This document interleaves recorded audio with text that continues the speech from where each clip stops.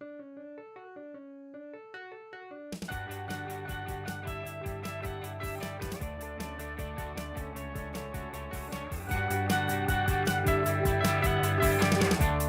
I got friends who want to catch up on old times, but that just makes me feel ashamed to be me. And I got friends who want to relive the past and deify memories, and they just scream to me that if you don't die young, you gotta live too long. If you don't die young, you gotta live too long. You gotta live too long. On the stoop of the apartment next to my shitty job, an old friend passed me on the street today. Hey, I said hello and tried to catch up on old times. She walked the other way, and maybe it seemed to scream that if I got cancer or somebody shot me, I'd be like a child or something, asking doctors to do me favors and cross my fingers and hope it gets better. Like a broken record, I seem to scream that if you don't die young, you gotta live too long. Yeah, if you don't die young, you gotta live too long.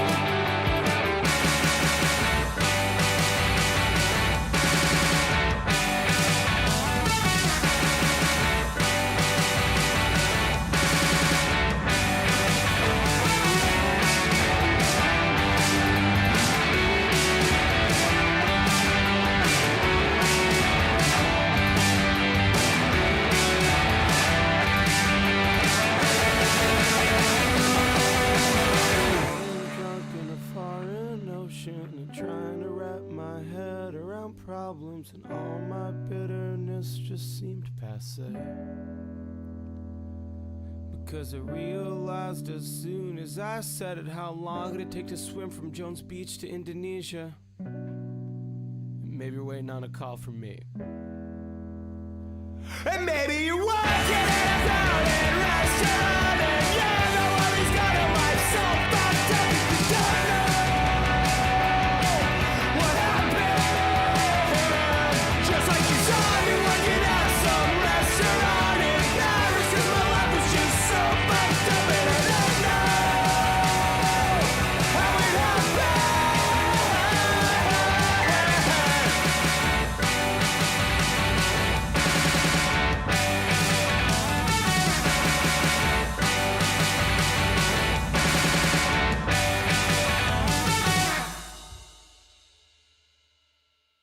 It might rain today, or was it yesterday? I don't know, I've been inside.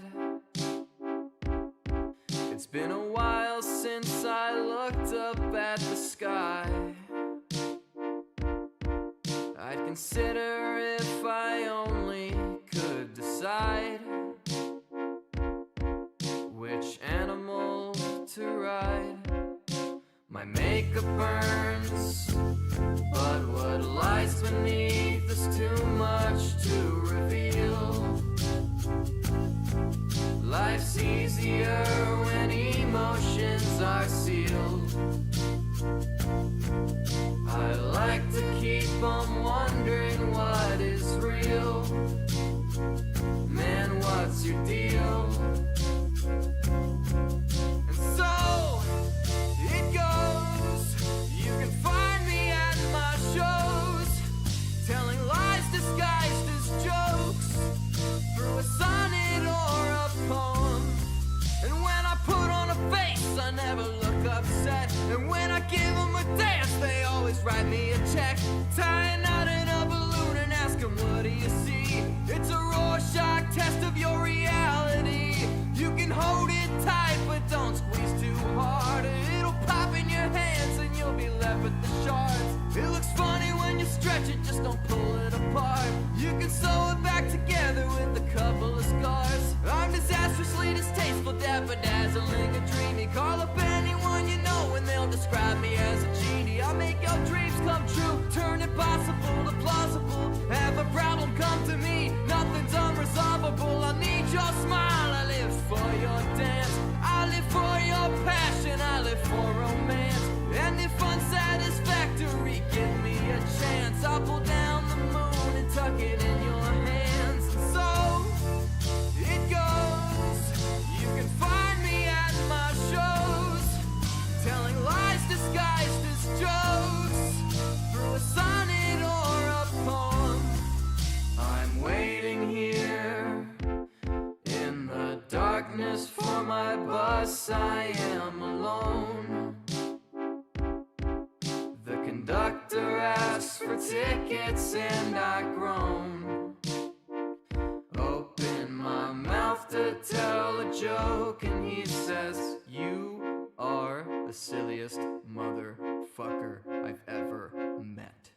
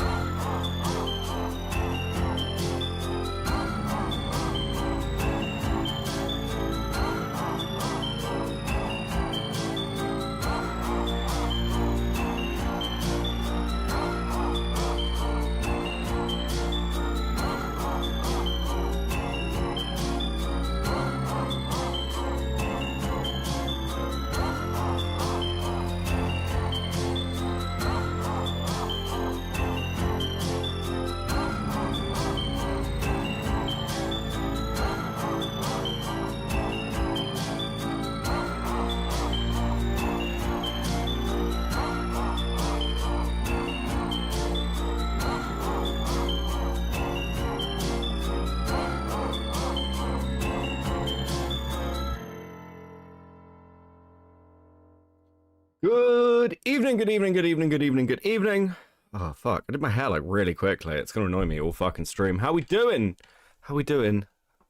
Boys and girls, ladies and gentlemen, how are things? Fucking hell. I was like, dude, it's gonna be another night. I do not like this wax. It is not, like...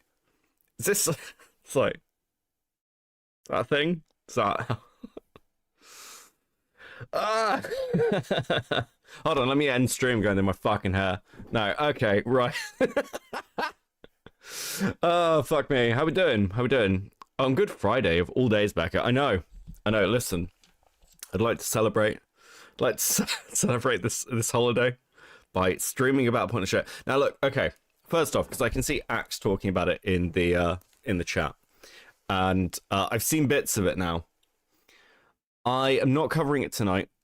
I think it needs its own stream, and I don't think it needs to be a stream on Good Friday at like fucking whatever time in America it is, because it must be like what 8, 9, 10, 11. It's like nearly 12 o'clock. Okay, so let's give that video the attention it actually deserves. Is that fair? But what I will say, because Axe is like, fucking, this is crazy. Axe, if you want to do a thumbnail for it, like just like an image, if you're like down for that, I will use that if you want to do something like that. I don't know if my eyes are blurry or if the camera's blurring, because I think actually, having looked at it, and I'll be honest with you, I've heard about the Abby stuff, and I don't want like, it seems like a pretty big video for Chuli to release. I think it deserves some attention, and I don't want it to just be like Beckett went live at 12 o'clock with a thumbnail that was nothing to do with me and covered it. So I think that I've spoken to Chuli, like, not about this, but in the past, Chuli seems pretty chill. I don't want to fuck her over like that. So did you see the clip of Hassan admitting to going to a Diddy party? No. Didn't he say he wanted to go to a Diddy party? What about Carl Jobs? Because I'm doing a Carl Jobs video, I don't know if I'm gonna watch his fucking... We might watch some of it. Basically, I wanted to, like, it's been ages since I've actually just gone through the inbox, and there's some fucking banging stuff in there, and I was looking through it, and I was like, oh, fuck. There is, like, there's some solid stuff in this. Fuck that vid, it's a struggle sesh. I kind of had to put it off, because damn. Yeah, this is why I want to give it... Listen, I want to give it actually, like, the way it probably deserves. Carl doubling down was fucking funny. I mean, I've said this pretty openly. I'm just like, what the fuck is going on with that dude? And it seems like it's always the case. Would you be watching the video of Aquila? No, I am not touching anything to do with that shit at fucking all. That group is fucking crazy. I don't know why Liar's involved with them, not involved with them, or getting involved with them. I'm staying the fuck away from it, frankly. Listen, a while ago, I was told, sometimes this is a safari, and you shouldn't get out the Jeep. And I'm very much of the opinion that this is one of those times where I'm like, do you know what? That's a pretty rabid fucking animal. No, Lio drama, I'm gone. Listen, if it unfolds in a particular way, I'll obviously cover it. But at the moment, like, I'm just like, oh, fuck. Am I Irish? I'm mostly Irish, yeah. If I don't die young. Oh, that one. That is Jeff Rosenstock, Bonus Oceans. Just type in Bonus Oceans, Jeff, and you'll get it. It's a good song. Let the lion eat. Lion going to touch the poo again? Yeah, I don't know why. I don't know why, but like, fuck. Apparently he's been like swatted twice. I just don't want to get involved. And that whole group is fucking crazy. They're the people who were involved with Himpleton. I'm just like, dude. The fuck? What? Why? What about Lanza's video on Lio? Is it isn't good? So generally I don't cover video essays very much. I don't cover video essays very much because I find them very hard to react to. As some of you who see me react to video essays will know, especially like, listen, it's fun to do at like fucking 9 a.m. in the morning when I'm tired and I can just put it on and we're just chilling watching something. But like video essays, I'm just not a good reactor to. So I tend to watch things raw. Obviously, I talked to Lanza quite a lot. I knew the Lio video was coming out. Frankly, I encouraged him to make it. But my understanding of it is it's pretty good. I like Lanza's stuff. So, Lanza's video is good 101 on Lio. Yeah, he's going to have another video coming out soon. I don't know if I'm allowed to spoil what it is, so I'm not going to. But I'm pretty excited for Lanza's next video. I think it's going to be really, really fucking good. I know Vukil is a troll, but it seems important because he seemed to cover stuff on what Lio said about him. Yeah, the problem I have with it, so I'm aware of what's in that video. The problem I have on it is it's like, well, Lio's been like apparently swatted twice before any of this fucking happened, and it's like, I don't know, I just don't want to get involved. It feels like really old sector shit, and I'm just like, oh, I don't want to deal with it, right? Everyone involved in that situation seems completely fucking retarded, and I'd really rather not get involved. Because I know it's one of those where, like, the minute I fucking cover it, I'll be like, oh, well, Beckett's covered it, he's taking a side, or he's fencing. I'm just like, I don't want to be involved, I don't fucking care. Go away. So that's how I feel about it. So yeah, Nicandros, unbelievable. I've been erased from history by a Tiger Defender. Yeah, I retweeted it because, like, yeah, some fucking freak Tiger Defender stole some like basically is like refusing to credit Nicandros. And it's just like picking random shit off Twitter, and it's shit that Nicandros. It's not just stuff Nicandros has found and tweeted. It's stuff he's made. It's just complete bullshit. Like fuck that shit. We need a dual tones video. A few people have said that a dual tones video. Like, oh fuck, I'm almost tempted. If maybe that's a project. Maybe that's it. Maybe that's a project. It wasn't Queeman. No, it wasn't. Queeman wouldn't do something like that. Oh, where are we?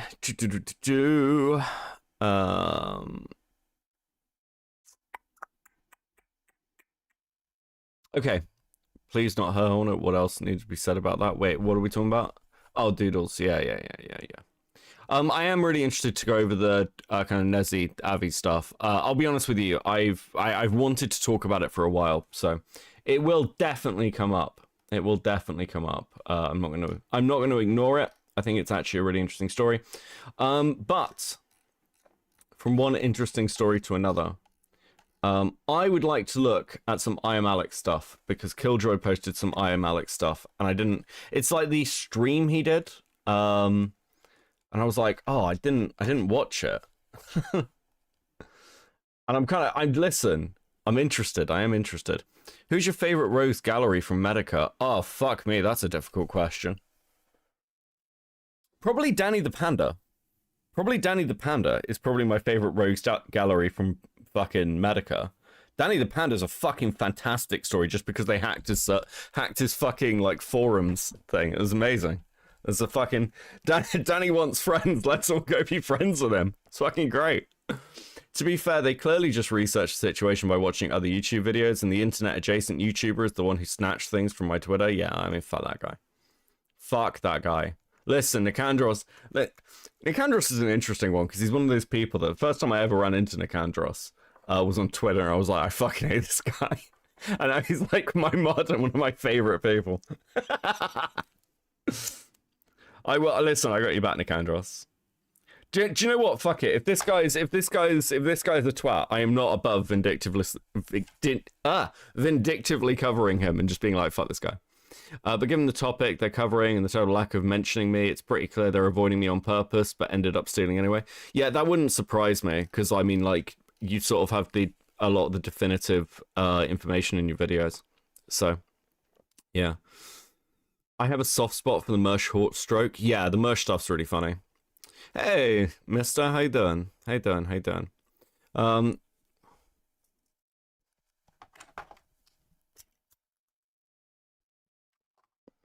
don't know who Nicandros is, but I love the way you say their name. Okay. Based, let's do that. I might do some gaming as well. I really want to play Star Citizen on stream, but I do not think like having a web browser open, like my computer will like it, because web browsers take up so much fucking RAM, and Star Citizen's really RAM heavy. So I might do a kick stream. Going over Star Citizen stuff. That would be pretty fucking fun.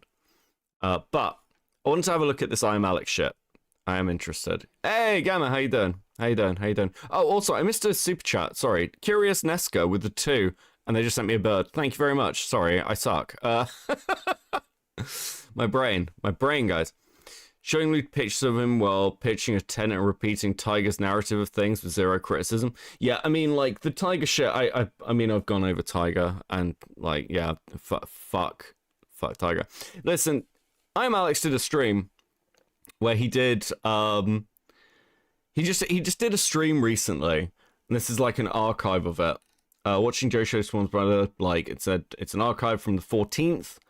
I heard about this. I'm just interested. I'm just genuinely interested as to how this guy's acting. You should put your lives in the background with doing stuff. Aw. That's pretty bad. Listen, it's quite nice to...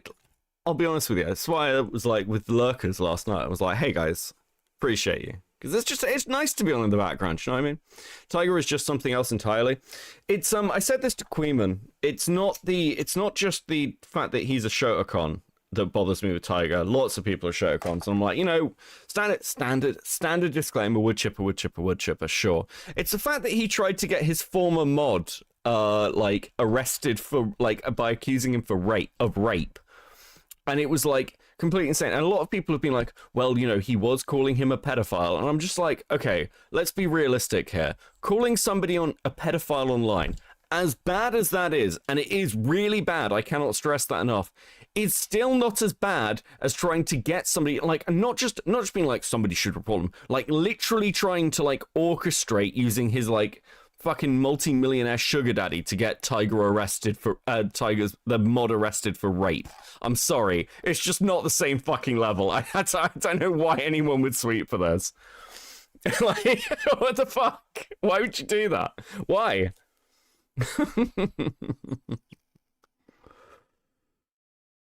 Like, fucking why, bro? What are you fucking playing at? Nuck's too busy cooking Johnny Somali. I mean, that's fucking low bar, innit? Counter gay ops. I mean, sure. Now you must disown one of your own. Wait, what? A ginger? Oh, a Brit. Yeah. Okay. We might do some gaming. We'll see how this goes. My inbox is full of stuff, and I really do appreciate members. So I want to kind of throw stuff out there. Oh god, there's more Avi stuff as well I hadn't noticed from Archel. And I also want to see some H3H3 stuff.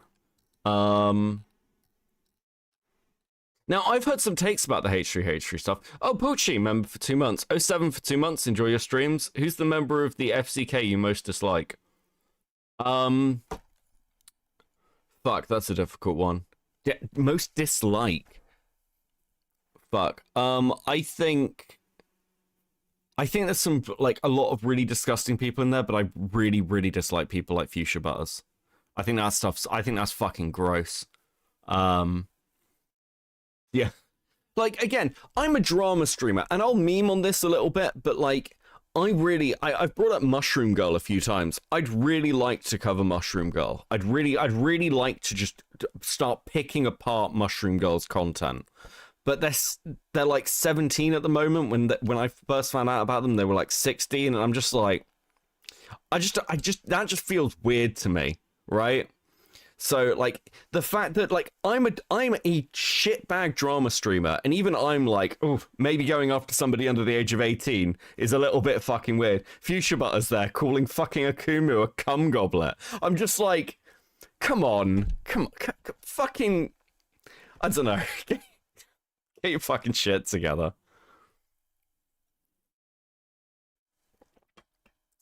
It's just something really fucking gross about it. Oh, fuck me. Okay, so Axel's gonna do me a thumbnail, and we will either do Avi tomorrow or Sunday. I don't know which. You're aware of pro shipper advocate Mushroom Girl's existence? I'm very aware of. I've seen quite a bit of Mushroom Girl's content, actually. Just sat there agape, like, what the fuck is this? Why do the light shining face? I don't know, occasionally my camera's just like, I need things to be bright for a second. I don't fucking know. I've actually been watching some old videos here about more AC art stuff. I've noticed a lot of people like going through my old streams and things, which I really appreciate. It's really cool. Because, like, I'm one of these people that I'll, like, sit down and watch, like, Medica streams from like 3 years ago, and I love doing that shit. I love watching like old Medica in the mornings kind of stuff, like as background noise. So it's kind of cool. I really, this is one of the reasons I don't cut VODs, by the way. I kind of like just the streams to be streams, and then people kind of like, it's really cool seeing comments pop up on them. Like, legitimately, I quite like that. It's nice. Well, at least you can laugh at yourself. Most drama streamers don't have the insight, as it were. Like, a lot of people, no, I'm just aware of what I am. Okay.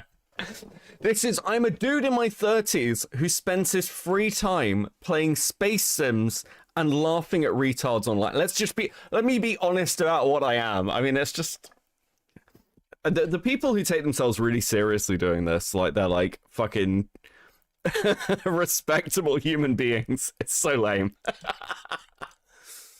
Oh, fuck. I wish Medica covered more RCC people. It's an untapped gold mine.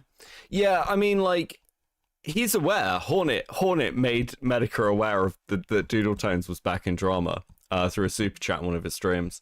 Advocate member for 1 month for coping. Thank you very much. Much appreciated. 07 in the chat. Love to see it. Love to see it. Oh, fuck, actually, before we get into this, should we do this very quickly? Because we're talking about Medica. And, Gex Herald put this in my chat, in the members chat. And I was actually already aware of it. But it did remind me of it. I don't know how I feel about it. I'm gonna be honest. Fuck, that is bright. I'm just fucking, okay. I'm having a fucking religious experience on Good Friday, apparently. So, Rakita is going to jail, apparently. I don't know. Listen, the reason I didn't retweet this or anything, because I was like, I don't know the validity of this. I don't know how accurate it is. Gonna be an end of an era when Jimbo passes. Yes, listen, Gamergate is dying with him. Okay, we're burying Gamergate in all fucking references.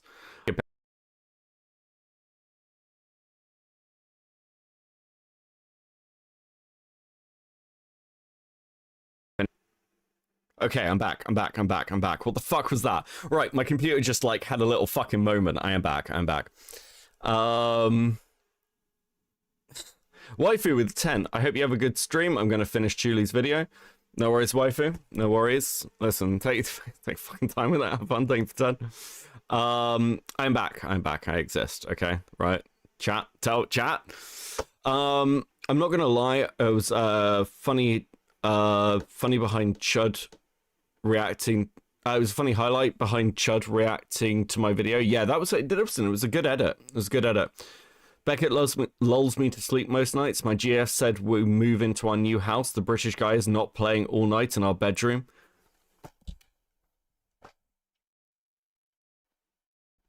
Listen. Okay, listen.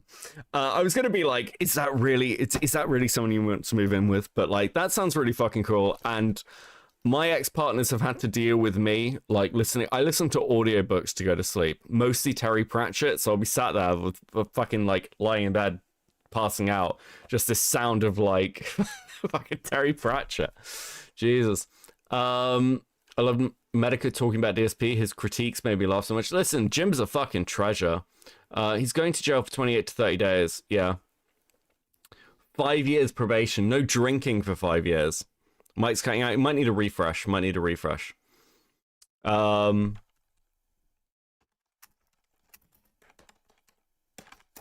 need a refresh. I thought it was the only one having tech issue. No. Like, my computer's just having a fucking moment today, apparently. I don't know. So, we'll do sentence details. Jesus. Sentence details. Local confinement ordered April 18th, 2025. Defendant is sentenced to 30 days in where Kanayoki. I don't know how to pronounce the fucking. What name is this? Sorry, babe. The British guy stays on during sex.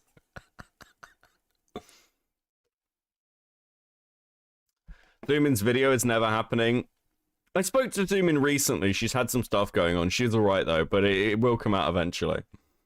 30 days in jail. The defendant is to serve 30 days. Credited for time served amount is 2 days. May be deferred of complaint with probation. Monitoring. Defendant is placed on supervisory probation for 5 years, monitored by the county probation. Defendant must comply with the following conditions. Do not use or possess alcohol or drugs except as prescribed. That's pretty fucking bad. Just have AI read it. Fuck yeah, might start doing that. Random testing submitted to random drugs and alcohol testing as directed by agent and or law enforcement. Must submit a baseline test as soon as possible. Cognitive skills training. Cooperate with cognitive skills program as directed by your agent. What the hell is cognitive skills training? Remain law abiding. Sign probation agreement. Sign and comply with probation agreement and meet with agent as desired. Do not use or possess firearms, ammunitions, or explosives. Obtain permission from agent before leaving the state. Follow all state and federal criminal laws. Contact your probation officer as directed. Tell your probation officer within 72 hours if you have had contact with law enforcement. Also, if you are charged with any new crime, if you change your address, employment, or telephone number. Sign releases of information as directed. Cooperate with search of your person, residence, vehicle, workplace, property, and things as directed by your probation officer. Follow all recommendations of discharge from Divine Hope Counseling, dated 9/11/24. Defendant is ordered to perform community service for 80 hours. Whew. Re-education, yes. Apparently re-education. Cognitive training. Listen, Rikita, you've been online too long. You've been on the internet too long. You are now clinically retarded. Welcome to cognitive training.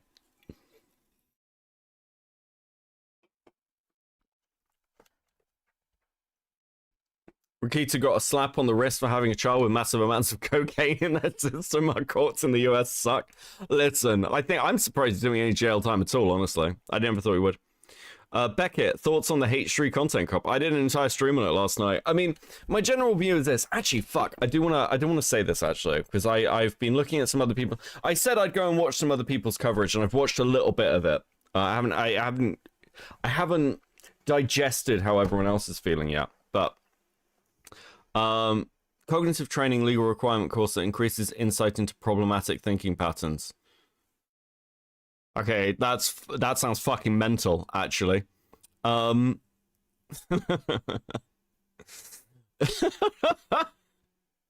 Okay, thoughts on the content cop. So I went over it for like 7 hours last night. Here's my thoughts. Here's my legitimate sort of like summed up thoughts at the moment. Maybe they'll change.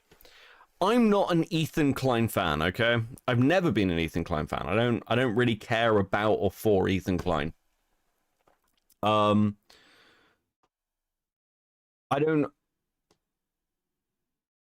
tend to, as many of you may have noticed, I tend to judge people not by my standards, but by their standards. And when I look at something like the Content Cop, I think Ian lies an awful lot. I think when you look at Ian's history with people like Sam Hyde and Froggy Fresh, Ian is absolutely somebody who will use guilt by association. He has no issue doing this at all. So making this sort of attack on Ethan that's like, well, you know, it's guilt by association. Like, why are you going at me over the denim stuff? It's like, dude, I don't think you can make those arguments. I don't think you, Ian, can kind of hold that position and morally grandstand about it. I think the video is bad. I think it doesn't really feel like a content cop. Again, I was never an iDubbbz fan back in the day. He's kind of like almost a bit after my time. So yeah, I mean it is what it is, broadly speaking. Your camera is off sync, is it? What is going on with my stream today? Ian has always been a hypocrite, period. Yeah, I just think it's bad. Is my shit off sync? Hold on a second. Give me a second. Let's get rid of that for a sec. Let's reactivate. Is that better? Am I back in sync? Is my stream okay today? Beckett looks synced to me. Sorry, I reset and fixed it. Okay, it's got me fucked. The camera's just like, dude, your stream's fucked. And I'm like, fuck. Yeah, I just thought it was shit. I thought it was shit. I've heard other people be like, and okay, so here's the other thing as well. I say this during my stream. Ethan wins by doing nothing. But that's not me praising Ethan. I'm not over here sucking Ethan Klein's cock, okay?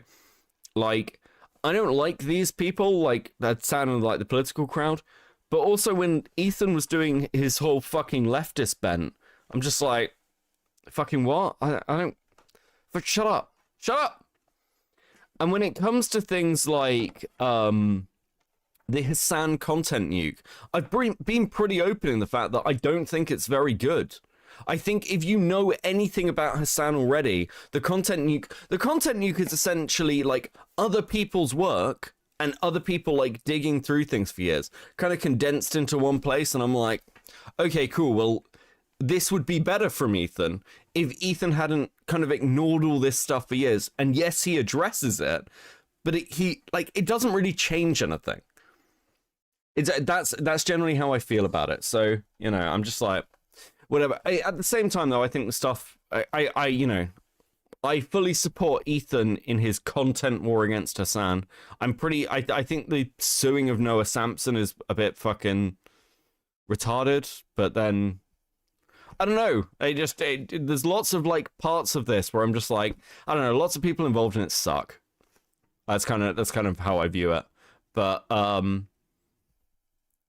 strongly dislike Hassan, and I strongly dislike his little fucking orbiters. Yes, I am back to hating denims. Okay, we had a brief 2-minute period where I said nice things about denims when she actually said something nice about Ethan. But I'm just like, yeah, no, cool. That was a nice 2 minutes. That's it. Ian will never pass a purity test. He's just a useful idiot. Yeah, I mean, again, all these people are Shockmouth. By the way, great fucking video, bro. Really, really, really fucking good video. Please cover the hacks situation. I don't know enough about the Smash community, quite frankly, to really cover the hack situation. I am thinking about doing a Twitterversus live stream. soon, so I might do it for that. Might go over it because I am interested. I have been sort of following it. I just don't really understand the situation well enough. I don't understand the history well enough, so I don't want to just sort of like throw my hat in the fucking ring and just be like dumb and retarded.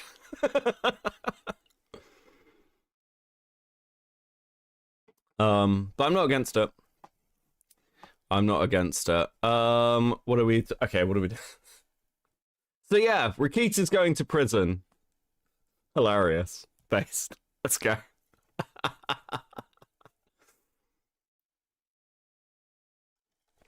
Here's what I will say about the hack situation, actually. Here's what I will say about the hack situation. I don't like watching people weaponize someone's death to go after people they don't like. I don't like it. I don't like it. I think it's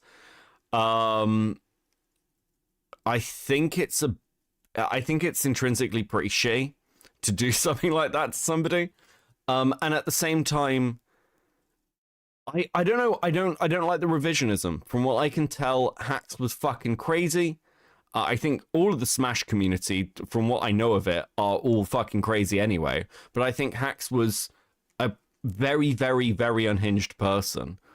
And then a lot of people kind of do this thing where they're doing, well, you know, Hacks was treated so badly by Luffin or whoever the fuck it is, and he was banned from everything, and you caused this, and I'm just like, guys, I'm sorry, this is just fucking retarded.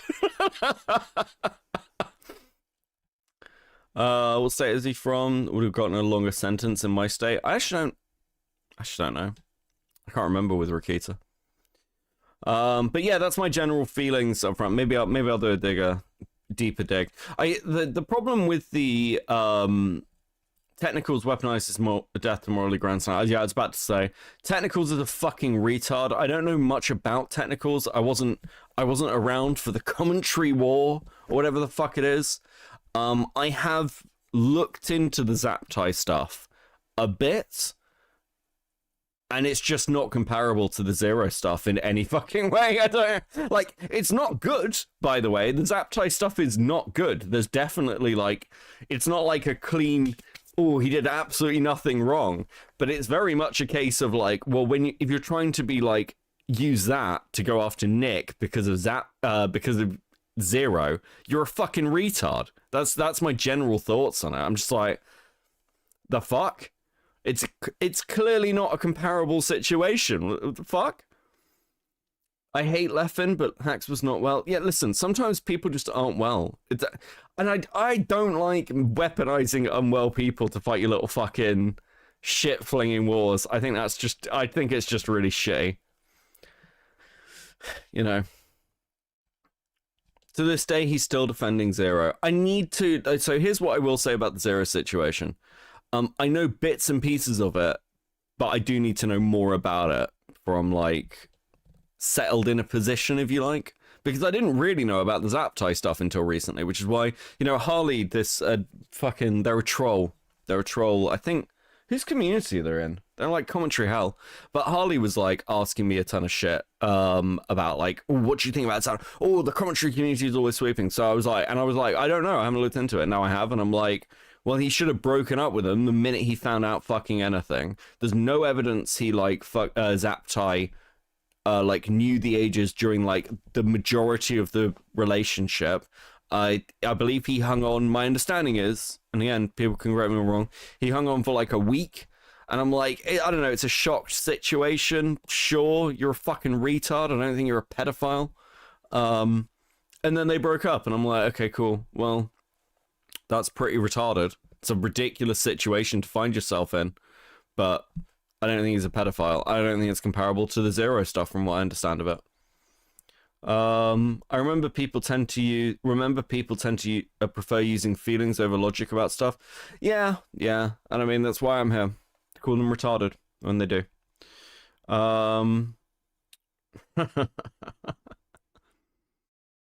So yeah, that's my general thoughts on the hack stuff in the moment. But fuck, maybe we'll dig into more stuff about it because I'm not against that. I'm not against that. His brother Pixel Drifts is a pedo allegedly, and drew blah blah blah blah blah. And he also drew Shotokan and Lolicon. Lovely. Ugh. Space Station with the 5. If I actually finish packing tonight, I might get a game as a treat. Can you give me your take on if I should try Star Citizen if I got 500 plus hours in ED? You will love Star Citizen, and this year is like a year where they're working on stability. Spaced. You'll love Star Citizen. I'm actually going to okay, so right now is the free fly weekend for Star Citizen for the next couple of days. If you want to try Star Citizen, now is the time to do it. I'm going to be playing a lot of Star Citizen, and I'm actually thinking of making an org as well.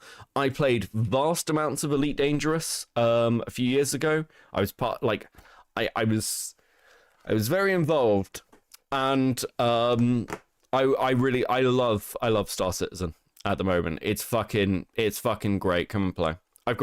We've got ships, we've got people. One of the people in our group has a Polaris, the big fucking huge capital ship. Free flight, yeah, you can just come download a copy of the game and fly for free, basically, for the weekend. You just make an account for this weekend. They do them every now and again to get people in. You'll get like a collection of ships. You just get to fly for free. So go, listen, if you want to check out Star Citizen, you want to like do it. And while we're doing that as well, if we get like a few people into it, if people are enjoying it, I'll just play it in the Discord. Fuck, yes, Arcani's playing with us as well, by the way. So Arcani's one of the people, Indigo's another person. We've got a friend named Dak, who's playing with us. So, like, I think Arcani can fucking bear testimony, bear witness to how much Star Citizen I am actually playing in my downtime at the moment, because it's quite a lot. So if you would like to hang out with your favorite streamer, come play Star Citizen with me.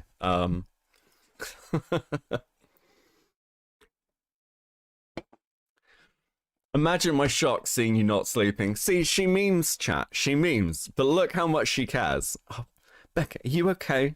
My love, my dear. It's nice to be cared for. I'm more of a single player guy, so I will skip. That's fair. There's some good single player stuff in Star Citizen, but I won't push anyone. But yeah, if you guys want to come play Star Citizen with me, if you enjoyed something like Elite Dangerous, check out the Free Fly weekend. Let me know. Maybe I'll make an org or something.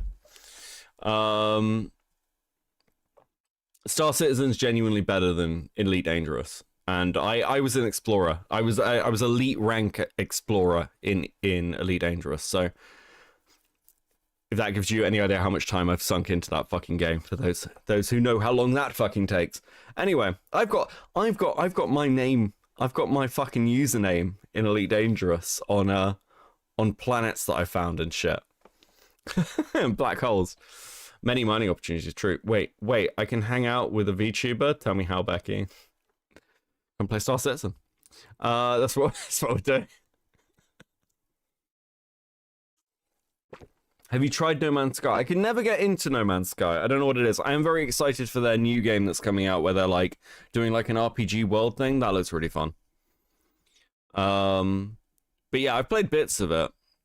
I might play. I like playing as robot racers, and they did release a robot race, and they like got magic robot stuff. Sounds so fucking retarded.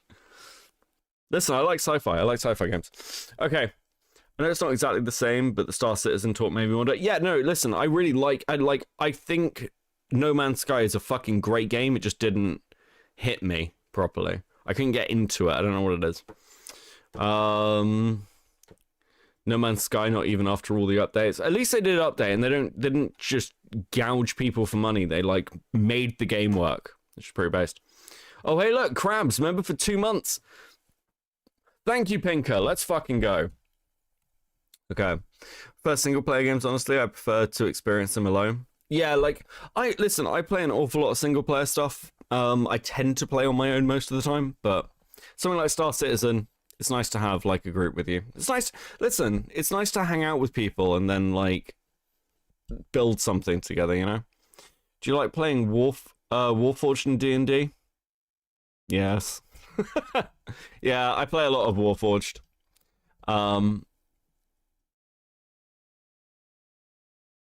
Yeah. Yeah, I play a lot of Warforged, unfortunately. Okay.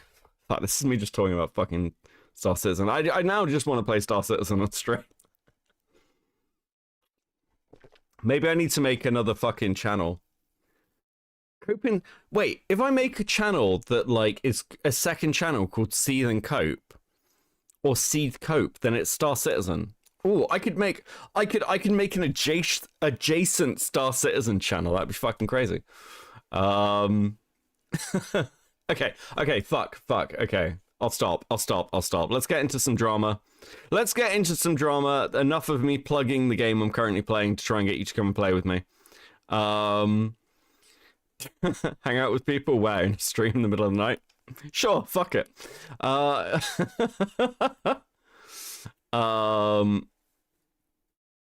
Okay, let's go. Is that on? Oh, wait. No. Oh, I forgot. I need to quickly. Oh, no, it's too late. I keep on forgetting to change my OBS settings. Let me turn them up. Oops. Give me a second. Hang on. I'm gonna start again. This is so fucking weird.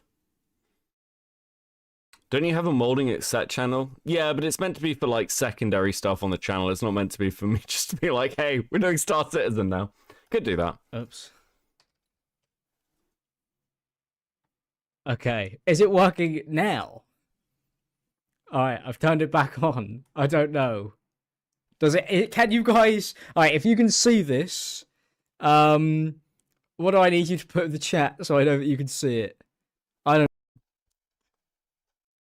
Why would you go live? Is this a new one? No, this is the one from like a couple of days. It's got one from the 14th. But I never got a chance to watch it, so we're doing it now. Listen, the title of the stream is Catching Up. I am catching up. He's such a little creep. Yeah, fuck this guy. I'm morbidly curious, chat. I'm morbidly curious. I'm just sat here like, why would you go live? I heard about this happening and I was like, surely this is like a reference. There's no way this motherfucker just like, yeah, I'll just boot up a fucking live stream. I don't know. I don't know what to say. I hate the way he's touching his face. Are you talking about me or him? I fucking do that too much. I was going to say something. The first thing that came to my mind was chicken jockey, but that can't be. That shows I spend too much time on Instagram Reels. Hello everyone, how you doing? I don't actually really know what I'm going to do. I'm lagging. I shouldn't be. I thought I fixed it. I thought I just changed it so it would work. Okay, chicken jockey, so it's working. Okay, class. All right. Okay. I think it's working now. He fought all 100 viewers. This only had 100 viewers? No fucking way. No fucking way. Like, his channel's massive. What channel did he go live on? He looks so much like the Better Man Monkey. What? Alex, not you. Yeah, I know. I just, you know when you're like criticizing somebody and you realize like, oh, fuck, I do that. It'd be like me going at somebody meaning like, you can't read properly. You're bad at the reading. It's like super dyslexic. Good evening, JFA. How you doing? How you doing? I honestly think it had like 200. Sorry, I was lowballing. That's still really bad. On his third channel. Okay. He went live on his third channel. Why? God. One man versus 100 viewers is this retarded guts. Oh, dude. Great reference. Is this the stream where Kristen Hart was trying to get Alex to answer if he plays OW2? I've got no idea. I don't know. I haven't seen it. Listen, we're at start. I don't know. Rocky, how you doing? Okay. Cool. Alright, it is working. Alright. Okay. How you guys doing? The camera quality is so good. Thank you. Zeke with the two. I got Alex to talk about bionicles. Fuck. You know, there was the Peter Griffin AI thing, and then they like released a meme going, "Oh, that's not right." Anyway, this wax, guys, fucking kill me. Right, okay, I'm gonna buy new wax tomorrow. Right. There's like the Peter Griffin AI Bionicles thing, and one of them is just going over like Bionicles, and I watched like a ton of them. I really like Bionicles. Bionicles fucking based. I'm gonna be real, he had to be high. I don't know, I think he's probably just spiraling. Jasmine, I appreciate that. It's a nice camera, man. Jojo and Chris flirting like crazy. To be honest, I've only seen glimpses of it, to be honest. I've only seen little glimpses of the entire thing. So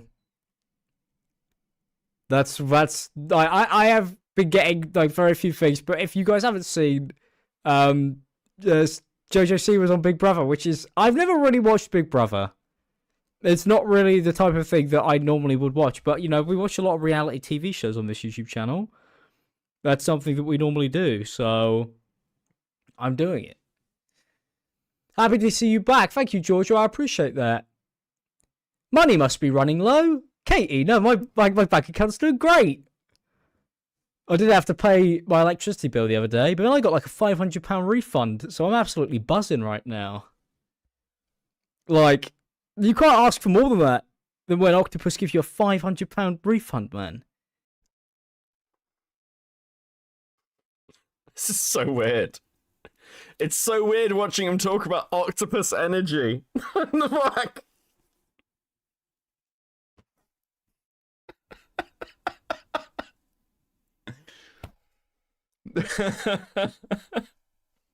Where's my fucking refund? How do you get a fucking refund from Octopus? The fuck?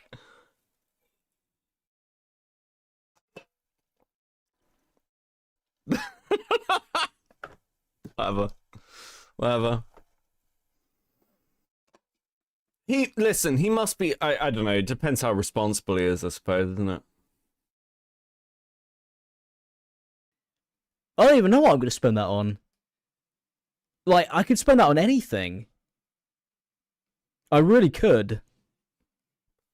Care to fuck. Technical problems. So it's just Octopus is just an energy company. That's all. But so I don't know. It's really interesting. It's interesting to me that he uses Octopus energy, and I don't know why. You could do a lot with that, actually. I could spend it on. I'm trying to think what I could spend £500 on. Minecraft tickets. Oh, so for those of you who either aren't in Britain, I don't know what other countries are like, or don't pay your own energy bills. So for instance, I've got like I pay for like my gas, electricity, and water every month by direct debit, for example. But I pay a fixed amount regardless of what I use. So I think, like, for example, my water company phoned me up recently and was like, you know, you've got like £400 like just sort of sat in your account in credit that you've kind of like paid but you haven't used. And I'm like, yeah, sure. They were like, do you want it back or do you just want to leave it on the account? I was like, well, I'll leave it on the account. If you give me like £400 back, I'm gonna go and buy a Star Citizenship. So you might as well fucking hold it. And then I don't know, you know. I'm never going to see that film. I'm going to wait until that film is streaming, and then I will watch that film. Hello, Courtney. How you doing? Lego. I could spend it on Lego, to be fair. That's not a bad idea. I'm looking for as many suggestions. Fill your bathtub with water. What? Well, I live alone. I live alone, and I basically use like 4 rooms in my house most of the time, right? So my energy consumption is really low, and I have a bath once a day. Other than like the washing machine, I don't have much I don't have much like costs and usage. Beckett, they're that expensive. You can get cheaper ones and you can buy ships in game with credits. I just have poor impulse control and I want to buy the shiny ship. Some of them are really fucking expensive. Some of them are extraordinarily expensive and it's not worth it. But I did spend £550 in Star Citizen in this last month. But I should point out you can like melt things down, so like you can just use it to buy other stuff. Like I've paid once and then like I've used that to buy loads of other things. Anyway, yeah. Star Citizen's expensive, but it doesn't have to be. Live now. Triple I will help exclamation people mark. get ships. Watching stuff on stream. Come say hi! Exclamation mark. There we go. Look at that. I mean, it's just a picture of me looking. Beckett is a Just whale. a picture of my eyes. There we go. Your stories. Done. Cool. Gilded favorite too. I too have impulse control. Thank you, buddy. Listen, eventually, once I narcissistically break, I will just be like, "Hey guys, here's my Star Citizen account. If you want to buy me a ship or a skin, and gift it to me." I too have poor impulse control. I wouldn't talk about how much I've paid Keem this month. Fuck. Oh, I need to talk about the Keemstar stuff at some point, don't I? Fuck. Get a Lego version of Tales and Shadow. I wouldn't be opposed to that. £500 on steak covered in too much sauce. You guys have been destroying my Instagram polls recently, by the way. You guys have been absolutely ruining them. So if you haven't seen, I've been putting up polls on my Instagram where I've been trying to get you guys to rate my food, to help me make decisions in my life that are important to me. And you guys, for some reason, seem to absolutely blow everyone to oblivion. Which is a nightmare. What is this? Bro, you're like, record them lines, Beckett. Fuck, I'm meant to be recording something for Sarah as well, and I've completely, I can't, fucking, I'm so bad. I don't have to talk to her. Metal Man with a 5, Beckett flaunting his wealth with his house and his ships. I work hard, okay? I work hard, I deserve nice things. Oh, fuck. Just him yapping. Wait, again, me or Alex? Fuck. I'm so trying to get you all to come play Star Citizen with me, okay? I said to Arcani I wouldn't do this. So I was like, I wouldn't do that to my audience. I mean, it looked yum, to be honest. I was very happy with it. I thought I did a good job. But a lot of you guys, man, have been really, really mean about what I've been preparing. This is not pre-recorded, mate. Why would I pre-record a live stream? To his audience of preteen girls. I love JoJo and the house she's growing on me. Everything I've seen of her, she seems quite funny. Is my food better than Kay's cooking? Never, ever would it ever be better than that. Spend £500 on JoJo Siwa memorabilia. I could spend it on A day, Beckett, a day. Look, I'm just, Gilda, can you send me yours? Unironically, can you send me yours? I don't know what to fucking say in this thing. You don't have to, listen, I can't tell any of you what Sarah is doing, but I'm meant to be recording a segment for her. I've done like 5 minutes of it. I'll finish it this weekend. It'll be fine. Send me yours, the Gilda. concert tickets. Riley Dickinson. That's a great name, by the way, Riley. Hey, Sapphire Bennett, thank you so much for the 99 pence. It's very kind of you. You guys don't have to do that. Thank you so much. And I love the little emoji you've attached there in the super chat.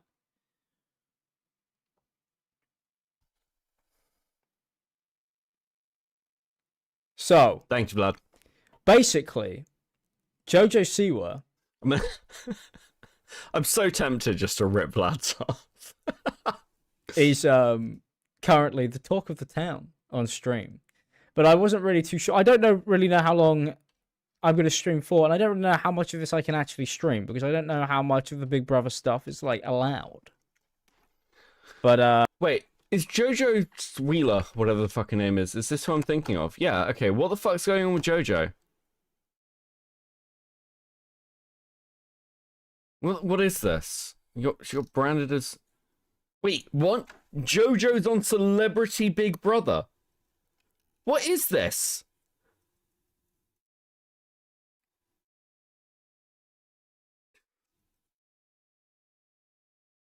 Jojo Wheeler tells Chris Hughes, "I'm not your girlfriend" in awkward moment.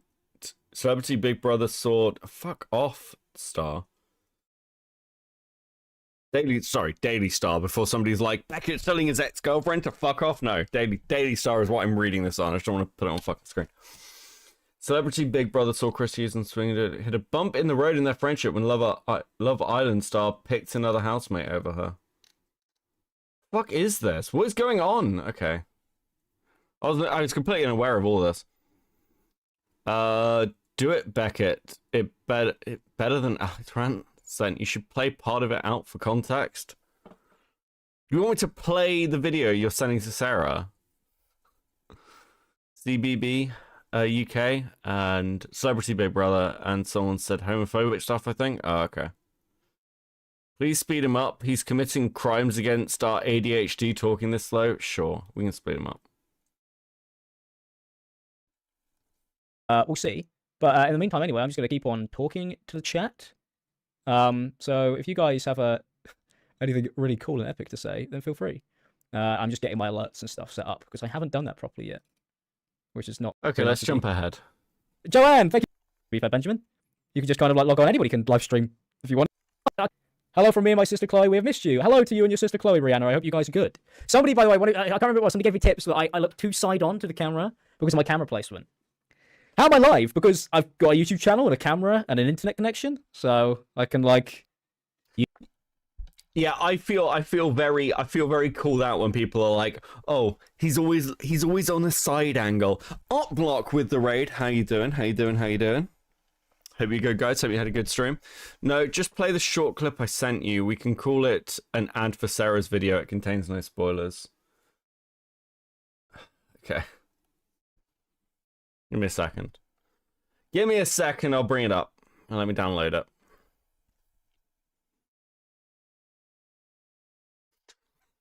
Just waiting for the fucking download to finish. Thank you. Jesus. Good Lord. Here's a little trick. What the fuck is this? Okay, let's do this. Okay. Little promotion for Sarah's video. So look. That my mom taught me. You're gonna snip the piece you want to cut. So if I'm gonna cut a piece from here to here, I'm gonna snip right through the crust and right through the pan. Okay? And then I'm gonna snip another piece like that, right through the crust, right through the pan. The beauty of this is this. See, the problem with, and I'll show you how to, now you're gonna finish cutting your piece. Okay? This will be a lot easier if you chill this for a little bit, but I want to show you right now. You peel that back, right like that. Just pull it. There you go. Look at that. Then you can put your knife underneath. Beautiful. Voila. And so here I am in the kitchen at 10 o'clock at night to bestow upon you a fun and interesting professional cooking tip. And this tip, of course, was given to me by my great-great-great-grandfather's niece's nephew's twice-removed cousin's aunt, whenever he discovered in 1493 a stray bullet that missed the megalodon Christopher Columbus was aiming at entirely. And so, as you can see here, I have a very simple jar of hamburger sliced pickles. And thus, what one would normally do is simply hand this jar to the nearest strongman and have him open it. But unfortunately, this is #current year. Most men nowadays, quite unfortunately, have what we call in the business weak wrists. And therefore, the very simple and easy solution to this problem to ensure that we can open this jar with ease in the future is the following. Here's a little trick that my mom. Okay, that's legitimately funny. See, yours are really good. Mine's gonna be fucking terrible. Mine's gonna be fucking terrible. Okay. Oh fuck. I think you give me the idea what to do now.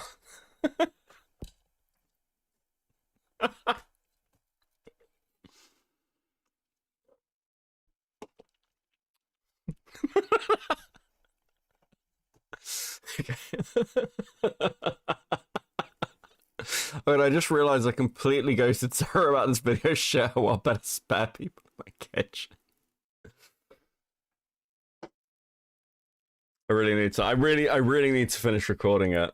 Mine's not the problem I'm having is like I look at Vlad's, I'm like, oh fuck, that's funny. I did like a 5-10 minute recording bit and like went over some stuff and I was like, wow, this is not funny. Film it live, Beckett. I was actually thinking that. I was thinking of doing a live stream and then just like it can go into the video. That was a great bit. That was actually legitimately very funny. We're recording a video for Sarah. It's like a compilation thing. Yeah, I feel a bit inspired now. I feel a bit inspired. Anyway, what the fuck are we doing? I'm really hungry now. Fuck! I've got like no food in this house. Use it if I want to. So it's not that hard to be fair, Benjamin. Yeah, you can. So you can just kind of like log on. Anybody can live stream if you want to. Kira, thank you for the £5. I love the dog, by the way. I drew you last stream, so I'm practicing portraits. So I sent it to you on Instagram. Well, I'll give it a look. Thank you so much, Marco. I really appreciate that. What is going on? It's very nice of you. Joanne, thank you so much for the dog. Why do you guys keep on sending me dogs? I appreciate it, though. Thank you so much for the dogs, man. You like the side profile. The side profile is T. What does that even mean? Will I be streaming more? I have been. To be honest, I don't really know what my plans are. I'm basically currently just doing this in my spare time. You know, I've kind of just gone back to using the YouTube channel like I was, like, back in the day when I was just kind of would hop on and have a laugh, and that's it. You know. This man is going to end himself. There's no way this is gonna fucking continue. I wonder how much time some of the big streamers have left. Can you make him go faster? I make him go faster, but like it's already at 1.2. We'll go up to 1.3. Okay, 1.35. My brain's just not tuned to people speaking quickly to me. Okay, we're having a listen. Then I miss things, and I'm like, oh fuck. Does this guy still have fans? Why is he streaming? Listen, I mean, like, where is it? Where is it? Where is it? Like, if you want a sign of somebody who's still streaming despite everything. I mean, tomfoolery is still fucking streaming. Start and end. But this dude used to be sat at like 120 concurrents. He was on like he's in the video I've just fucking released, and he has been sat at 42 people for a year now. A year he's been sat at 42 people at best. The only way he gets like any decent viewership is vertically streaming about fucking Donald Trump. It's like, you know, I hate fucking hate I Am Alex. Fuck this guy, but it could be worse. It could be fucking worse. You know, I've just been doing it when I feel like it, really. So, teaming's good. Okay, I have no idea about any of that lingo at all. I wish Alex was a pickle jar right now. Now I'm out with the two. Fuck. God damn it. I was like, Vlad, I was like, oh, Vlad can send me something that will inspire me. And I've just watched it. And I'm like, oh, God, it's so much better than what mine's going to be. Fuck. I'm so out of touch. In every way. How are the cats? They're really good, Mars, actually. Thank you so much for asking. I just want to say, if you guys, you don't send me money if you don't want to give me money. You don't have to do that. I don't need it. It's okay. I appreciate the suggestion, and I appreciate it for sure. But I don't want people giving me money for no reason. It's not. It's a very nice gesture. I appreciate it, but you don't have to. Samuel, thank you for the £2, man. I appreciate that. Oh, you've had a good day. I have, Laura, to be fair. Thank you for the £5.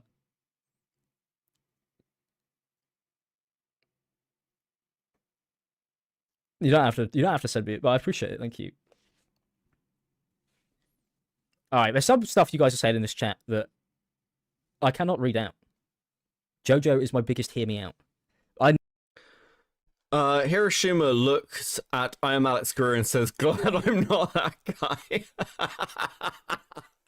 I'm Alex's favorite Overwatch character is Lucy, so he can get the pass. Jesus. God, this guy is so boring. Like, I'm hoping we're gonna get to the point where he starts getting one guide in a bit. Like, I'm gonna be honest as well. Like, I really dislike this guy, but there are a lot of YouTubers, and he fucks off for a year. I'm surprised he came back at all. I'm legitimately surprised he came back. Because, like, that's crazy. Like, that's, like, coming back to YouTube, because let's be fair, he has probably made so much money, he probably never needs to work another day in his life. Honestly, if he's smart about his money, and, well, I mean... But he's probably made... I Am Alex is a massive fucking YouTuber who has probably made fuck you money, you know? So it's one of those where, like, he could probably do a lot of other fucking stuff. But he's coming back and boosting up a fucking live stream. That's the sign of somebody who's really not doing this for money. He's not doing this to make money. He's doing this because he has nothing else to do. And I'm going to be honest with you. I kind of fucking sympathize on some level. Not sympathize, like, that sort of, because I don't have any fucking sympathy for him. But, like, I know that feeling, like, where it's like, oh, I am bored, and I've got, like, nothing immediately going on. Maybe I'll just boot up a stream. Because that's what I did tonight. He invested into brick and mortar stores. He's doing horribly. Yeah, he's probably a bit fucked then, isn't he? But he'll still have the property. So... yeah, and with the 5, you can't see Alex's other hand because it's holding his emotional support brick. 17k a month a year ago. I mean, 17k a month is pretty solid. In the UK, that's pretty good. I didn't need to ever read that in my life, but now I have. So thank you for that. Ellie, thank you so much for the £2. I'm good, Ellie. I appreciate it. Thank you so much. Where's Shadow and Tails? I've locked them out. It's a brick joke? Are you joking? I don't fucking know. Okay, I kind of looked at it and was like, I don't expect you to have a sense of humor, Nicandros. Don't do this to me.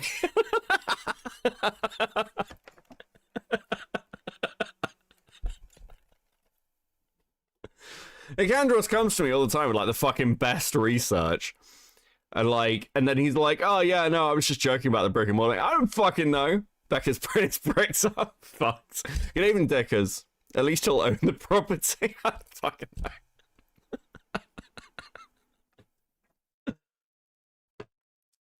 Fuck you guys. Right, okay? I'm gonna fucking crash out. Right, okay. If I was making 17k a month, I'd become a capitalist enthusiast. We'll get you there, Mally. It's fucking like 6 a.m. in the morning, and I haven't been sleeping much, okay?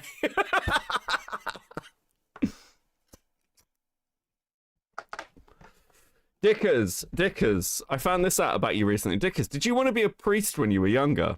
Is that true? Did you want to be a priest when you were younger, Dickers? Those pings threw me off for a second. I'm so fucked. At least I'll have a lot of bricks at his disposal, Jesus. Fucking hell. Bro, no? Okay, someone in my chat said that you want to be a priest when you were younger.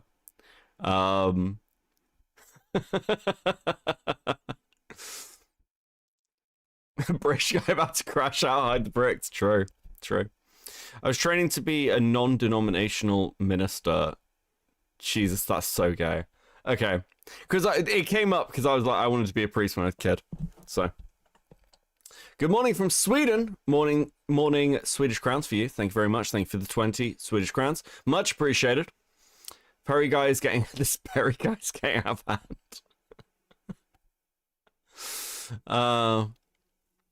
I tend to go to sleep at 6 in the morning. Yeah, look, my sleep pattern, guys. It's fucked. Okay, let's get back to Alex having this fucking shares. Side the door. That's what I've done.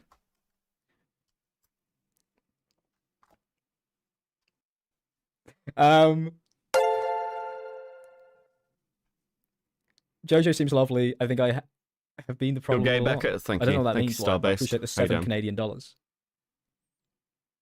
I gone outside today. I went to the garage. Does that count? I haven't done a run today, which sucks. I should have done that. But I'm waiting for a new inhaler, which I don't have right now. So until I get one of those, there won't be much running from me. Thank you, Megan, for the 99 pence. Thanks for the sunglasses. At least Dickers isn't a sappy twink. Are we really saying? I think I listen. I don't think you can say I'm a twink.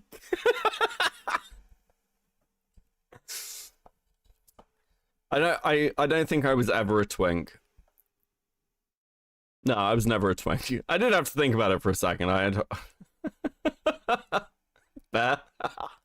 Where's the next Internet Explorers? No, I'm a twink. Oh, Dickers is a twink. Okay. This is what we're doing now. Listen, you can't talk about Dickers in my chat and then me not think it's about me, because we are the same person. He's just it's a bit of a Dr. Jekyll, Mr. Hyde situation. Diesel is a twunk. Jesus fucking Christ. You have the blood of apartheid profiteers in you.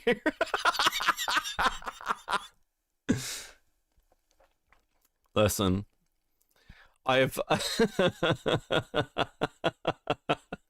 you're not a proper South African unless you have some hot takes about Nelson Mandela.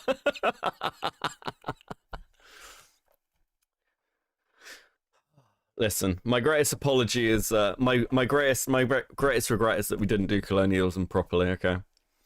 You don't have twink energy. I'm glad to hear it. No, Beckett, you read him wrong again, I think. Who? Alex or someone else? Fuck, I'm dying. A comment cop Nicholas Dioria situation? Yeah, pretty much.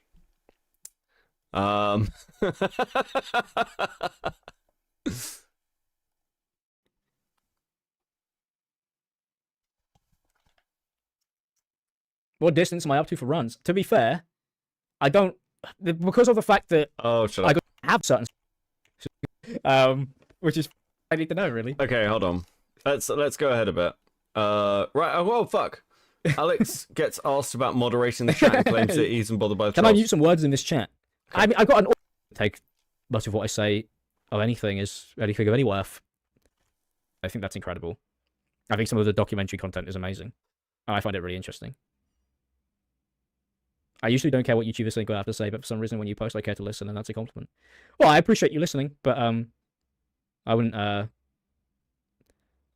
take much of what I say of anything as anything of any worth, or anybody on this website, to be fair. Can I mute some words in this chat? I mean, I've got an auto spam filter thing that sets up that, if people keep on spamming the same things over and over again, I'm pretty sure YouTube just removes it. But I don't block people, and I don't moderate the chat to an extent because I don't know. I don't think it I don't think it needs to be done. So, but I understand why you guys would want me to do that. But I, you know, look, if it doesn't bother me, then I don't want it to bother anybody else in the chat. Like, I don't really know how else to say that. You know, don't get upset over stuff on my behalf. There's like no need. Alex tries to pass himself off as a twink, but fails at maintaining a good appearance and personality. Do twinks have good personalities? Is that a thing? I don't. Why? Is there a criteria for twinks I'm not aware of? Like, I don't know. I think the thing is, like, you know, you go through like twink death or whatever it's fucking called, and you end up looking like Leafy currently does. Metal Man with 2, I hate this. It's really weird watching this because, like, I can't work out if he's actually broken or not. I can't work out whether he just was, like, sat on the sofa before the stream and was just like, fuck it, I'm just gonna go live. Fuck it, I might as well. They absolutely do not certified twink hater. I can't be a twink then. My wife hates twinks, so it's impossible. You need to have a small concern for hygiene in order to be classified as a twink. I don't understand people who don't wash themselves regularly.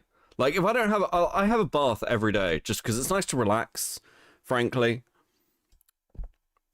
I think I was meant to be a fish. Twink criteria is certified profession. You ignorant fool. Maybe he loves the pain. I don't think he knows what else to do. I don't think he knows what else to do. Every twink I've met has been bitchier than me, and I can't have that. The way I look at it is this. Like, I mean, I talk about the fact that one day I will get cancelled for something, and, like, the channel will burn, or, like, you know, people will stop watching, or, like, lose interest. Like, and again, that's normal. That's completely fucking normal. But would I still make things if that happened? If this channel died, like, in like 12 months or whatever, would I go and make another channel? Probably. Or I'd go and do something else, like creative. I wouldn't just stop. And I am playing with the idea of of like another channel in another bracket, just to like do something else that's interesting as well. Because I think it's weird having this thing that you do taken away from you. Like, I know Destiny was like fighting with Asmongold, and he was like, well, Asmongold's like streaming on a secondary channel because like his viewership's like declining and it's making him depressed or whatever. And I mean, like, I don't really take what Destiny says that seriously, but if that's true, that wouldn't surprise me. Do you know what I mean? Hey Mish, hey chat, should I bash my girlfriend's skull with a brick? One for yes and 2 for no. Jesus Christ. Paul's packing to clean. An old twink friend once told me that at its core, the human experience is not much more than monkeys with cigarettes, and that twink wisdom has stuck with me.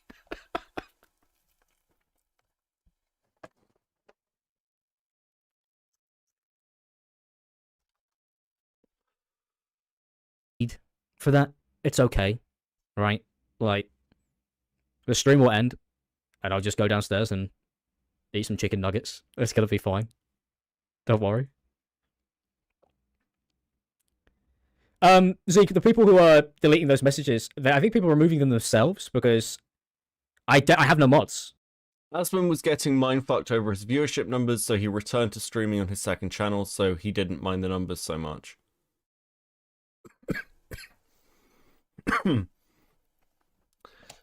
Look, no one's popular forever. Okay? People get sick of things. I mean, even people who are massive. I mean, if Keemstar brought back Drama Alert, it would be nowhere near the numbers it fucking used to be. And people get sick of things like Lolcow Live eventually. They'll get sick of, like, eventually, like, Diorio will move content brackets. Fucking everyone declines eventually. And that comes into multiple things. Firstly, we change as people and we'll lose audience members along the way. audiences grow up, right? And like there'll be somebody somewhere one day who's like, I used to watch this guy Beckett, and then he became a lolcow. You know what else is massive? Fuck. You just like I think YouTube is very much a thing you enjoy when you're at your like fucking zenith point, and that point's gonna like that cap point's gonna be different for fucking everybody. It's just what it is. And my hands, look, my hands are here, so it's not me. And I don't have any mods. I think you can check the viewer list, so I don't have any. So I don't know if stuff's getting removed. Like YouTube has like an auto moderator thing, and that's on. Is he really fucking? The world moves on, yeah, and that's true for like actual celebrities as well. How many people did you watch as kids who are just nowhere now? Right? Beckett's crash out will be epic.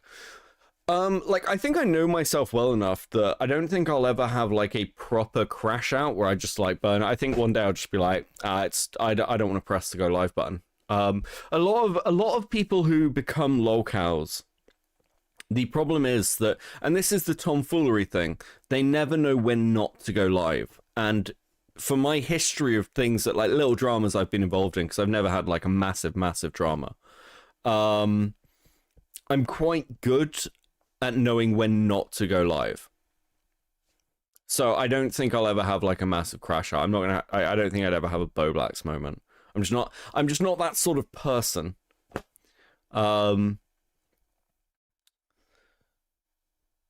And, you know, there are a lot of streamers who just stop one day.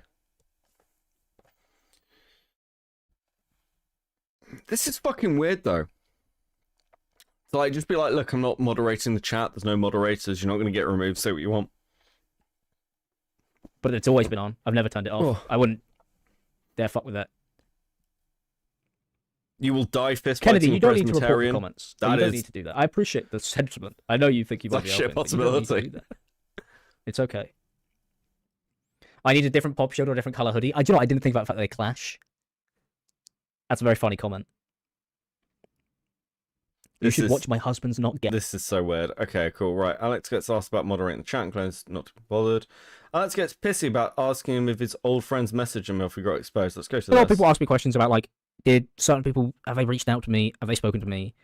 You're Like, not allowed to go manchi on us? Not really. Yeah, as I say. I'm sorry. For those waiting for the one-day Beckett crash out, it's just probably not going to happen. Fuck. You guys, you don't know me, which maybe that's quite apparent. That might be quite apparent. But, you know, I would never share that information with you guys, man. I would never share that. You know, that's, you know, some things are meant to be private. I know that maybe other people didn't quite feel the same way. But I'm not interested in, like, fucking, you know. Listen, Becca, I will admit our chat raised him a bit, and he wouldn't answer me if he plays Overwatch 2 like 2 Mad Dead. Alex didn't give me that satisfaction. Wait, did you speak to Alex?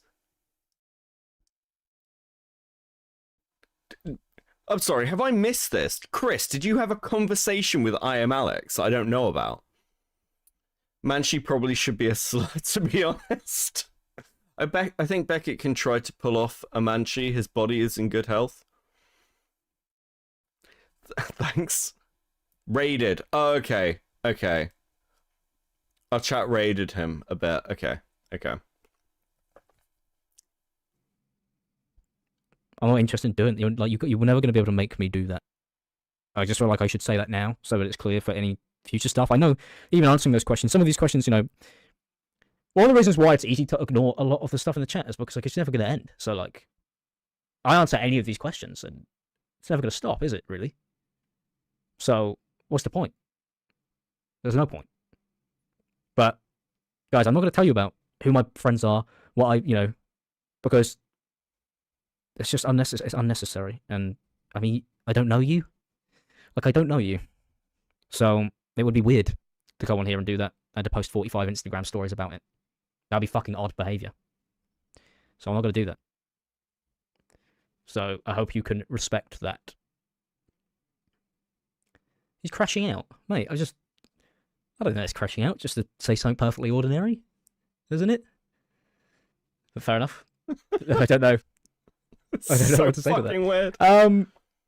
It's just so weird. I don't.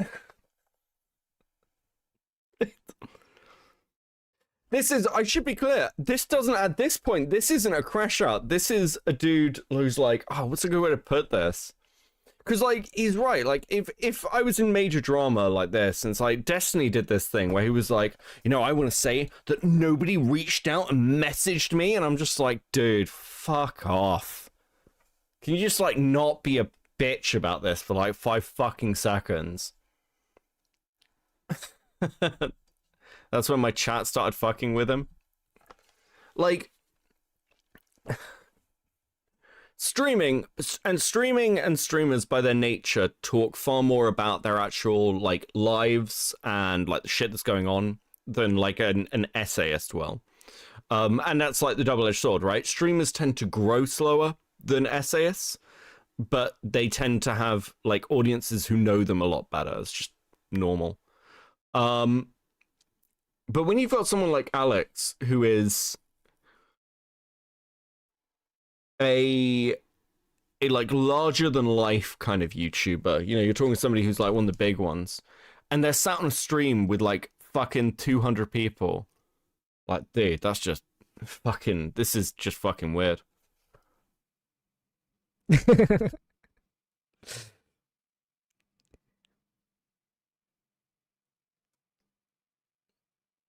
Hi from New Zealand. That's really fucking cool. I would love to go there, man. I really want to go to the Lord of the Rings experience, but it's like so booked up, which is crazy. Would be cool to go do though. All right.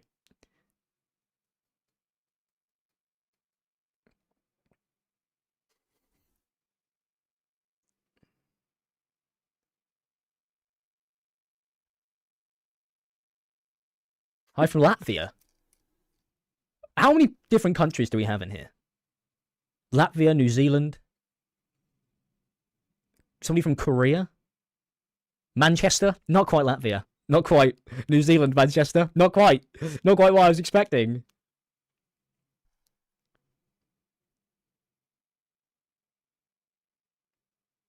We love to Liverpool, be a bit parasocial. That's the point. Finland. That's so sick. This is epic. See, this is what's crazy about this, man. I could just press a button and... You've been doing this for years, you fucking retard. Why? Guys, do you know that lots of people from around the world watch my content? Yeah. What do you mean? And then you can just speak to somebody from Uganda called James May. From Top Gear, I'd assume. Why is everything red? Stoke-on-Trent. Northampton. Brighton. Same place, same as what? God, I thought Bournemouth. my streams were like fucked. Bloody hell, man. There's people from everywhere on here. There's always somebody from fucking Bournemouth. Hey, Batman, I would probably be putting in a bit more... How do you feel sharing a continent with this man? I mean, like, he's...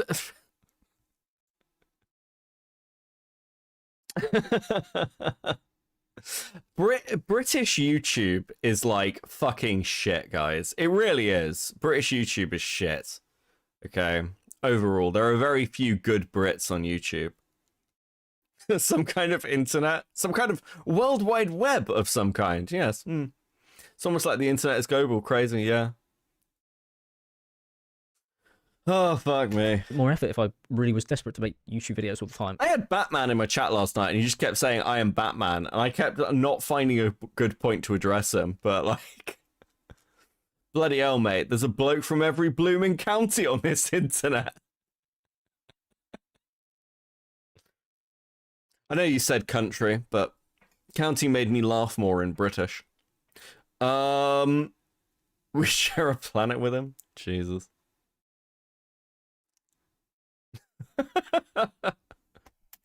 It may take like 2 hours to make, mate. Like, I just want to make it very clear. Making YouTube videos That the actual process of making videos is not hard. I just talk. It's very easy. Like, and even now, like, if it's just a hobby of mine, and it just always has been. So if I want to post stuff, I just will, and if I don't, I won't.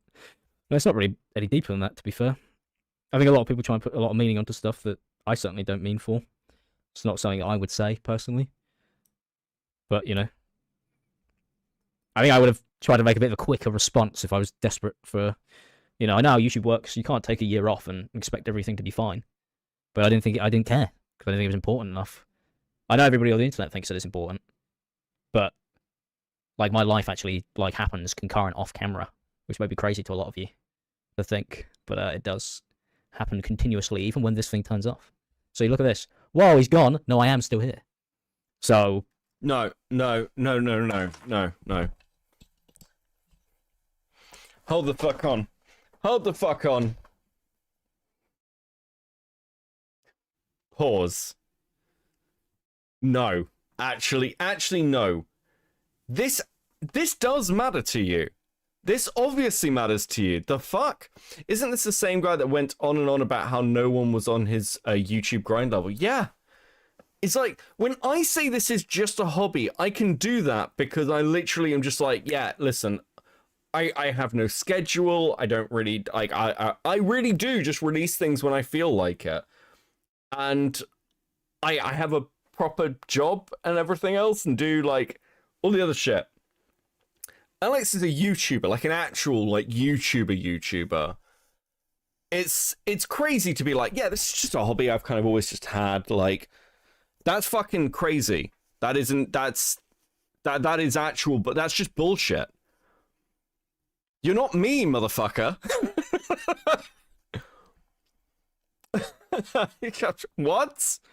What? This has been your life since your early 20s, like even your teens, I think. Like, and there are elements of it where it's like, even for me, as somebody who really is like a hobbyist, realistically speaking, and I you know, I'm good at like switching the camera off and not thinking about it, but there are definitely things that happen online which like permeate into like elements of me thinking about in the day-to-day basis.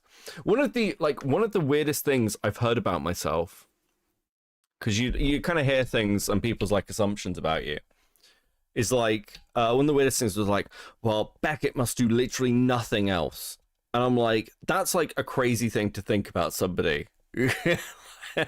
Like, this is all you do. It's like, obviously people have their own lives, but the most important thing to me is my job. It's the thing I care about the most, and like the industry I'm in because of what I get to do, and you know, obviously that's where my priorities lie. In the same way that for Alex, this is his job, and like this is how he gains his validation. That's why he's switching on. Yeah, he knows about YouTube, and he's like, oh well, you can't take a year off and come back. And it wasn't because you didn't think it was important. It's because you had no way to come back. You had to wait. Like there's a thing that happens with like stories generally, that if you wait long enough, you can kind of like kill off a lot of the initial visceralness. And that's true. That's just true. Like if Alex had come back instantly, people would be more visceral with it. But even now, like, how many people are still covering Dr. Disrespect? Like, is anyone like fucking bringing up Dr. Disrespect regularly to give coverage to him? No, he's fine. Alex didn't come back because it bothered him. Alex could have ridden the wave out, actually, unironically. I'll tell you what, if Alex had come back and said, listen, here's the thing. I said some bad words and I threatened her with a brick or whatever, but I was in a relationship with this woman. It's like she's bringing it out to try and cancel me and everything. You can hear in the voice messages that I was really not in a good place. And she's using that against me, and I've just tried to be honest. Again, lots of us would be like, fuck you, I don't care. I don't like, and again, I've been honest about this bias. I don't give a fuck what I Am Alex has to say for himself. I don't think there's anything this guy should say to me where I'm like, oh yeah, cool, fair enough, whatever. But nonetheless, he could have said that and many people would have accepted it, that he could have ridden the wave. He didn't because this upset him. That's why. Metal Man with the 5. You think you could take him in a fight because I have an idea for a subscriber girl? Jesus fucking Christ. Fill the bunny meter first and we'll talk. No, I'm kidding. He sounds like he's had therapy and is taking his meds. Yeah, he sounds like somebody who's doing a lot of CBT.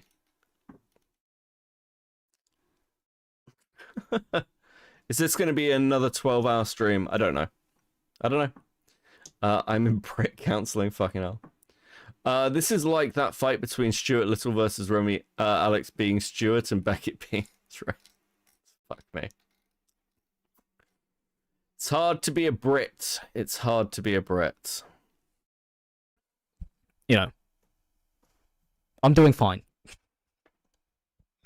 I've been building a lot of Bionicles, man. And I have been building so many. And Zeke has just said, what is my opinion on Bionicles? I think they're the fucking best thing on the planet.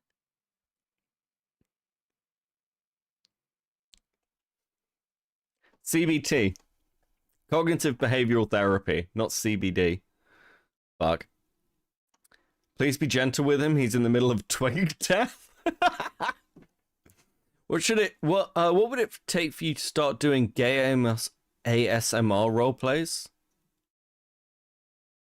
I don't know. I'd have to be like, my major driving thing is, yes, I realize that this is a meme comment and I'm still going to address it seriously anyway. Fuck you. My major thing is like, I'm driven by boredom. Like, that's my major driving factor. So money, no, you can't pay me to do anything. Listen, it's long been discussed. I don't take any money from the channel. I leave vast amounts of money just on the table. I don't need any money. I'm fine. So depends how bored I am. If someone can give me a good reason, then I'll do something interesting. Fuck you, I give you money. True. Listen, the channel makes money, and then that allows me to do more interesting things. But I don't spend much on myself. I save up and occasionally buy ships. Bionicle, he's about to come out as a trans. Thank you for the 2. Listen, okay, yeah, no, that's probably right. Oh, I thought CBT was something else.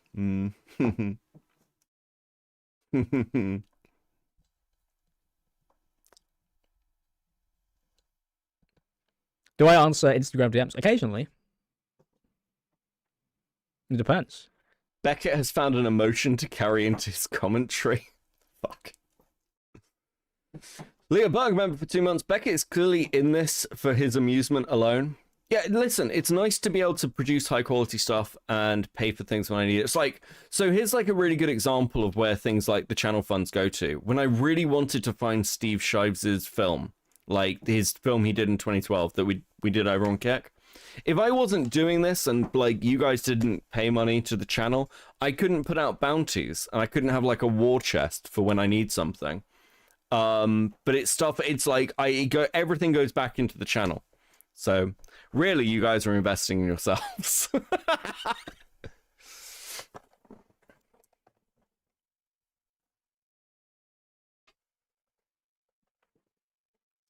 But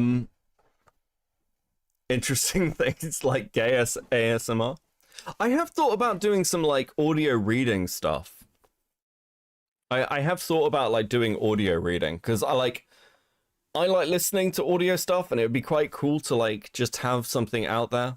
I thought about so I've got all the electronic rights to my mum's novels, so I have thought about doing like a recording myself of my mum's books and putting them on Audible or something. That'd be kind of interesting. The Bionicle movie is the GOAT. What, The Mask of Light? It's a great film. I do a YouTube video watching that. I have a lot of fun doing that, to be fair. Oh, you always talk about Jojo Siwa. Okay. To be honest, I don't even know if I'm going to do that, to be fair. I don't know what I want to do on... Like, I was looking... Let's go this. Hey, Louis, man, it's been 2 years for me, brother. Like, you know, if you can't move on with... We invested in the darkness of Tom, Marcos, and Dinos. True rotting. Thank you for the 5. Thank you for the 5. your life, then what can you do? Really. I said everything. That's neat. Your mum was an author. My mum was an author. She was a best-selling author. She's been published in pretty much fucking every language on the planet. I've got a copy of one of my mum's books in fucking Japanese on the shelf. My mum was a very, very successful crime author. Needed to say. I'm not doing that, Delila.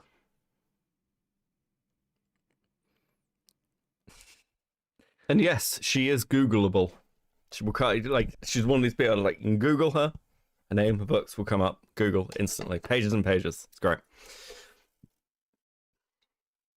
I was going to issue a meme suggestion challenge, but the distant voice of Car told me I'd regret it, so I'll settle for calling you cringe. Is that me? Am I cringe? Wait, what did I do? I'll do the JoJo Steamer video myself. You should make one. Wouldn't be a bad idea, to be fair. It could be quite funny.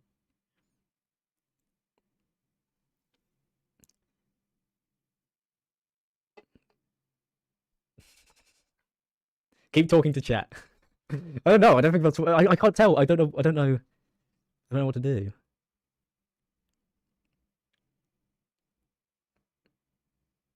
So funny, man. Did she have a pen name? No, she wrote under her own name. Well, the last time I told somebody online, this is actually true. The last time I told somebody online who my mum's name, because actually somebody I know was like really into reading, and this was right when I was starting out. They tried to use it to dox me, and somebody created an account. Someone created an account. I know who did this, by the way. I know who did this, and like, fuck this person. But they created a name.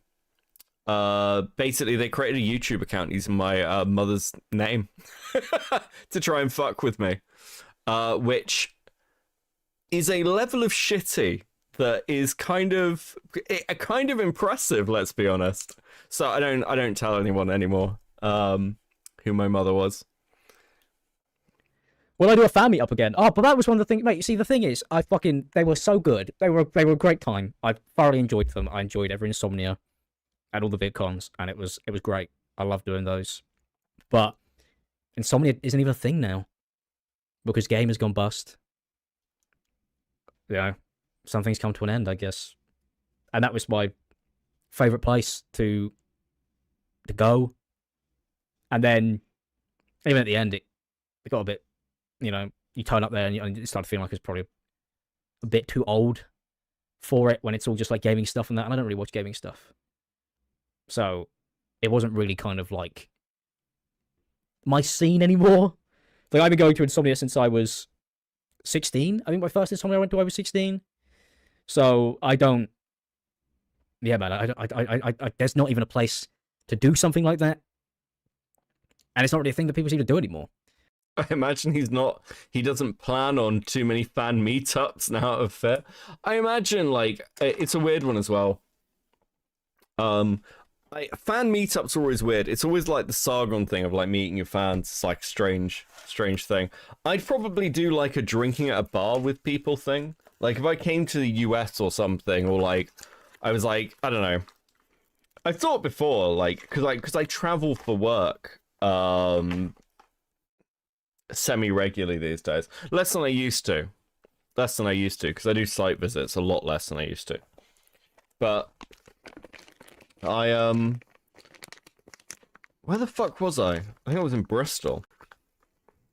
Like a year or so ago. And I was like, oh, I could tweet out that I'm in Bristol. Does anyone want to come for a drink? And there's probably somebody who watches me who'd be like, yeah, we can meet up. Because I was really bored. Because I was like fucking sat in this hotel in Bristol, like, fuck am I meant to do? And then I was like, that's probably a terrible idea.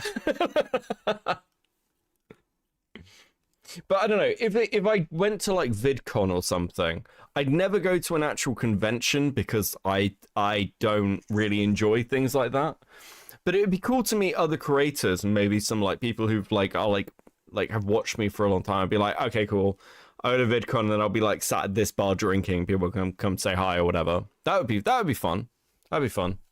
Leia Bugwood too. I bet $2 she wrote Warrior Cats. Jesus, she did not write Warrior Cats. Metal Man with the 2. That's messed up. Now validate us, Ginger. With pleasure, chat, because you have once again hit the goal. And I'm very proud of you. I'm very proud of you, chat. I'm very proud of you, as always, because you guys are the fucking best. You smash it out the park every time. Every fucking time. Never disappoint me. Never disappoint me. Have you been to Warhammer World? Do you fuck with Warhammer? Yeah, I don't anymore, but I used to. I used to do like I collected Warhammer when I was a kid. I've been to Games Day multiple times. I have been standard bearer for my store. Holding like our fucking store standard thing back in the day. This is like back in the early 2000s.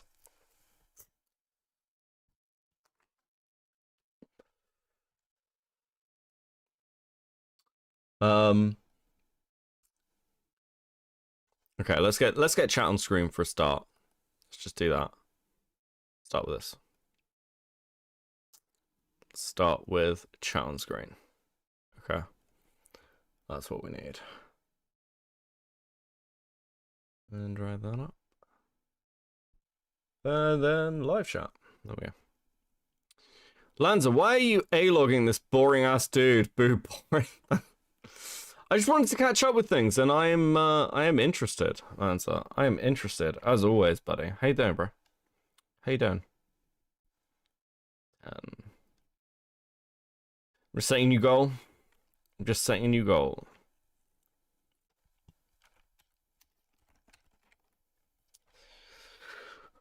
Ooh, okay, there we go. I don't know, a lot of that seems to just like, that was part of the thing that made YouTube so started to get a less enjoyable. Not unenjoyable, but less Probably enjoyable. an Eldar player. I was a fucking Necrons player, mostly, actually. Necrons and Chaos Space Marines, I played a lot. Is that it didn't really feel like it was, I felt like a lot of stuff was taken away and replaced with very corporate stuff. I haven't played a lot of Shadowrun. I like Shadowrun though. I like the lore. Do you all suddenly get the random itch behind your back and you gotta play Tetris with your hand to reach behind you and scratch it? Yes. Not unenjoyable, but less enjoyable. Yes, I love seeing. Listen, so much Warhammer posting in the Discord. It's fucking awesome. Is that it didn't really feel like it was Which Legion? Night Lords. I felt like a lot of stuff was taken away and replaced with very corporate stuff. And I think that really sucks, man. Okay, this is gonna go. It gets a bit parasocial. Oh, that word is so annoying. There's not a YouTuber who doesn't have a parasocial relationship with their audience, and this like I could talk about the parasocial stuff forever. I really could. You let people do your life really as far as you can, and there will be people who try and push in further. That's just people. That's just what it's like. If you run, and that's been the same thing. It's the same thing that happens to singers. It's the same thing that happens to actors. Dark Eldar and Emperor's Children. That okay? You are. It's concerning. That's like collecting. That's like collecting the same army twice. What the fuck? How does it feel to be represented by a mushmouth retard? I don't know. I occasionally slur my words, so I can't really say anything. It's got like I've got a wisdom tooth coming through, and it makes it like fucks with my speech. It's really annoying. I need chat's help very, very desperately. What's a good birthday present to buy your girlfriend? I have this problem every year. Buy her a membership to the Cope and Seeth channel because your memberships help me. No, what you buy her? Like, I don't know, what's she like? I mean, Dickers, if she's dating you, then I imagine buy her. What do I think Dickers' girlfriend is like? It's gonna be one of two things. Dickers' girlfriend is either going to be a massive fucking intellectual nerd and like really into reading and like some obscure academic topic, or she's going to be a proper girl's girl. There's going to be no in between. So, like, either buy her wisdom tooth gets you +3 intelligence. Thanks, guys. Get her a spa day if you can afford it. Buy her a spa day. Chicks love spa days. Okay.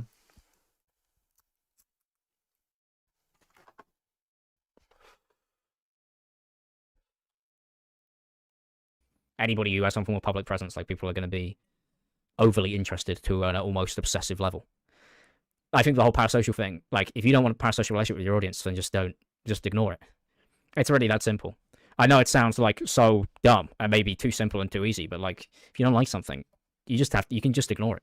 That's an option. It's always an option. You really don't have to sit there. But I didn't find the cons parasocial. So like, I obviously I'll openly admit to this. I openly embrace having like a bit of a parasocial relationship with you guys, all right? Like, I chat a lot. I'm semi-active in the Discord. Like, I've gamed with members of the community, like playing Monster Hunter Wilds. I've just been talking about playing Star Citizen with people. I think that's fine. I think you've got to have like lines a little bit.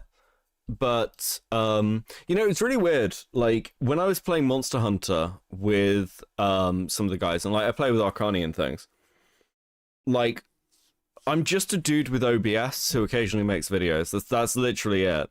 So that's kind of how I want to be treated. I've entered calls before where it's like, we're like, oh, you're a streamer, and I'm like, dude. It's like there are people I know who care about their Twitter following and things, and it's like, dude, that's just so fucking gay. No one gives a shit. No one cares. So I like to think we aren't completely insane people who can actually interact with YouTubers and not be stupid. Yeah, it's really fine. I think I've got a fairly sane community for that, to be fair. I think partly I was thinking about this like a month or two ago, because somebody messaged me and was like, your community is like really normal. It's quite strange, because they'd heard that the community was crazy, and actually the community is really chilled out. And my chat's very chilled out. Like, my chat's like not crazy in any direction, generally speaking. But I think that's partly because a lot of people in my community are also people who make things. Like, it's a lot of like, my Discord isn't really focused around me and my content. My Discord's focused around stuff the community's doing, if that makes sense. It's like, oh, here's like the latest, here's like the Warhammer models I'm making, here's the art we're doing, here's like the game we're playing, here's the show we're watching. And like, I much prefer that. Whereas I know some people's YouTubes and things, like their Discord is like all about them. It's like, oh, the streamer said this. Oh, like this. Like, have you seen the new video put out? I'm just like, that's fucking gay. I don't want. I'd be really fucking. I'd lose my mind if I became one of these people who just need my ego stroked by an audience all the time. It's so gay. Honestly, we just love vibing with you. Yeah, like, I like vibing with you guys as well. It's chill. You're just another person at the end of the day. There's no reason to just not be chill. Yeah. I think you're just a guy, like, we could be co-workers. Yeah. That's it. I'm just, like, installing OBS and switching on, like, a stream is the easiest thing. There's no qualifier to doing this, okay? This is why so many YouTubers are fucking completely retarded. I've pretty much given up on being famous. It was obviously dumb. It was honestly dumb. Yeah, like, dude, fame and money and all that shit. I mean, my goal is just like general contentment. I just want to be chill in life. I want to have enough free time to do the stuff I want to do, and I want to do work that is in some way impactful. And then I want to come here and chill the fuck out. It's pretty much me. I'm a very, very simple creature. Now, fuck that, worship only. Yes, Mally. Social. Turn up. Somebody says hello. You say hello. You say, "Man, nice to meet you." Hopefully they have a good day, and then you move on. And that was, that was great. Personally, for me, I felt like every interaction I had, I think that I enjoyed it, and it was nice to see other people enjoy it. And Like, I'm actually aware that we could absolutely shit on Janice in accounting if we were forced to be in the same building 8 hours a day as co-workers. I think this is also, like, something people don't realize. I'm fucking... Alex is almost background noise to this. But, like, I've got colleagues who I do call and we just chat. I don't think people know this about, like, general workplaces. Like, you've got this for, like, so many people, like, the water cooler talk. People, like... The idea of gossiping and chatting and chilling out and just shooting the shit with people you work with who you've known for years. Like, some of my coworkers I've known for literal years. So I'm like, obviously we're just going to chill out and have a chat. I'm just here for the fun. Now let's continue this insufferable video. Thank you, Metal Man with the 5. Big XKS, good evening. How you doing? It's been a little while.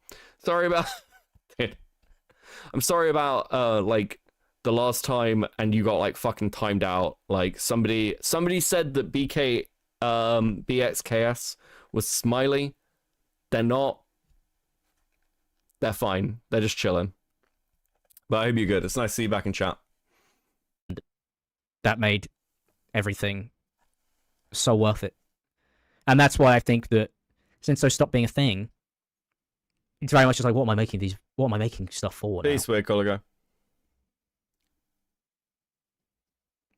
Because I think after that was gone.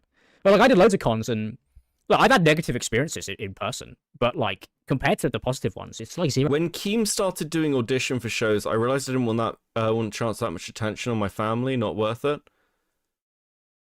Yeah, like I don't know. Like a lot of people think they want to be famous, and they really don't. I'd ban me, lol. How's it? Yeah, like it's very hard to get banned from this fucking space, but dude, if you start posting the shit, Smiley did. I don't have much choice. 0.01%. The parasocial thing is crazy, and I do think it's got much worse in the last few years. When I first started watching YouTube, I thought it was more of a barrier. The thing is, I get that, but I actually personally, if it's okay to disagree, think it's the complete opposite. I think it's the complete opposite. I think if YouTubers don't have, I don't know what a YouTuber has with their audience if it isn't parasocial. I think it's different. I think you can't have a parasocial relationship with Mr. Beast because he makes like shows. But I think that YouTube back in the day was all vlogs. So if that's not parasocial, I don't know what it is. I think everybody was parasocial. I don't think I watched a YouTuber in 2011 who I didn't have a parasocial relationship with. That's what you're calling it, but it wasn't like the world didn't end and like the houses didn't like just. This is so weird because it's like, well, you're comparing it to Mr. Beast. YouTube has changed, but people still have parasocial relationships with Mr. Beast in the same way they still have parasocial relationships with celebrities they've never fucking met. At the same time, has YouTube got better or worse? I think it's probably about the same, to be honest. I think it depends what community you're in. Are you content with your community being the size it is? Frankly, I'll be completely honest with you. I'm amazed at the size of the community. When I started streaming, and I mean, I said this in like, I referenced this in the video I just brought out, right? I was pretty happy as a 5-viewer Twitch, Andy. I built this channel, as I've said many times, out of spite, for some people who I didn't like. I was like, fuck you. So, I have no expectations at all. I'm very, pleased. Listen, it's cool to grow, but I'm not one of these people like, I need to be a 1 million sub YouTuber. I'm just not. I don't fucking care. Potato with the 5. When will you introduce your boyfriend Diesel to Vlad and Gallagher? Oh, dude. Diesel knows Vlad. I don't know if they've ever been in a call together, but Diesel's been in Vlad's been in Diesel's chat plenty of times. Why is Alex cheering me with a can? It's set on fire. Like I just would watch a YouTuber and. Are you saying you like having a parasocial fan base? No, because then I would have said I like having a parasocial fan base, which I didn't say. I just said that it's but you have no control. I can't control whether somebody has a parasocial relationship with my YouTube channel. I don't if somebody care what sees me as their mate, I don't know about it. I don't know you. Like what can you do about that? Like, because I don't. Beckett was more upset because most of the people didn't want to use YouTube. Yeah, I lost a lot of my old community when I moved over. It was actually a shame. Okay, we're going to the Brickosaurus comments. Okay. All right, man. Oh. Shell. It wasn't a Triceratops. It was like it had like a shell. It had like a shell. I don't really know which one that was. It had like a shell and it had like What kind of cigarettes? I smoke Cutter's Choice generally. like a tail that had like a circle in the end. But I don't know. I can't remember what that was called. Yeah, Liam, I think an Ankylosaurus. I think that is correct. Yes. Okay. Yeah, I was thinking of pretty funny suggestions.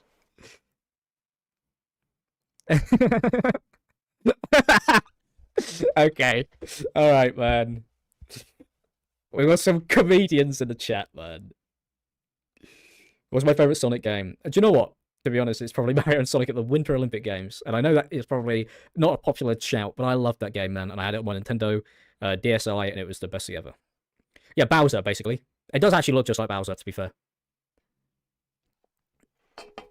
Give me brick This comments. chat can't come be on. good for you. It's just people on the internet. It's like... Man, I've been doing this for like... I've been making videos since I was 11. Right? It's like... It's fine.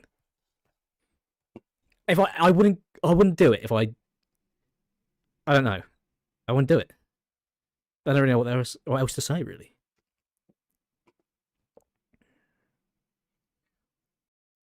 This is fucking crazy. Like, yes, obviously this matters to you. It's not just your hobby. It's so, like, the nonchalant, I don't care shit. Come on. We all just at the aquarium staring at the crabs. True. Queeman smokes cools? Wait, really?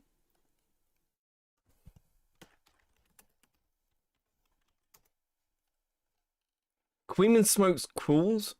I can't even say that properly. Cools?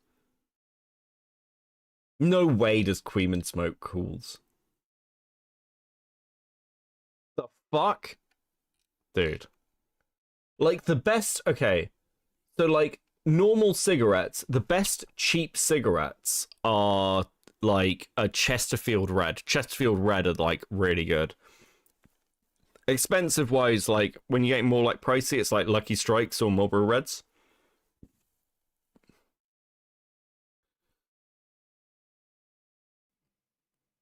I have a hard shell like a dinosaur. Yeah, man, that's me.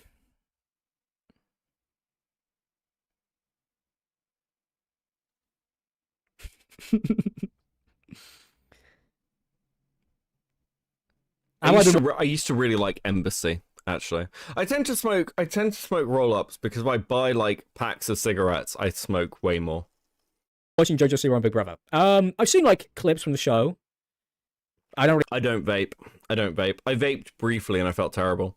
They sweep them off the floor from the good ciggies. What are we talking about? Reds are You don't like Chesterfield? Okay, fine. Oh, we're talking about Marlboro Reds. Okay. I like Marlboro Reds, okay? Jesus. I didn't realize this was a fucking hot take. I'll tend to get Lucky Strikes most of the time if I buy. When I travel, I buy tailored. Alex is so boring. We're just talking about cigarettes. Fuck me. I don't really know what's going on. Like, I wouldn't even know what TV show that, like, what channel that is on TV. Congrats on 1.85 mil, been here since 2 mil. I appreciate that, man. Thank you. 1.5 mil next, mate. I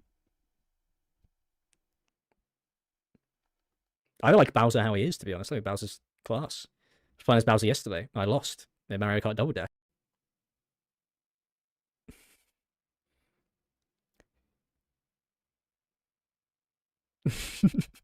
Come on. Where's this I bought all of the chat? Pokemon on my Game Boy Advance. I don't even know what currency it's that is. Brickosaurus, okay. If it's not British pounds, it's claiming not worth he's reading not bothered by trolls. Hard shell. What is that currency? I don't know what currency that is. If it's not British pounds, it's not worth reading out. Oh, okay. What is that currency? Oh, apparently the super chat was for a bricklaying thing. Ah, dude. you, Nova. Thank you for the £2. I appreciate it. But I think I'm going to maybe start working on some stuff soon. I don't know what it's going to be. I was thinking about maybe doing some like long form video essay things, but I don't know. I don't know really. But Okay, this was significantly more boring than I expected it to be, but fuck, at least it gave me some background to go through other stuff with. Fuck, let's watch Frogan cry.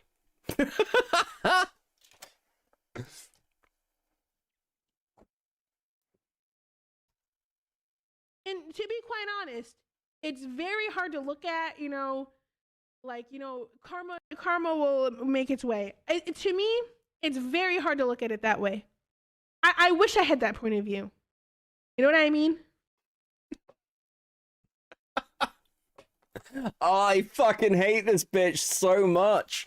Such a fucking whiny loser. She recently tweeted out, Ian has to put this out because he's a good ally and he's dating a Muslim woman, by the way. No, he's not. Anissa's not fucking Muslim. Anissa's a fucking atheist. Like, what is with these people? You can't, like, I hate this fucking cultural Islam shit. No, she's actually a Muslim, guys. She's Lebanese. Once again, I am more Jewish than fucking Anissa is Lebanese. And I am not fucking Jewish.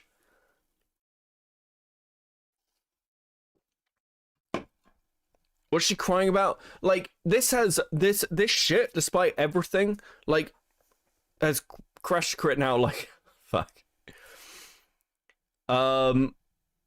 Nice gaming chair, buddy. Is that to me or to her?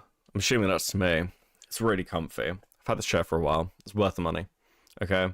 I didn't want to get one of these cheap gaming chairs. I wanted to get like a proper, decent, comfortable chair that I could fucking... I sit cross-legged, so I needed something with a wide base.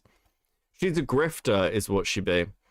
Yeah, I mean, she's just a fucking horrible, vile, disgusting bitch. I'm more Mexican than she's Lebanese, and I'm white as fuck. Again, I'm more white than she is. Like, yeah, it's fucking ridiculous. Let me see you in a proper hat. Is that to me? She wants a crumb of sanity. Jesus. Yeah, like, again, Frogan's very much one of these people where it's like, oh, I'm glad this is happening to you.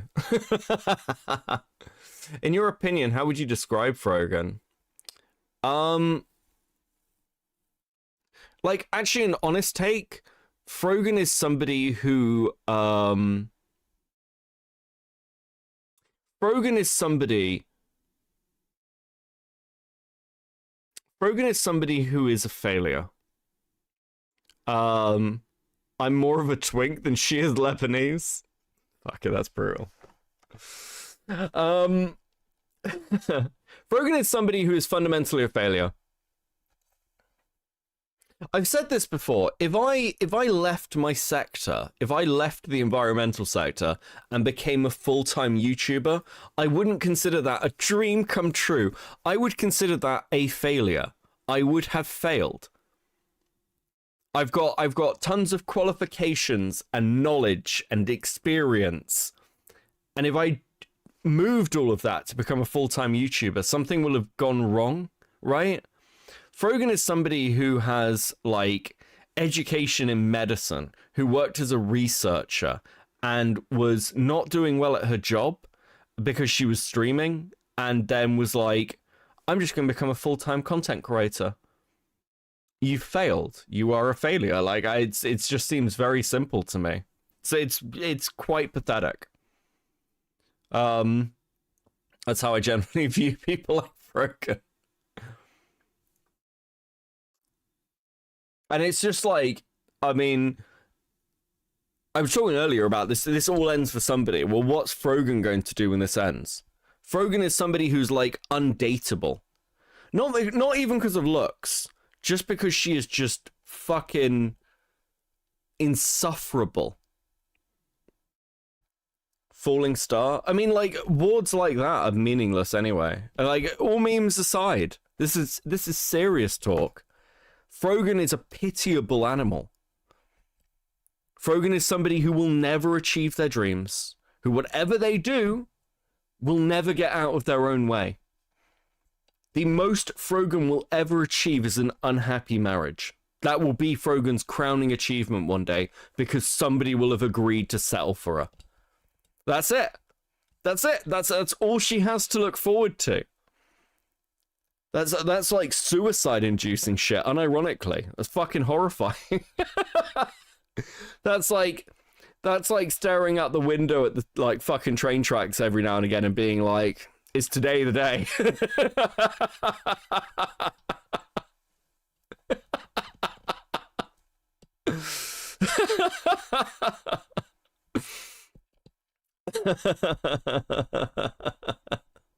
Arranged. There's no other way. How would you listen? Can you imagine how many fucking can you imagine the size of the dowry her parents are gonna have to pay to get her married off? She went into a job she would get fired for voicing her whiny takes at the workplace if a white man ever looked at her. Yeah, I'm gonna be honest with you as well. Like, look, I'm in the actual working world, and this whole leftist woke shit, it doesn't fly well. It doesn't fly well. It just doesn't. Slido. Are people aware of what Slido is? Slido is fascinating because Slido can be anonymous, and a lot of workplaces have found. Actually, I've got a mate at the MOD. And they found this a few years ago. They had like this Slido chat that was like anonymous, and they were shocked at how un-PC it was, because the minute employees were given a chance to voice their actual opinions, they'd voice their opinions.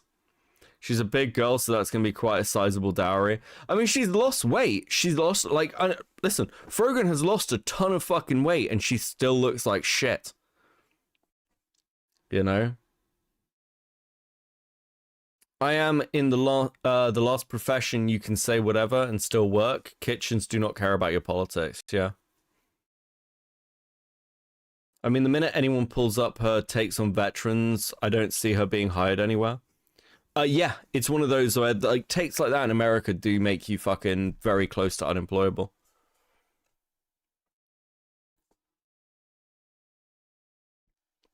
I honestly can't tell. Jesus. Okay. Because, like, you know, you see the shittiest fucking people at the top. I don't know if I believe in karma. You know what I mean? And I'm like, if I had to lose my career over this bullshit, at least I can say I was consistent in my views, and I have been consistent. I was a consistently shitty person. I was consistently a horrible, vile, detestable piece of shit. At least I can say that about myself.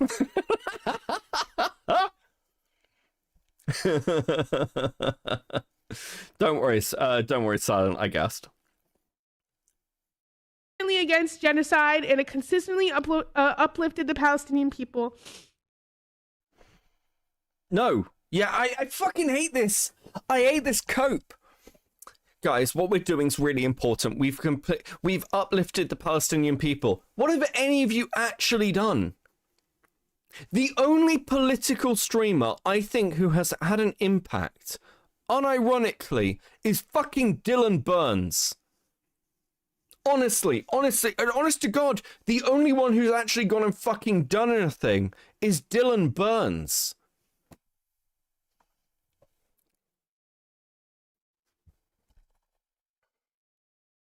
Who watches her Hassan fans. She's Hassan's mod. That's her claim to fame.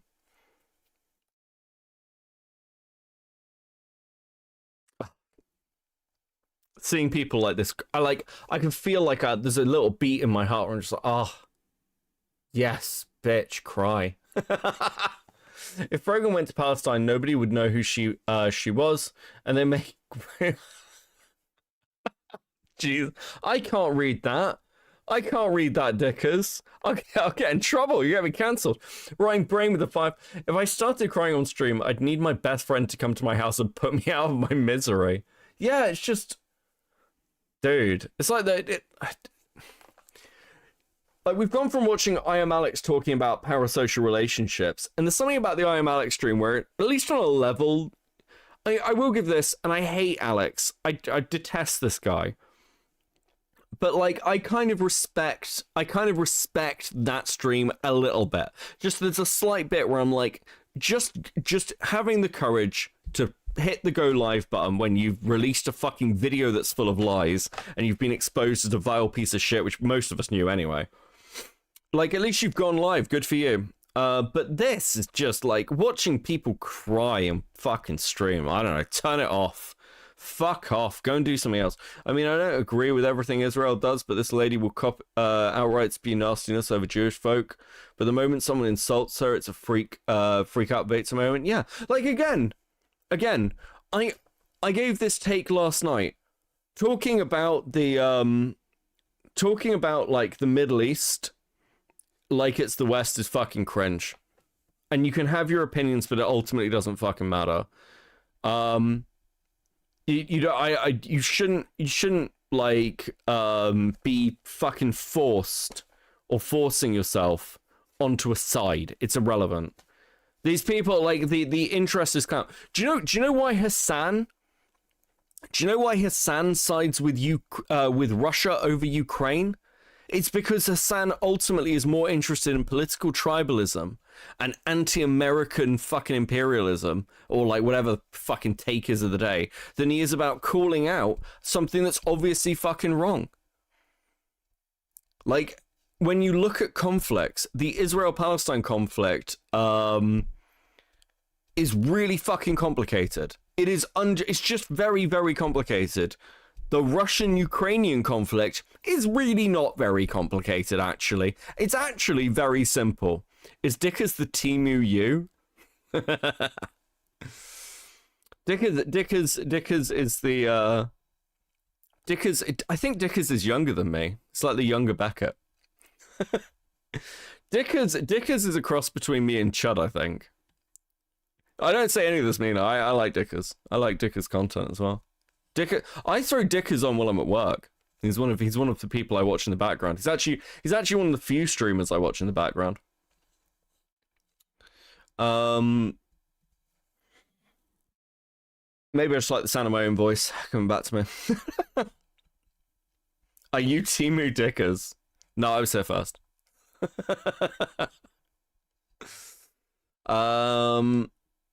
One of my friends is Palestinian and had a fundraiser to donate and build a skate park several years before the war. It was a cool project, and now that skate park looks like the surface of the moon. That is fuck.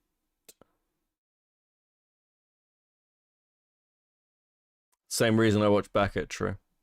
He's posh. Dickens, am I posher than you?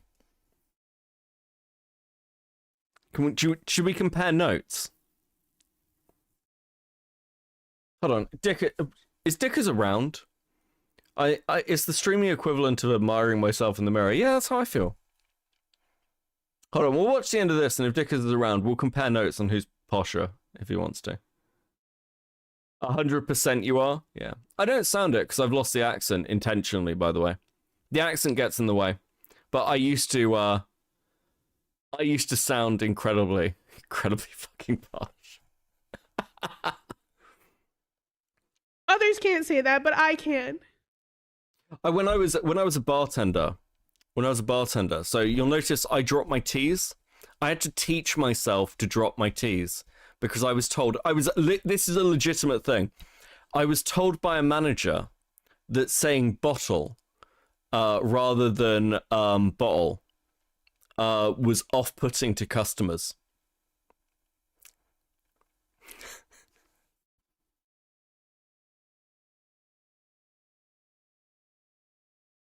That's what you get when you go to a top public school. The real test. Did you go to boarding school with any royals? Not royals, but I went to boarding school with the children of celebrities, like A-list celebrities. So yeah. Dickers is sometimes tolerable. His fans though are some of the lost cause of the internet, the hardcore ones anyway. Oh, that's mean. It's mean. I like most of Dickers' chat when I'm in there. He went to Oxford. What, Dickers went to Oxford? That doesn't necessarily make you posh.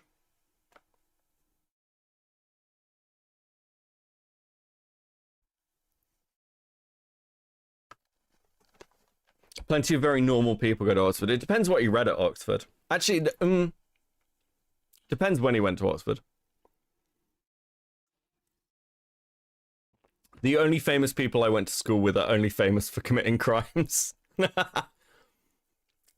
The university I went to is in the same bracket as Oxford, to be fair.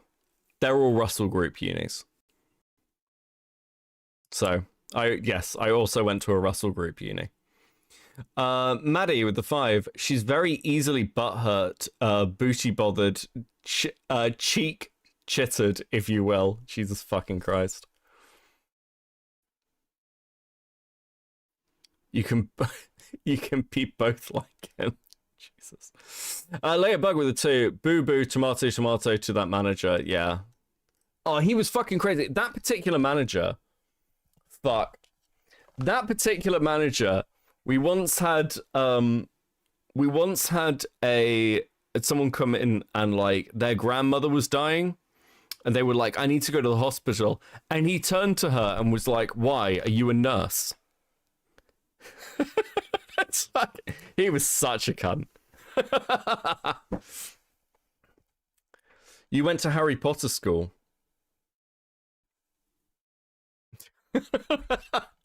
If you saw my old school, you'd be like, certainly one thing Britain gets right. Very nice universities. Yeah.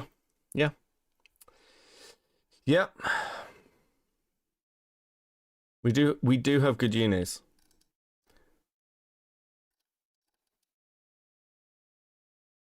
Just had a posh off with Dickers. That's very depressing. Yeah, I got sent to boarding school at the age of like 7. Fucking, that's so depressing.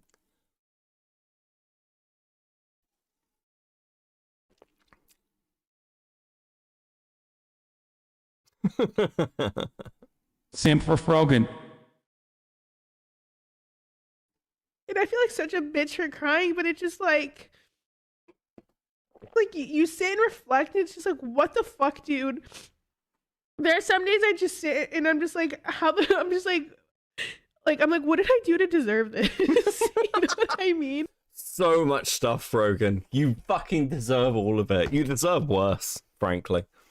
One of our manager's daughters was having a baby, and that manager just left, said nothing. Wait, what?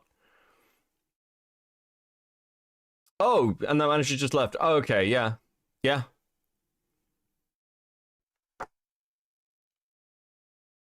Also, why is your wiki page like that?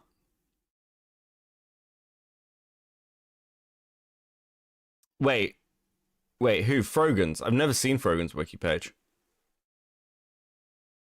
I didn't know there was poor posh people like Dickers. So here's the thing about class in the UK that people don't understand. Class isn't a matter of wealth in the UK. It's a matter of, like in America, your class is based on your wealth. In the UK, it's not. Many people who are sort of aristocratic, like upper class people, are broke as fuck. Like they live in falling down houses, or like they cannot afford shit. Everything's tied up in like weird land that they'll never get rid of. Your social class is like defined in kind of different ways in the UK than just money. A lot of it's to do with education, background, location, family connections, all that kind of shit. So you can be like upper middle class, for example, and not be wealthy. And actually, interestingly, like you'll find people who were like, what's a good way to put this? So I don't make much money, but I have a very intellectual job that like has input into real things. So it's seen as fine for me not to be like in like a business executive, because what I do is like in some way intellectual or like intelligent or like technical. Whereas like if I was an electrician, that wouldn't be respectable. But because like I've worked on like fairly major infrastructure projects at different points, it's like, well, you know, Beckett's doing things that will have impacts on the country for the next 100 years. It's how you say it's a lot of it's just like status arguing, and money's actually not that relevant in it. Layabug with it too. I'm so lucky because my manager is actually nice. I've got fucking great managers these days. I'm from a shitty area in the north, and I've always been broke, but compared to where I lived, I was alright. So I was in the posh bit of a shithole. Yeah. Yeah. It's like... yeah. So it's a very interesting one. Very interesting. I mean, like, so a friend of the family is an aristocrat. And this is a good way to explain kind of class in the UK. This guy is an aristocrat. His father is in the House of Lords. His father is literally a lord. And he is always broke because what he does is he runs an art gallery. He runs an art gallery selling art. And this is, I swear to God, this is true. People will come in, look at the art and want to buy it, and he will sit there and explain the art, and he'll be like, yes, this piece was done by this artist, it invokes these things, it's beautiful. Really sell the art, and then they're like, oh, well, that sounds fantastic, I think we'll buy that. And he'll go, no, I couldn't possibly part with it. Because he's just sat there and explained the artwork, and he's like, no, I like it too much to sell it. So he's always fucking broke.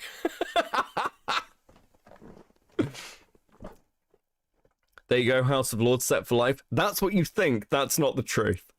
There are a lot of very poor lords in the UK. That's what I'm trying to tell you, basically. It's not money, it's status. Rotting Brain with the 5. Thankfully, our store manager was there, else we would have closed early because they left with the keys to the safe. Fuck's sake.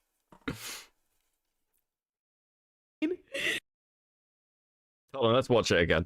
And to be quite honest, it's very hard to look at, you know, like, you know, karma. Have you ever tried caviar? Yeah, of course. To me, it's very hard to look at it that way. I wish I had that point of view. You know what I mean? Yes, Rotting. Like, you need that separation. Because, like, you know, you see the shittiest fucking people at the top. I don't know if I believe in karma. You know what I mean? You see the shittiest and I'm people like, at the top. If I had to lose... Brogan. God. Have you noticed she's cleaned her mic, by the way? She used to have all this sparkly shit on it. It was falling off, and now she's cleaned it. My career over this bullshit, at least I can say I was... Oh, fuck. Your alumni's most famous graduate is the Unabomber. Jesus, Jack. ...is consistent in my views, and I have been consistently against genocide, and it consistently uplifted the Palestinian people.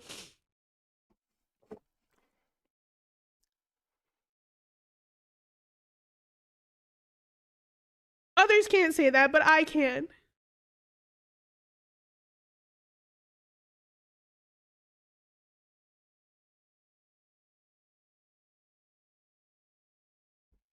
Simp for Frogan. Just like the cry. Fucking which American uni is it where they do like a lot of the fucking debating? Is it? Oh fuck.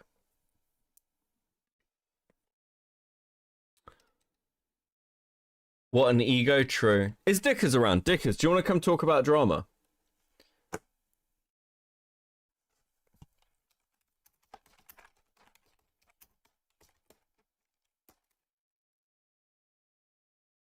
Dickers, come talk about drama. Hold on, I'm responding to something.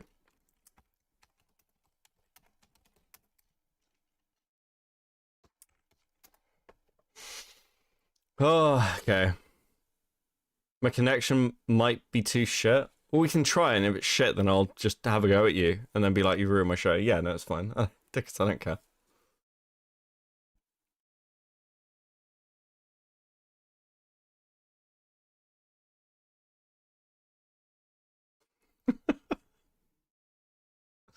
We'll do that. Do that. Where's Dickers? It's what late night lazy streaming's for.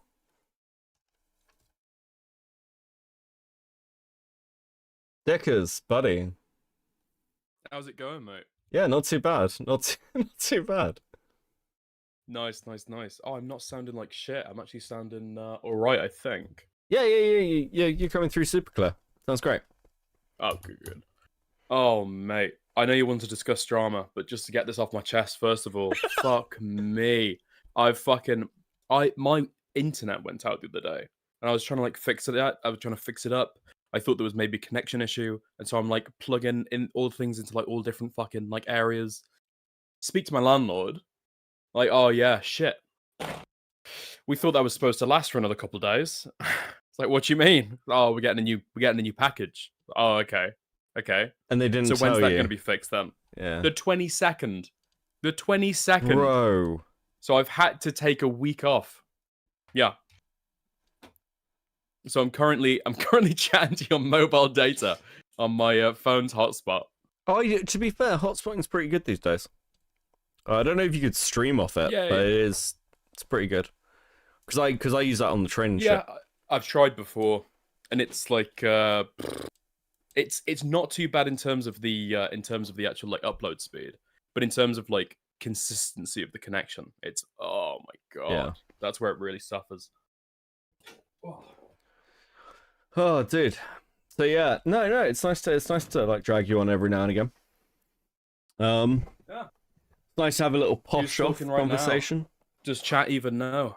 Gonna have to go back onto the stream to even see. Well, to be fair, at least I'm on camera, so it's not too difficult. Yeah. Oh my god.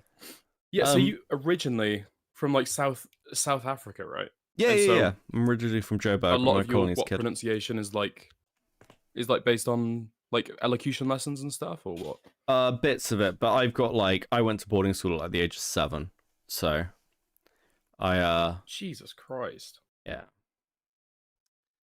So you sort of just get that public school. Yeah, it was fucking awful, mate. Listen, we'll do the iDubbbz therapy thing that he did in the content cop, and I'll cry about it. No, look, boarding school's great if you are sporty or academic or at least something. But I was I kind of developed my mum had the same thing. She was terrible when she was a kid, but by the end of her life, she had a PhD from St. Andrews. And I found I found school difficult, and then by the time I got to university, I found university like a fucking breeze. I found university really easy. So yeah, it's a little bit of a doddle. What'd you do? You went to masters, right? Yeah. So I've got a bachelor's in theology and a master's in counterterrorism. Theology. Theology. Yeah. So I thought you were bringing up my priestly ambitions to take the piss. No. I didn't realize that you wanted to be a priest.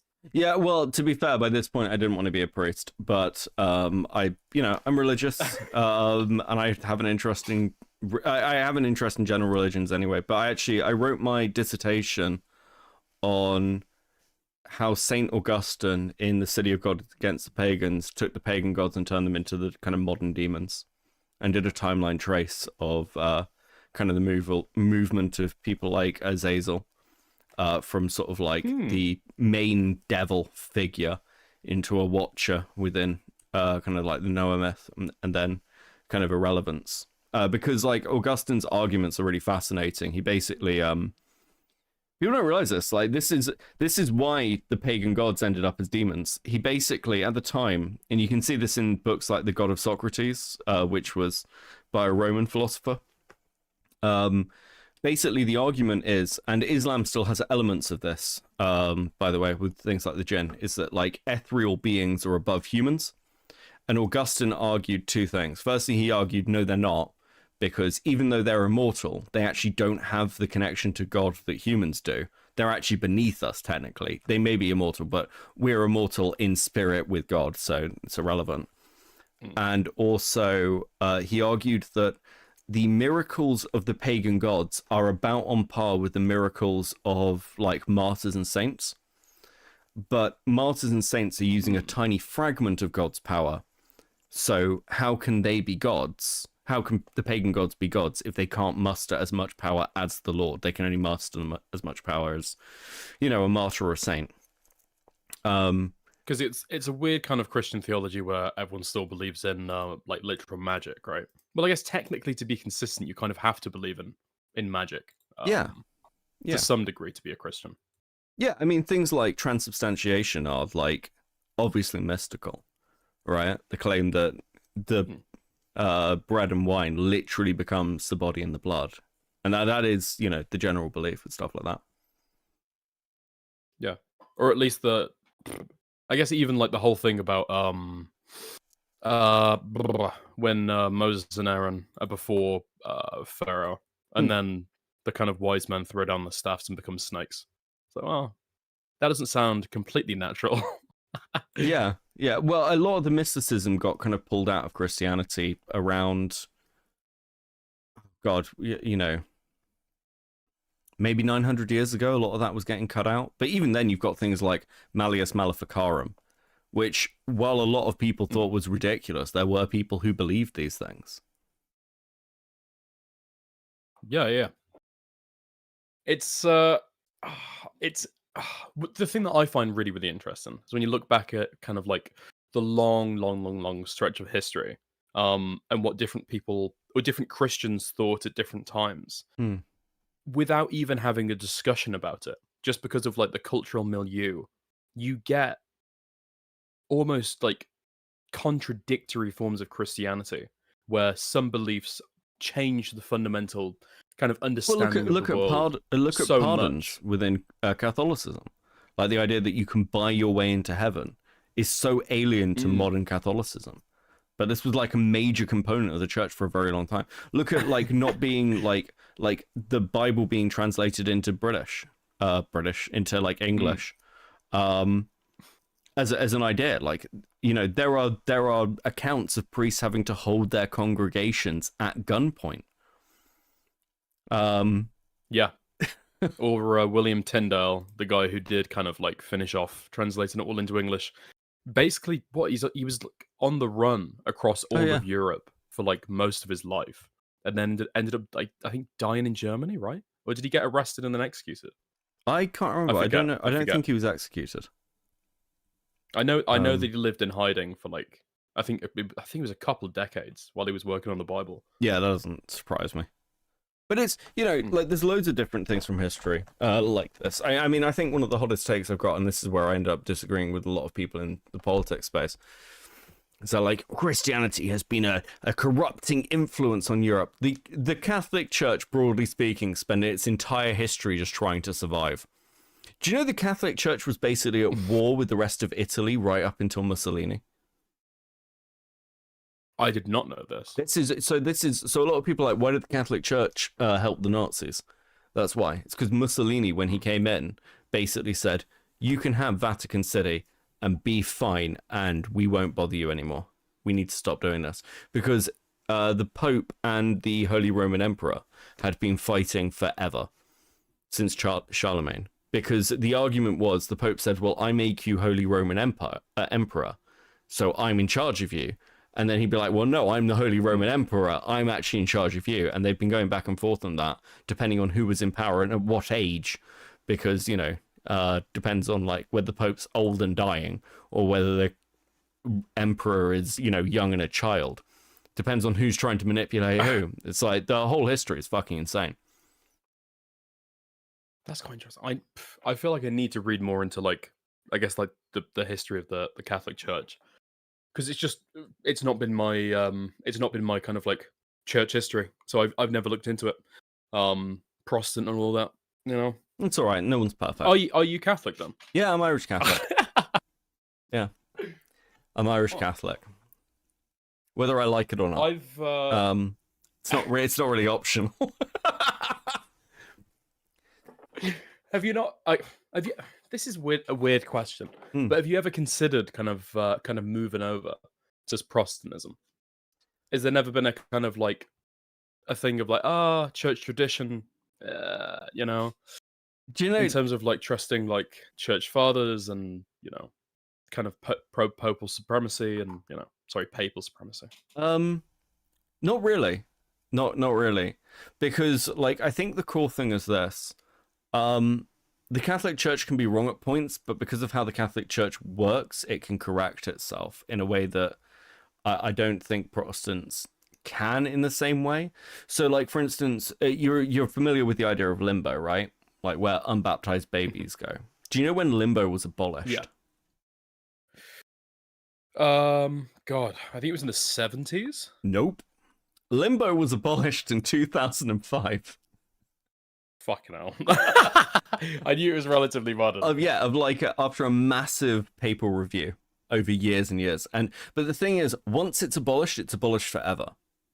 So it's not really a problem. And most of like the stuff you get in Christianity is generally going to come from Augustine and Aquinas anyway. Whether people like it or not, if you believe in allegorical truth, you're following Augustine. If you believe that sex is bad, you're following Augustine. If whatever.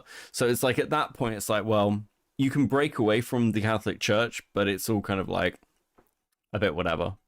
So those ideas are already going to be grandfathered in from like prior theologians. Yeah, you're kind of you're stuck, you're trapped. So, and also, I get that. And on a spiritual level, whenever I've gone to Protestant churches, my broad experience, and particularly evangelical churches, is I often have the experience where I'm like, I feel like God isn't here. I feel like it's really empty. Yeah. Really? Yeah. It's a genuine take. I feel it feels like whenever I've gone to Protestant churches and things, it feels like the priest doesn't want to be there. It feels like the congregation are there out of some vague sense of community obligation, and it feels like the last thing on anyone's mind is God. And it's kind of like the do you watch Yes Prime Minister? Yes. Okay, so there's an episode where he's picking the next archbishop. And Humphrey says to him, well, he's like saying, well, it sounds like God's not really a consideration. It's like, well, the Church of England is broadly speaking a social organization. God's an optional extra. And that's how vaguely I feel about Protestantism when I've experienced it. This is interesting. Maybe it's just to do with whatever you've kind of been raised in yourself. I felt very, very similar when I went to a Catholic church. Interesting. I was surprised by how little scripture was read. I felt like a lot of people were there just because that's what they did on like a Sunday morning or whatever. Yeah. I don't know. It's difficult. I know what you mean. It's kind of like, it's basically like religious kind of vibe checks, isn't it? Yeah. But I know exactly what you mean. So when my mother was buried, cremated and like the funeral,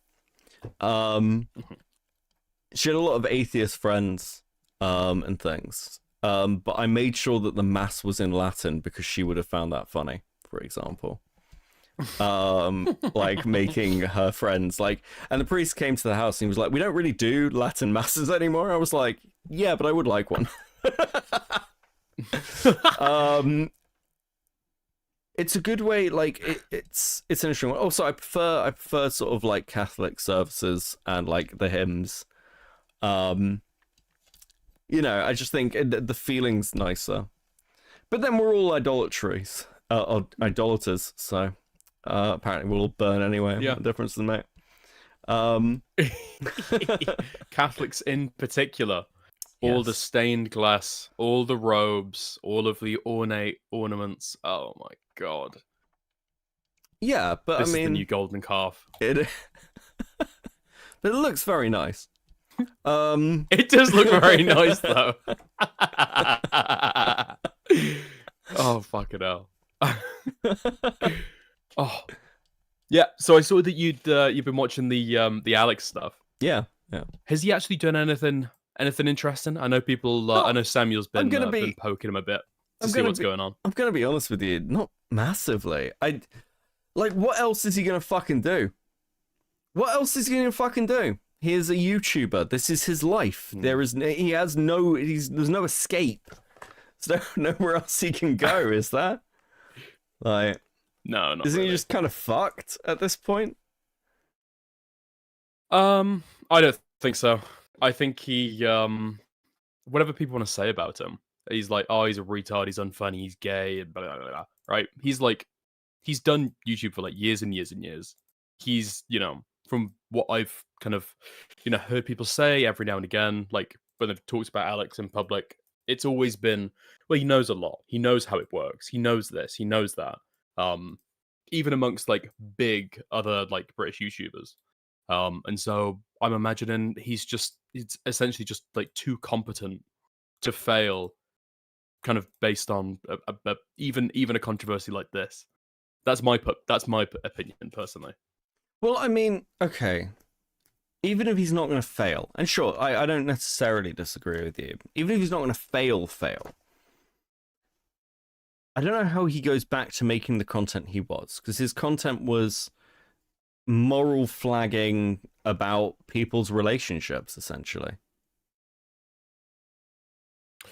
I think that's what I read when he's like thinking an awful lot about, well, parasocial things with your audience. You can choose if you want to have a parasocial, but I think that's what he's choosing going forward.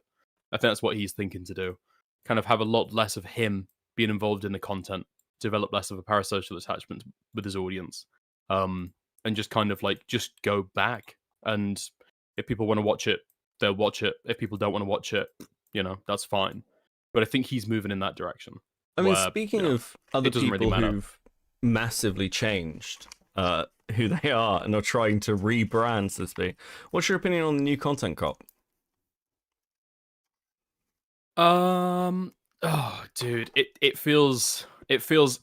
I said it before he released it, because I thought it was going to be on Ethan. It just seems like the motivation for making this is just completely different, and the persona he's got now.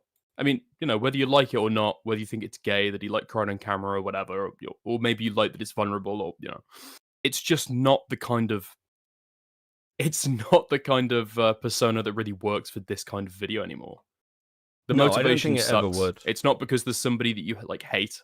Well, it's this because is of like a personal Beavis beef said that's this. like hurt your feelings. All the other content cops is just going after people who are, he's not got any real personal interaction with. He never made one on Sam Hyde, for example.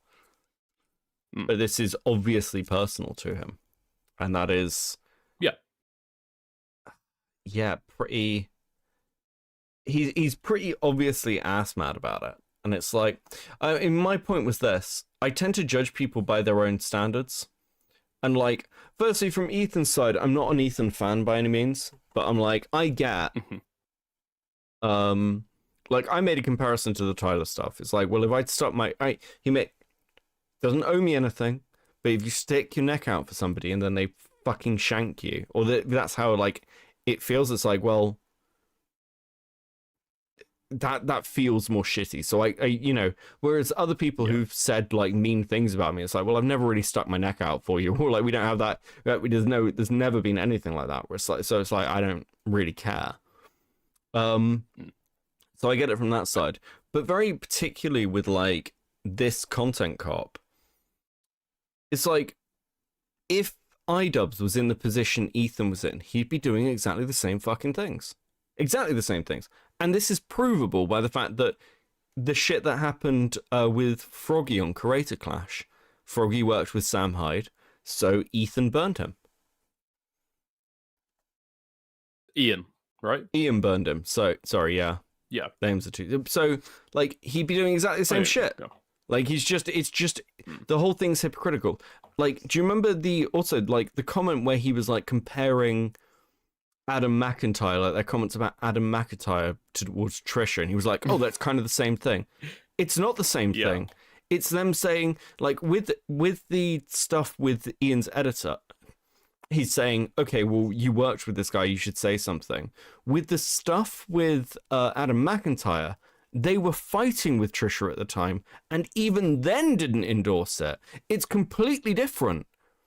It's a completely different situation. The difference is that even in that, the thing that still works is, they were expected to do a retraction. Now, the thing that is the difference here, that kind of like is what's it called? Like a symmetry breaker for the situation, is did Trisha ever reach out and ask them to just clarify, oh, this guy's saying this, could you just like blah blah blah blah blah.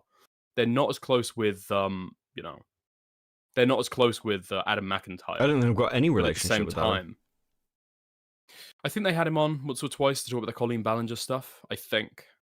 But yeah, they're not really very close with him at all. Idubbbz has met the family. He's like been to their house, Yeah, and that's a way that it's different, that breaks it, on whoever's behalf. But Ethan's point of, well, we didn't endorse it. I just think it's a stupid thing for Ela to have said. It's like, yeah, I get it, but it's like not really the same situation. Yeah. Do you know what I mean? Yeah.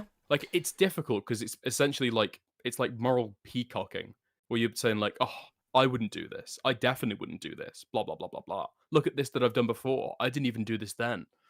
But it's like, it's not really the same situation. And are we really just trying to prove who's like the better person at this point?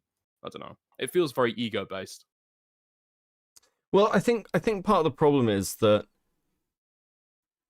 like, and I know that some people are like, well, this is just glazing Ethan. Well, I don't have that problem. I'm not an Ethan fan. And I said last night, it's like, the content cop on Hassan was bad, in my opinion. It just wasn't any new information. And it was like, well... No. It's like, well, you worked with him. And Ethan addresses this, but it doesn't change the fact that he worked with him while all this was going on. And he only changed when it became, a problem for him. So, I've never really glazed those positions. I think the bias potentially... I'm not to say that you're biased, or not to say that whatever, but I think if there was a bias to occur in this community, it'd probably be because people hate Idubbbz rather than people like love Ethan. And I think that's been what's going on for a little bit. Because Ethan is a little bit politically inept, and he doesn't make the best points, and he doesn't phrase himself very well. But I think people give him a lot of charity because he's going against Hassan. He's going against, who's that fucking guy who's like shaved off his fucking head and called Chud a pedophile? Noah Samson. That's the one. Yeah. I feel like because he's going against those kind of people, I feel like people might give him a bit more charity. Well, but it's not out of a love for Ethan. Yeah, it's out of a mutual hate about who's going after. Yeah, I think the problem with Idubbbz is, like, and I said this last night, the video is just not very good. The content comp's just not very good. But I have said that, like, Ian has got a disproportionate amount of hate compared to what he's actually done, compared to, like, other people who make content. There are people who are worse than Ian who no one gives a shit about, but it's because of who he was versus who he is now. But I think part of the problem with this, like, general thing is, what's a good way to put this? Ian sort of justifies the hatred given to him in some respects, because, and it's really weird watching the Idubbbz thing, the I Am Alex thing, because there are points in the I Am Alex stream where I'm like, that's almost respectable. Like, something he says where I'm like, oh, that's almost something, like, I know too much about him to, like, be swayed in any direction, but I'm like, I can, I can almost respect that. If you were less of a piece of shit, I'd probably be nicer than you. And I said this about the Denims bit of the video, where it's like, Denims is a vile piece of shit. I really dislike Denims, just as a human being. But everyone else in that compliment sandwich bit, even Ian, makes it about themselves. Everyone makes it about themselves. Frogan's like, it really stung when you did this to me. Ian's crying about Anissa. Noah Sampson, chat had to point this out to me. It's like, well, it's a backhanded compliment about the lawsuit because Ethan's threatening to sue him. And it's like, but Denham's, to her credit, and this is the only thing that, like, and again, like, I think it's worth pointing out when someone does something that's actually, like, fairly decent. Well done on the goal, guys. I will give you a sticker in a second. It's like, I respect that you're yourself. It's like the only thing in that entire section that's genuinely a thoughtful, nice comment about Ethan. And it's from fucking Denham's. And she didn't have to do that, clearly, because no one else fucking did, including Ian. Hassan isn't even in it. And I'm like, I feel like I'm pretty fair with people, even people I dislike. So, like, when I look at the content cop, I'm just like, I feel like I'm being as fair as possible. There are some cringy things at Ethan. I think the Noah Sampson lawsuit is over a line. I think that there are other people where it's like, if Dogpat gets sued, I'm like, I understand why. But with Noah Sampson stuff, like, I don't know, suing someone over calling you a genocide, like, a fucking genocide supporter, I'm just like, really, on the internet? Come on. It's like a broad characterization about your, like, political opinion about a particular well, issue. it's also like, who fucking cares? I think that's my feeling about it. Like, if Chud was like, I'm going to sue Noah Sampson over the paedophile comments, that would be different. But at the same time, you know, Ethan can defend what he said about Dan Clancy and be like, well, I said I was joking. I don't know, you called him a pedophile. Like, you can go like, whoo, jokes. I'm like, dude, like, where's my sympathy? Like, it's like if somebody who's like a massive doxer gets doxed, and I'm just like, I don't endorse doxing, even of fucking people I hate, but I'm like, well, I'm not going to be overly sympathetic to you if it happens to you, right? You kind of reap what you sow to a certain extent. Ethan isn't very good at explaining himself or putting his thoughts into words. But I think the motivation broadly that he seems to be pointing towards is kind of like, there's all these people that are like saying all these things, and it's ended up in like, you know, things have reached kind of a fever pitch, and now CPS is getting called to his house. But there's a bunch of people who won't explicitly, like, you know, support it, but might like float the idea and go, wow, maybe, wow, that's kind of crazy. But it's kind of because of like a cacophony of like hate, like, against him and Ela. And at some point, to stop the kids stuff, essentially, or the IRL harassment stuff, you kind of have to start targeting some of the more outrageous claims. I feel is where he's getting at. I don't know if you agree with that. That's a total like mind read. I think he's just really fucking angry. Mm. And I think he has the money to do something about it.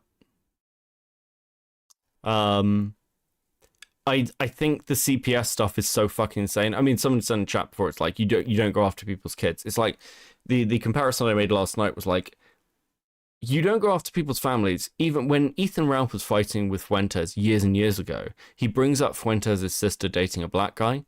And even in Sector, people, and this is when people were all swatting each other and shit. Even in Sector, people were like, what the fuck are you doing?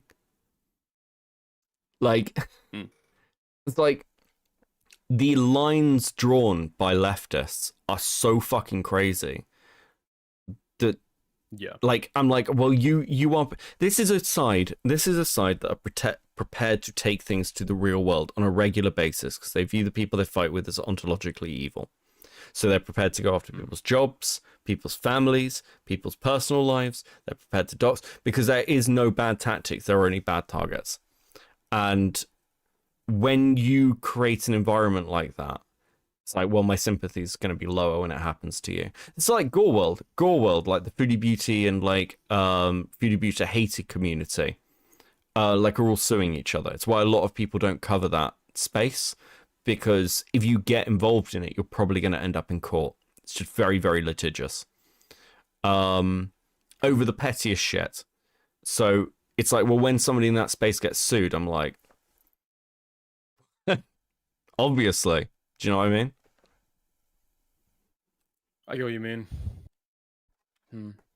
I guess bouncing off of that, the thing that I've started to become like more aware of, or started to think a little bit more about, is just how many communities there are now, like Snog subreddits, and kind of there's a lot of other stuff with people becoming increasingly like online, spending a lot more time online. You've got a lot of people who otherwise would have been normies, like, 5 years ago, finding the kind of like A-logging that like Kiwi Farms is, or 4chan are like known for. And it's always been thought of as like weird, hyper online, kind of in the background kind of behavior. But it's kind of becoming super, super mainstream. Like, I'm fairly sure the H3 Snark subreddit is like, it's huge. It's huge. The amount of users on there are insane. And people unironically referring to themselves as like fallen fans without like even a sniff of fucking irony. Yeah. Yeah. It's surprising. It feels like a very, very weird shift is going on. Yeah, I mean, in some ways I almost expected this because this is kind of what we saw like in a different way when Trump was last elected. Politics and political drama becomes much more mainstream. Like, do you know, like, when Worski had Richard Spencer on his stream debating Sargon, it was, like, the 6th most watched live stream at the time? I mean, this was viewed... What platform were they streaming on? YouTube. Yeah. Jesus. I think it had, like, hundreds of thousands of viewers. 100,000 viewers watching. I don't think it was that high. I think the overall VOD was like over like 1 million.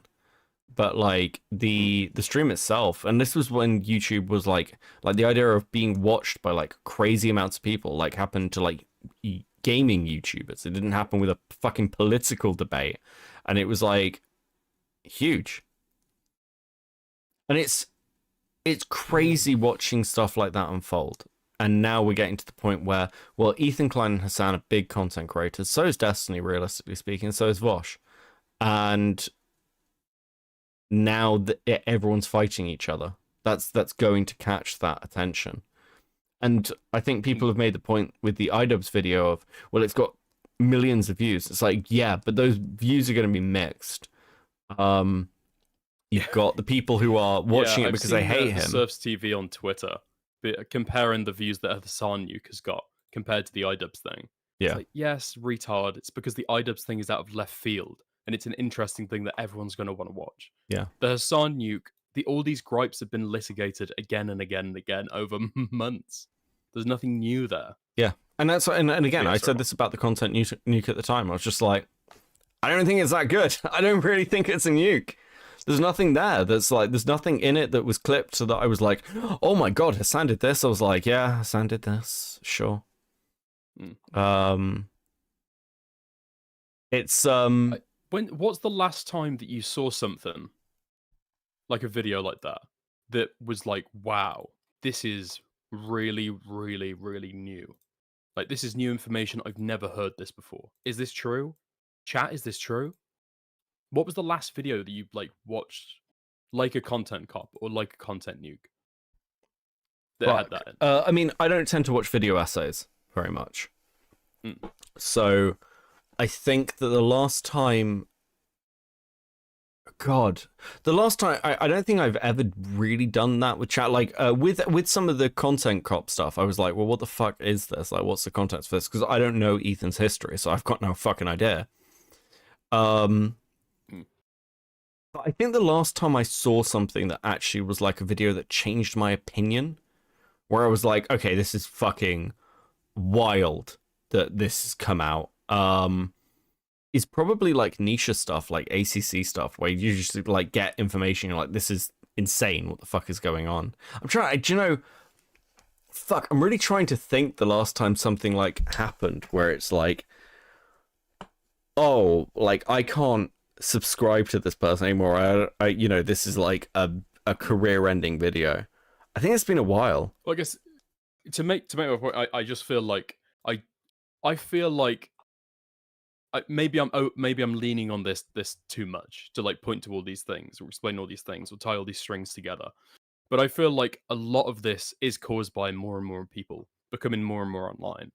And there is just a lot more documenting, cataloging, stuff that maybe would have only been of interest to creators before, or people who had like a keen eye on the space for what was going on would have really like paid attention to. Now there are entire like, Reddit or Discord communities that are like paying attention to like Yeah. everything that a certain person does. And so it's Yeah. already publicly documented anyway.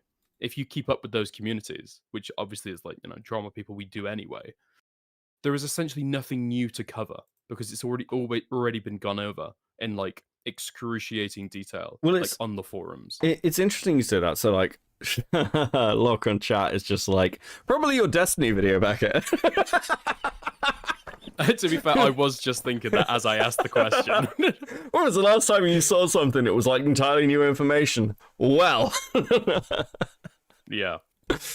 They do still exist, then. They do still exist. yeah, I mean they happen every now and again. It's leak videos, really. But it's interesting. It's really interesting you say that. I obviously love Medica, but do you know the point where I became less like I was like, oh, I don't need to watch Medica as much is when I started using Twitter more. Because I didn't used to be on Twitter. I deleted my Twitter fairly early on. And so most of my news about what was happening on Twitter came to me through Jim. But when I became like, it was like now I go and watch a Jim stream and 99% of what Jim is talking about, I've already either gone over or seen myself or laughed at. Because, a lot of the reason that I'm good at finding people are like, well, why'd you find all this random shit lying around the internet, Beckett? It's like, well, because years of watching Jim has sort of like pushed me in a particular direction how I engage in the online space. So, I think you're right. I think now like a lot of streamers are just collating this information and kind of presenting it to an audience. I think the Chris Tyson stuff is also a good example of this. Like the Chris Tyson stuff was like new stuff coming out that was like brand new and crazy. But it's also the momentum's really different now. Like people used to get cancelled, like Monday Matt getting cancelled by, Keemstar being like, you're sentenced to 10 years of irrelevancy. Destroyed his career and channel. Now you've got Dr. Disrespect, who's accused of some crazy shit no one has any evidence for, but he's just carrying on. He's fine, Interestingly, I do wonder whether this fight is going to do like long-term damage to people like Asmongold. I think it's starting to look that way. What fight? Oh, like Asmongold's involved in all this like political fighting and shit. Oh, right.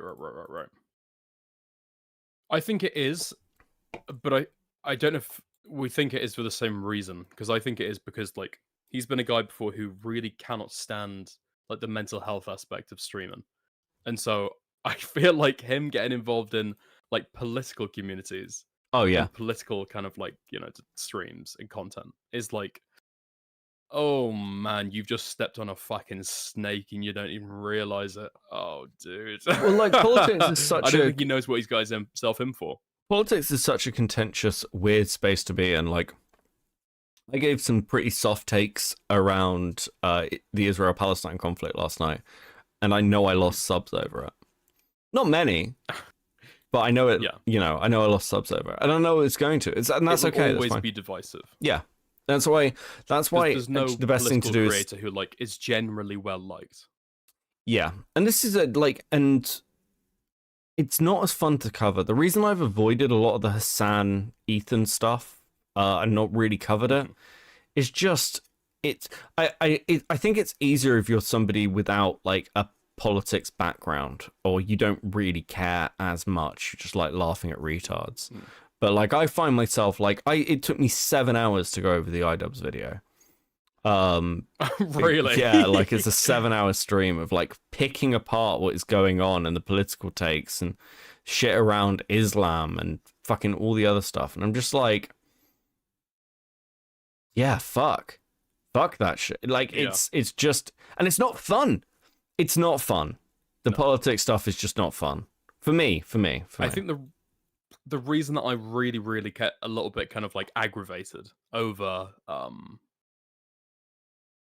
people, I guess people like Ian, is if I listen to Hassan, I feel like you might say that he does like vibes-based politics or whatever, but those are his takes. That's a Hassan Piker take. Whereas with Ian, you can dissect it as much as you want, but if you spend 7 hours dissecting it, it's probably 6 more hours than he's ever spent like thinking about it. Yeah. And so it just feels like a huge waste of time. It feels almost like humiliating. Or I feel when I go over this, it feels almost humiliating putting in the effort that the retard saying it ever did. Well, stream made a lot of money, so. I guess Max won if nobody else. Yeah, Max won. You know, I. It's. I think when I go over stuff, because I in terms of like streaming, I don't have a political background, but I definitely have quite strong political opinions, and the content that I've quite liked for a while is kind of political based. I mean, that's how I know who you are. That's how I know who Chud is, from like Twitch bot space. But I do try to be mindful about when I'm talking about stuff. Like, okay, fuck, I've got to think. How do I phrase the critique that I want to give in a way that's going to be like generally reasonable and kind of amenable to people of every political persuasion? It's almost impossible to do, but it's just like, okay, this is just like factually inaccurate, or you need to, like, this person didn't read this before they gave this take. It's just kind of, but it's hard to go that hard hitting when it's just like, oh, this is bad research, blah blah blah. You know what I mean? Yeah, it's like, go ahead, put this. There's like this like thing that's happening at the moment where people are like, well, are people too harsh on Hassan or something? I mean, my takes on Hassan, people have disagreed with me on this. I just think they're wrong. I don't think Hassan believes what he is talking about. I don't think Hassan believes half this shit. Like, Diorio posted on Twitter, it's like, well, Amazon's on the boycott list. Why the fuck are you streaming on Twitch? Sure, you should be breaking away. But it's like deeper than that. It's like a lot of these people don't really believe something. They are just like, I played the clip from Family Guy, when Lois is running for mayor and she just stands on a stage and goes 9/11. 9/11 was bad. And that's what a lot of this is. It is just preaching to a choir. And I'm just like, it's not. Going back to the theology thing. It's the priest that at the end of the day, after telling everyone to be good, will go and like fuck a kid or some shit, or like gamble or drink. It's like, you don't really believe. I think I slightly disagree. It might be in a matter of degree, but I think that he genuinely does believe it. It's just the way that he'll communicate it, or what he thinks is like a general kind of like sniff test of like, we all do this. Is this reasonable? Is this true? Maybe you're thinking about something a little bit casually, not necessarily dissecting it or mulling it over in your mind. It's like, is this reasonable? And I think part of the calculation for Hassan and like people like that unknowingly is going to be, well, I want to be like a counterbalance against like US State Department propaganda, or I want to be a counterbalance against capitalist propaganda. And so even if they're not sure, it's like, well, even if I'm slightly wrong, there's so much propaganda on the other side that, yeah, sure. I mean, I believe it's probably true. Could I prove it? Probably not, but Yeah, I think that's more so where it comes from. I think I divide people into two categories. Like, there's the true believers, and there are people who are media personalities spreading an idea. And people like Hassan, Nick Fuentes, Alex Jones are not true believers. They are people who... It's not to say that they're not on the political side. Like, it's not like, don't get it twisted. It's the levels to which they will go are because it's like, well, what can I get away with to position myself as I need to be, where I need to be for an audience? They are personalities. A lot of newscasters are like this. Actually, a lot of politicians are like this. But then there are people who are true believers. Like Richard Spencer is a true believer. Richard Spencer is a true believer. Like Jeremy Corbyn is a true believer. A rare example of somebody who's a true believer and can also, can articulate and moderate his positions to be able to present them to an audience. Yeah. And I think that's the difference. I think Vosh is a true believer. But I don't think Hassan is. I think that if there was a take strong enough, even if he disagreed with it, that would be the right audience optical take, he would just go with that take. And I think Fuentes would do the same, and I think Jones would do the same. But I don't think Spencer would. It's like, so here's a really good example with Spencer. Spencer voted Democrat because he believed that like that would be the right thing to do to get like the outcomes he wants in the long term. It's like we actually needed Biden. It's like people on the right, other people who aren't true believers don't think like that. They're not like, it's not tactical. It's just like, well, what's going to play well with the audience? Because if Hassan was even thinking about it, yeah. Whereas Hassan is like, if you were a true believer in Palestine, you'd obviously be pushing people to vote for Kamala because Trump will be so much worse. So you go for the mitigating factor. And you're like, you can sell that however you want, but it's not. It's because, well, the audience hates Kamala right now. So that's so fuck this shit. Trump's almost an irrelevance. And now it's like, well, you're in the position you're in. That's interesting. I wondered if some of Hassan's kind of takes around Kamala was, you know, partially based in perhaps like a personal grudge, in that I think, was it a debate about Kamala that ended up like, you know, directing tons of kind of hate towards him from Destiny's community? Oh, I don't know, and actually. kind of broke up their friendship. That's on a personal kind of like, I would bet if I wanted to mind read him, I wonder if that plays a role into his dislike. But that's just kind of like vibes based, kind of, I guess. Yeah, no, I can see Hassan being that fucking petty. That wouldn't actually surprise me all that much. Yeah, it's just it's difficult. But I think that a lot of the times those kind of like personal kind of life events, and how, because Hassan has been quite open about the fact that really, really kind of hurt his feelings or upset him, or kind of like that was a difficult time for him, I guess, if you want to be nice about it. And I'd find it, if I had to guess, would that shade his opinion about the matters that were discussed in and of themselves? Possibly. Probably.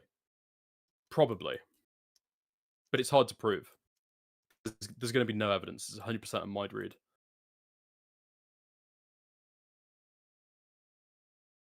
Actually, to ask your opinion on that, okay? Because I've been trying to weigh this in terms of like, you know, giving takes or whatever, and presenting something publicly. When it is a mind read like that, or it's like, I don't think I could prove this, my gut feeling, or I think if I had to bet for this reason and that reason, I think this. Is that wise to do? Or is that unwise to do? Or I guess, how does that work? It depends on what sort of content creator you are. So like, I'm very clear, like, if I give a legal take or something, it's like, well, I'm not a lawyer, and also I don't really give a shit. There are certain things that I'll just be like, this is like an editorialized, this is a non-editorialized take. This is just like, I'm just telling you the facts. I don't know. But often I'll just be like, look, I feel this way about this, but like the stuff I say about Hassan or Erudite, where I'm like, this is my read on it. The way I usually pass things is like, I'm biased, and that's like, my bias for this person or this situation is going to impact my takes, and you as an audience member should be aware of that. I think that's fine. But also, I think a big part of it is like, it comes down to like your arrogance and ego. People challenge me on stuff all the time. That's fine, and don't be precious about it. The mistake people make is they marry themselves to takes in the moment, and then they can't back down from them, and then it affects their stuff later on because they become hyper paranoid about it. So like, people will give like an off the cuff take, marry themselves to it, and then 2 years later they'll find themselves defending pedophilia because they're like, well, if I don't, then someone will call out a take from 2 years ago. And that's what you need to avoid, because generally people can be pretty understanding if somebody's wrong. You just own the biggest thing everyone needs to learn how to do, particularly as a drama commentator, is learn how to take an L and just be like, that was an L, fuck it, whatever. So that's like true. The surviving thing. I feel like over my no, it's been like 3 months. I feel like I've been able to do that pretty well. Yeah. Which is good. Sorry, this has gone into like really, really weird like. No, you're fine. Like meta, about, listen. Like, commentary and giving takes. Yeah, no, meta conversations are fine. Listen, this is what streams at 8 o'clock in the morning for on this channel. So, Base. It's fine. Oh man.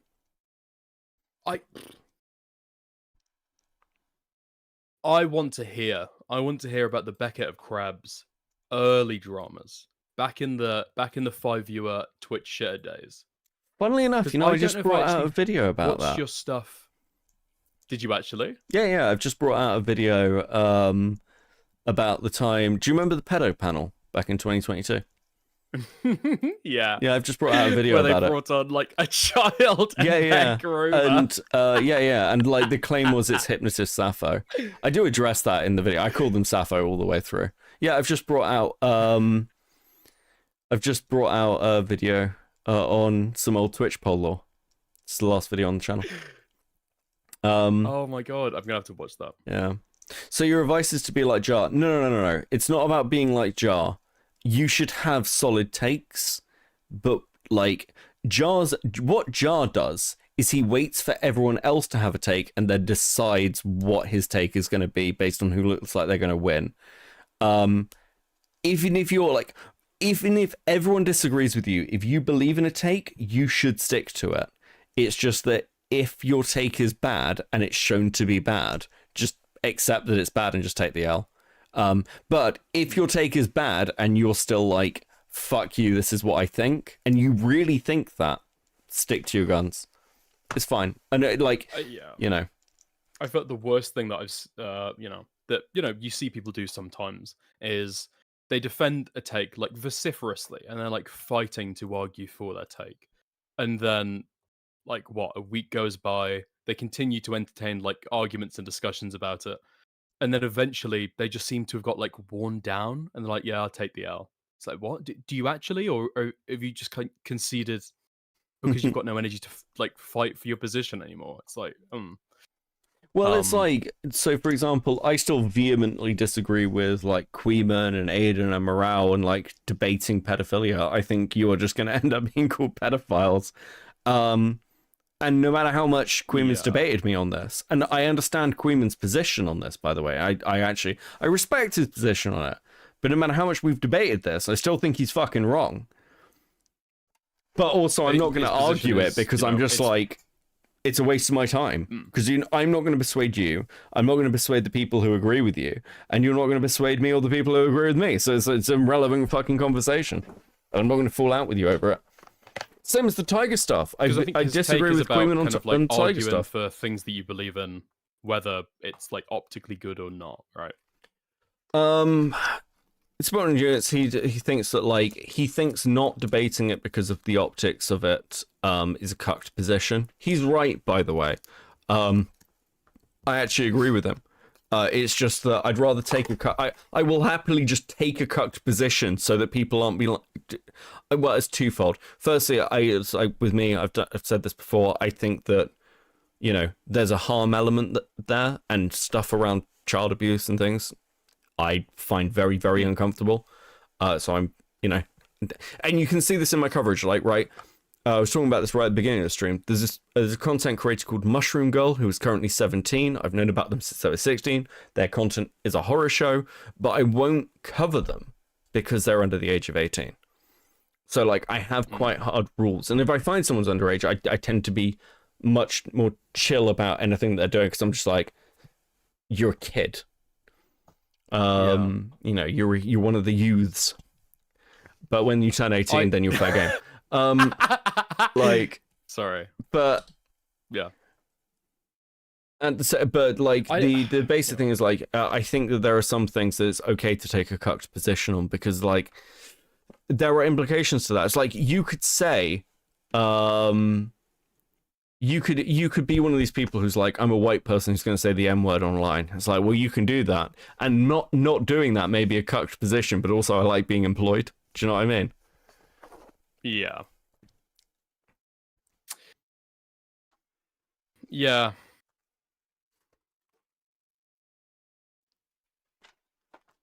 Yeah, Just watching Lanza pop off in my chat.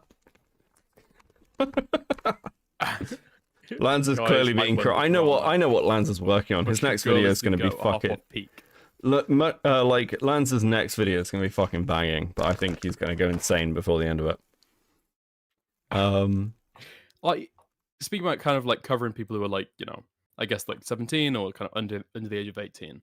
I had that recently with something that kind of got past my way through like, you know, kind of like connections or whatever, but it's a story about like, you know, the EDP stuff and the girl that was involved in that. You probably heard something about it. The girl's come out and like made a video talking about kind of being used by Gideon.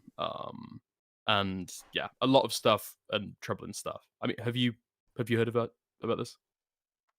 I haven't, but I don't really follow the EDP stuff very closely. Oh, fair play.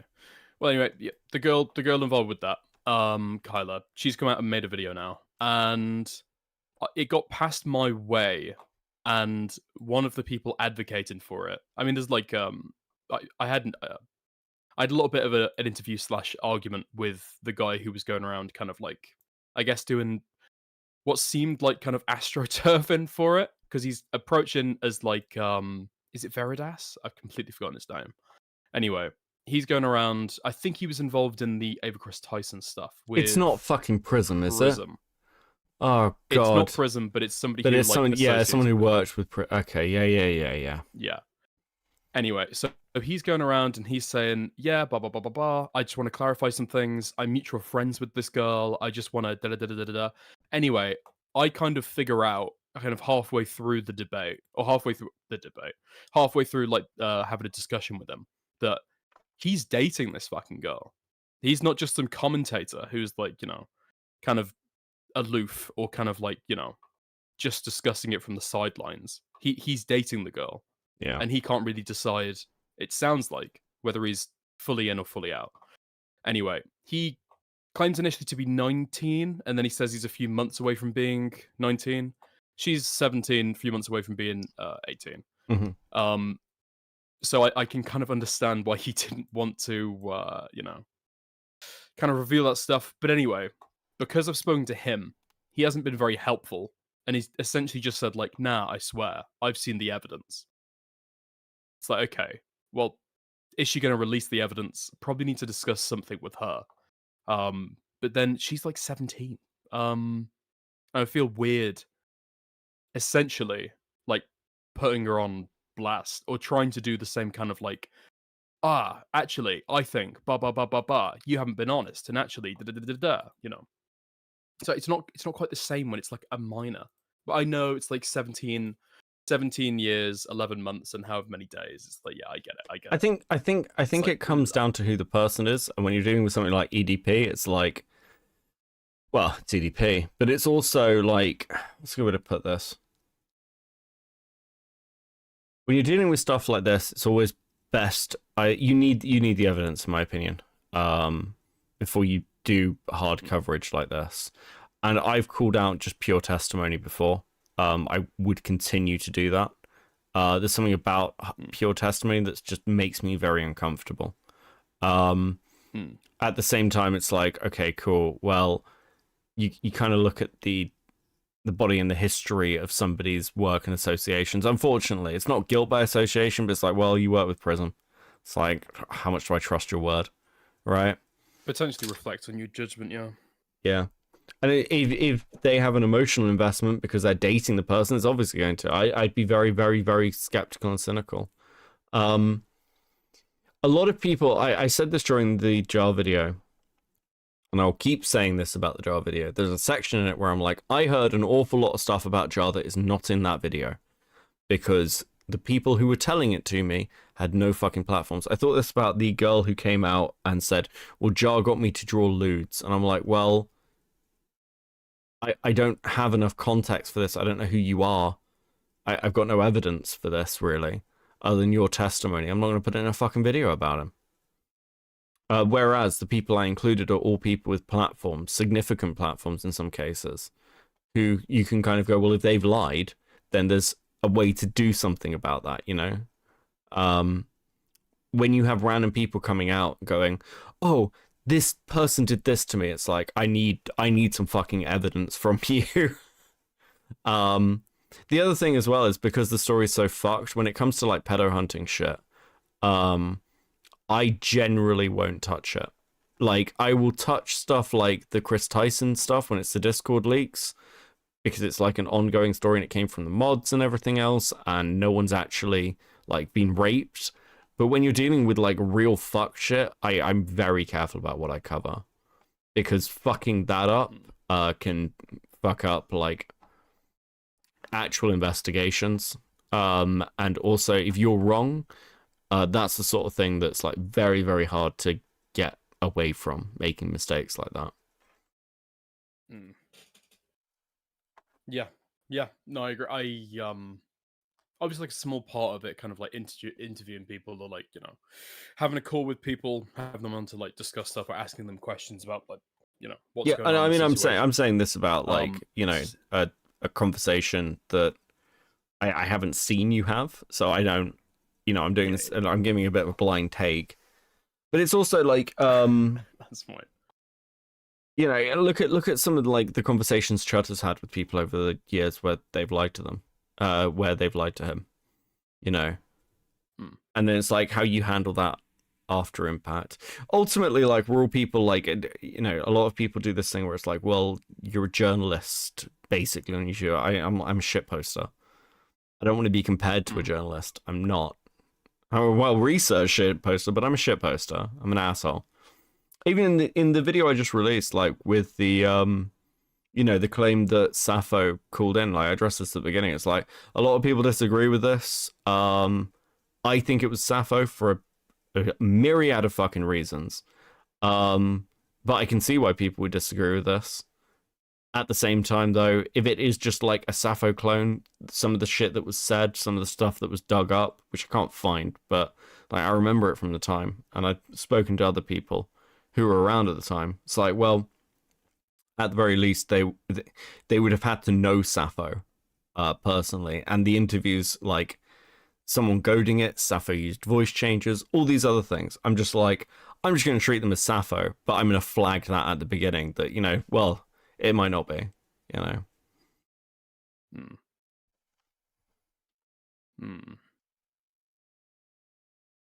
It's interesting what you say about like there seems to be, okay, I don't know if this is a very gay take, okay? Pre-warning, I don't know if this is going to be a very gay take. Go on. A lot of people say about like, oh, you know, this isn't journalism. What we're doing here isn't journalism.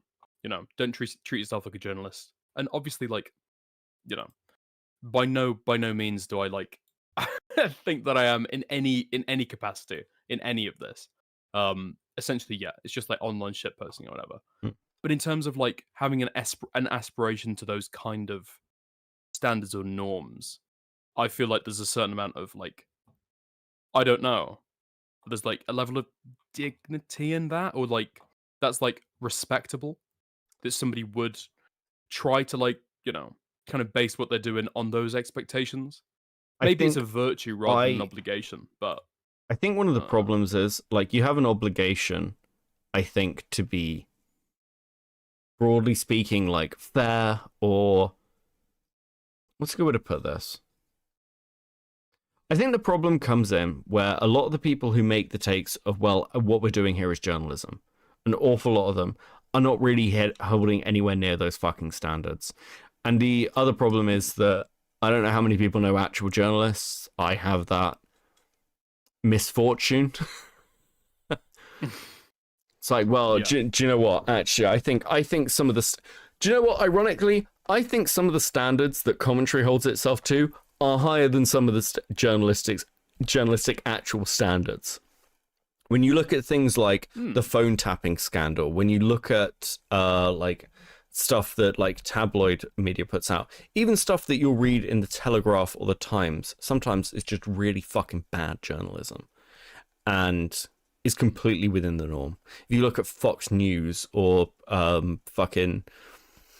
or MSNBC, there is plenty of bad fucking journalism out there, and actually we tend to do more self-policing. Commentary and like the drama community self-polices constantly, far more than in the real world or the non-online world.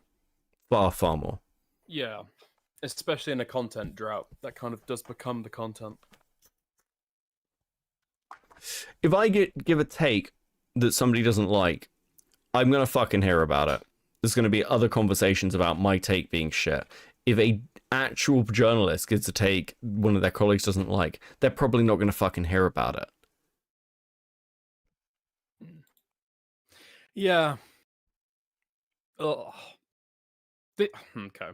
Because this is a point that Gamma, I think, has brought up before, and I think, admittedly, it does primarily come from the fact that he's a pussy. But he said before about worrying that the policing is kind of too much, and it's kind of a little bit not quite suffocating. I don't think that's his complaint, but it's essentially people are policed super hard and given kind of like, you know, black marks on their reputation for essentially no reason, or like insufficient reason. Maybe it was something slightly silly, or, you know, maybe it was like a certain mistake. But I don't know. I don't know if there is much of a kind of barrier of entry to internal critiques. Oh, internal critiques as in like self-policing. I think that it is the nature of the space, and I think that it's partly because people want to have decent standards about what they're putting out, and partly just because like we're all very critical, cynical people, right? And it depends how much you care. Like, you got to remember, you know, we brought up fucking Destiny video earlier. The vast majority of criticism that I got for that, I didn't care enough about to address or comment, right? There's certain bits of criticism from certain people who I give enough of a shit about them as a person that their opinion matters to me. But broadly speaking, if I didn't respond to something that somebody said about me, it's because I don't really care what that person's opinion of me is. I don't give a shit. So like, it's like, well, you can say what you want, but I don't care what you think. So like, it's kind of irrelevant. Whereas there are people like, I care what, you know, somebody said, well, why did I go to Diesel for an optics check for that? Well, I respect Diesel's work, and I respect him as a person. So I went to ask his opinion. And, you know, with Dioria, I respect and like Dioria, so I care about his opinion. But do I care what fucking Glubshitto9962 on Twitter says? No, of course I fucking don't. And there are plenty of streamers who I don't really care about their opinions. I just don't give a shit. Queeman, I disagree with regularly, but I still care about his opinion because I respect generally his opinion. And I think he's a good. I think he generally has thought out takes. Yeah. So even when I disagree with him, I'll listen to him. When you say you don't care, is that like, okay, you've decided that whatever critique they're going to give is not worth listening to, and so you kind of like, kind of think about it and kind of like write it off? Or is it like a literal kind of base emotional, you just do not care? Oh, yeah, no, it's completely dead. And it comes from the praise side as well. There are people who say nice things about me, and I'm like, I don't care that you've said nice things about me either, because like, I have a really strong apathy for a lot of people. Ultimately, like, this is my hobby. This is what I do for fun. It's what I do to relax. Yeah. So it's like, you know, if this is annoying me, I'll move on from it. But there are people who, yeah, I don't really care what they think. It just doesn't matter to me. Like, I'm trying to think of examples without calling anyone out. Yeah. Like, because this isn't me trying to like start like drama with somebody. I don't know if people can take this the wrong way. No, I care what Vlad thinks. Vlad, fucking idiot. I'm trying to think of somebody I don't give a fuck about enough that if they took this the wrong way, it would like matter. But like, I don't know, like, okay, here's an example. Here's an example where like Tom Foolery had opinions on my Destiny video. It's like, well, I don't care that Tom has opinions about my Destiny video or my body of work. It doesn't matter to me. There is the Quartering covered my like Twitter threads. I don't care. Like, and he was positive about them. This was during the Chris Tyson stuff. I don't care. Right? So it's like, it just doesn't matter to me.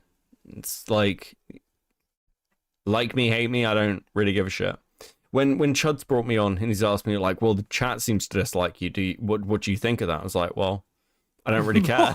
Like, I don't give a shit. Like, why would I? Like, I barely care what my chat thinks of me.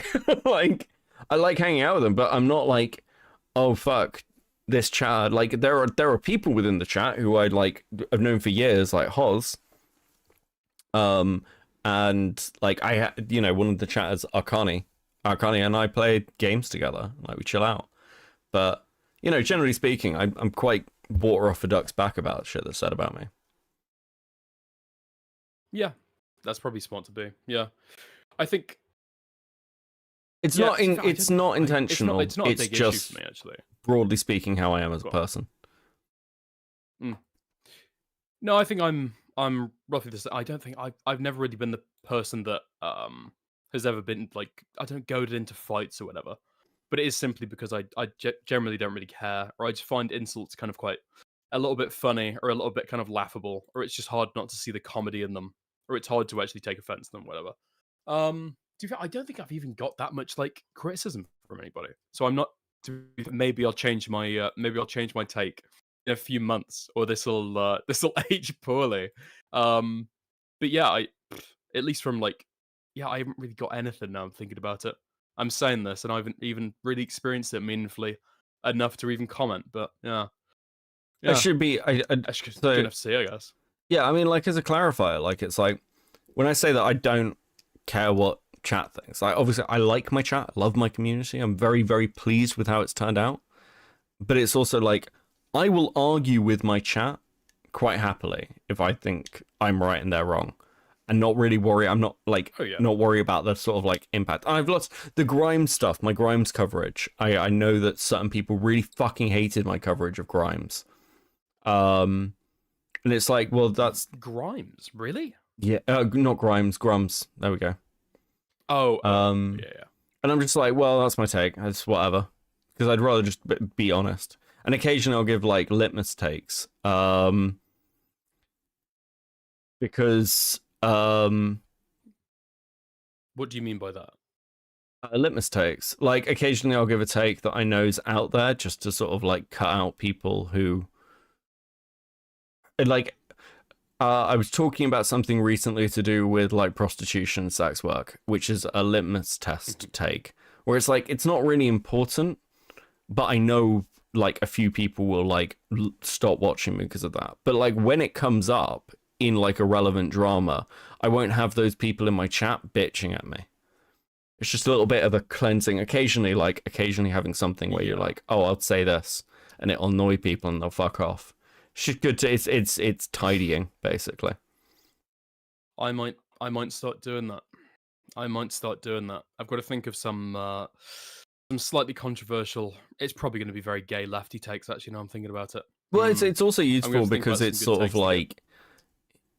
I think it's like the biggest risk for streamers is getting audience captured, like unquestionably, because then your takes stop being your own.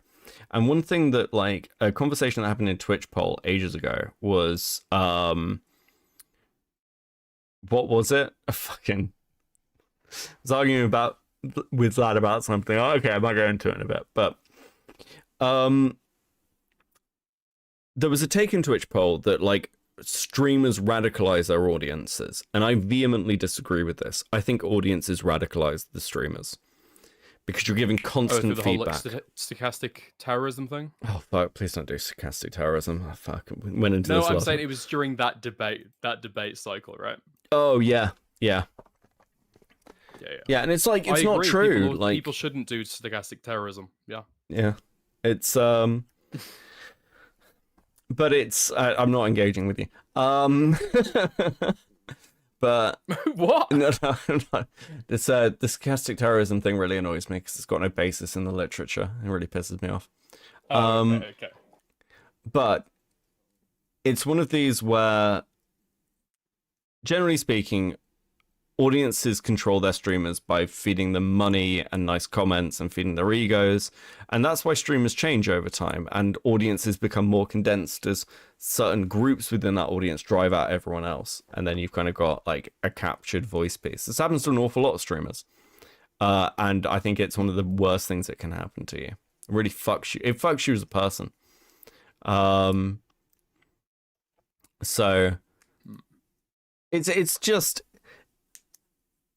very it's very weird watching how everyone's turned out. Like, it was weird making this recent video on Sappho, because, you know, I'm looking where everyone is. You know, like Wick was on that panel, Tom Foolery's on that panel, Eldrazi's on that panel, Rose Malay's on this panel.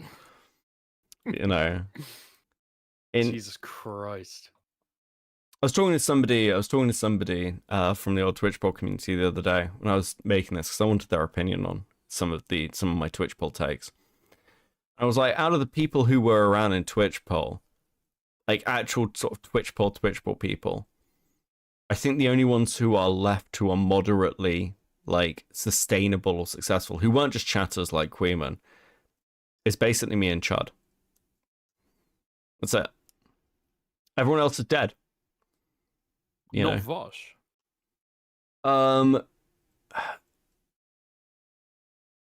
I don't know, but like I feel like Vosh has done all right. Yeah, no, he's fine, but I don't know if he's like Twitch poll in the same way. When we're talking about Twitch poll as the community, like, we're talking about like the smaller streamers out of that. We're not talking about people like Vosh the or nightly Destiny. kind of debate panels. And Yeah. It's just me and Chud. Everyone else can barely And what do you get think like that's 60 viewers. Do you think that's out of a thing of just like what, trying to resist like audience capture? Is that what you chalk that down to? No, I think I chalk that down to the fact that I would chalk that down to the fact that pretty much everyone else had massive crash outs at one point or another, or basically sold out their principles, or just couldn't adapt. They couldn't adapt. Twitch poll was a really weird space. Like, you'll see this when you watch the video.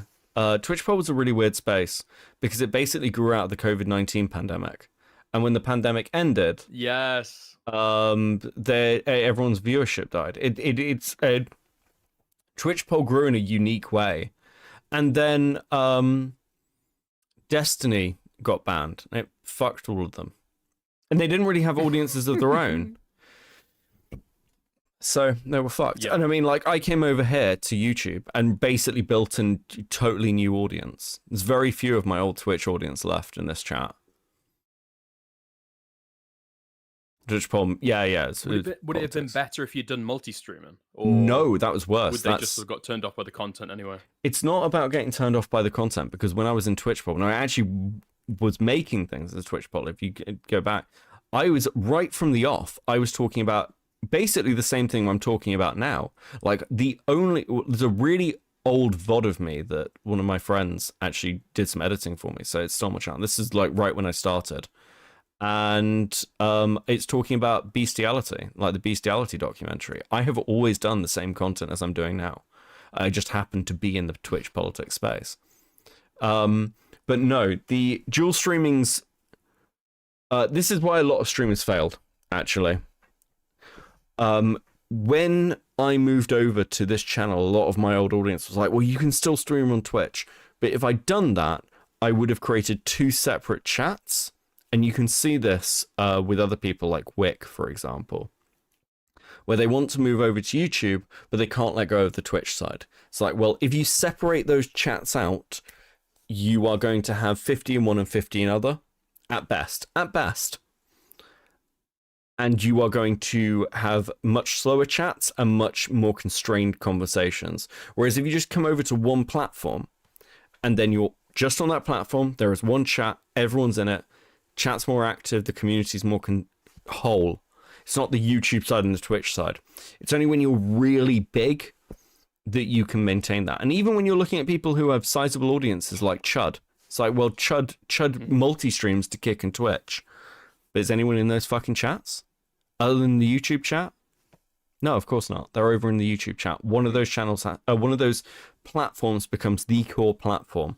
And actually, when I moved over, the smartest thing I ever did was just move over to YouTube and take the hit to my then existing audience, which was about 30, 40 people, which for Twitch was not bad, actually, as a tiny glub show. But I came over here and I streamed to 10 people on YouTube. And that was the right thing to do. And it's one of the biggest reasons that my channel is successful. And it's why other people failed to do it. They couldn't commit. Here's something, I guess, a little bit off topic. I might have to think about that, actually, in terms of multi-streaming and stuff. But yeah, I guess a little bit to the side. I've heard people say this about the huge difference between, like, Twitch numbers versus, like, YouTube numbers.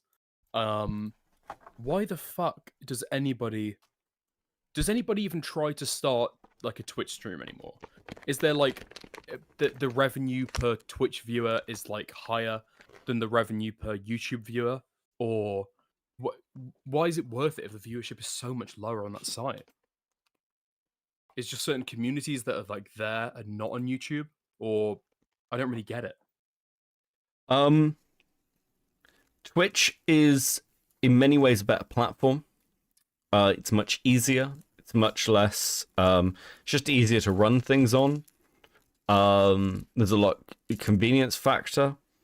But the big thing is like subscriptions and like giving bits. Like I make more over here on YouTube, but at the same time, it's like very dependent. Whereas Twitch is just a lot easier for people to give you money in some respects. It's a bit dependent. But, you know, Twitch is also a bit of a captive audience. They tend to be less lurkers, a bit more active. Yeah, there's lots of... It's less true now, but it used to be a lot more true. But Twitch is just a dead site. It's sort of like dead for like building a streaming career now. Because it's fucked. But you look at Kick. Kick's got elements of this. Kick's got elements of this. How so? I guess it's essentially just built as a Twitch clone, to be fair.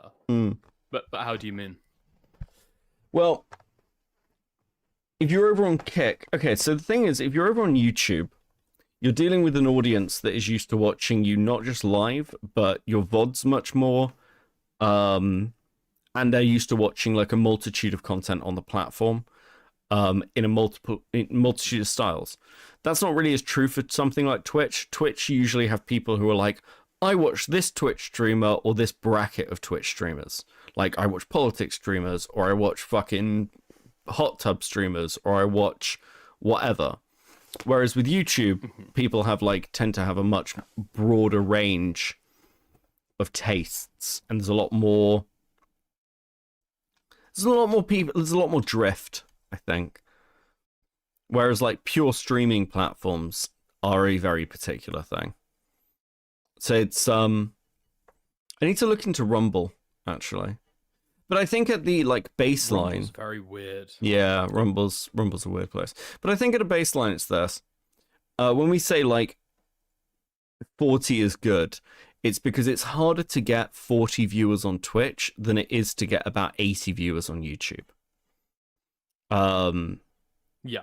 because you're just dealing with a smaller pool of people. You're dealing with much less exposure. The algorithm isn't going to be as favorable to you randomly as YouTube is. So like, if you're doing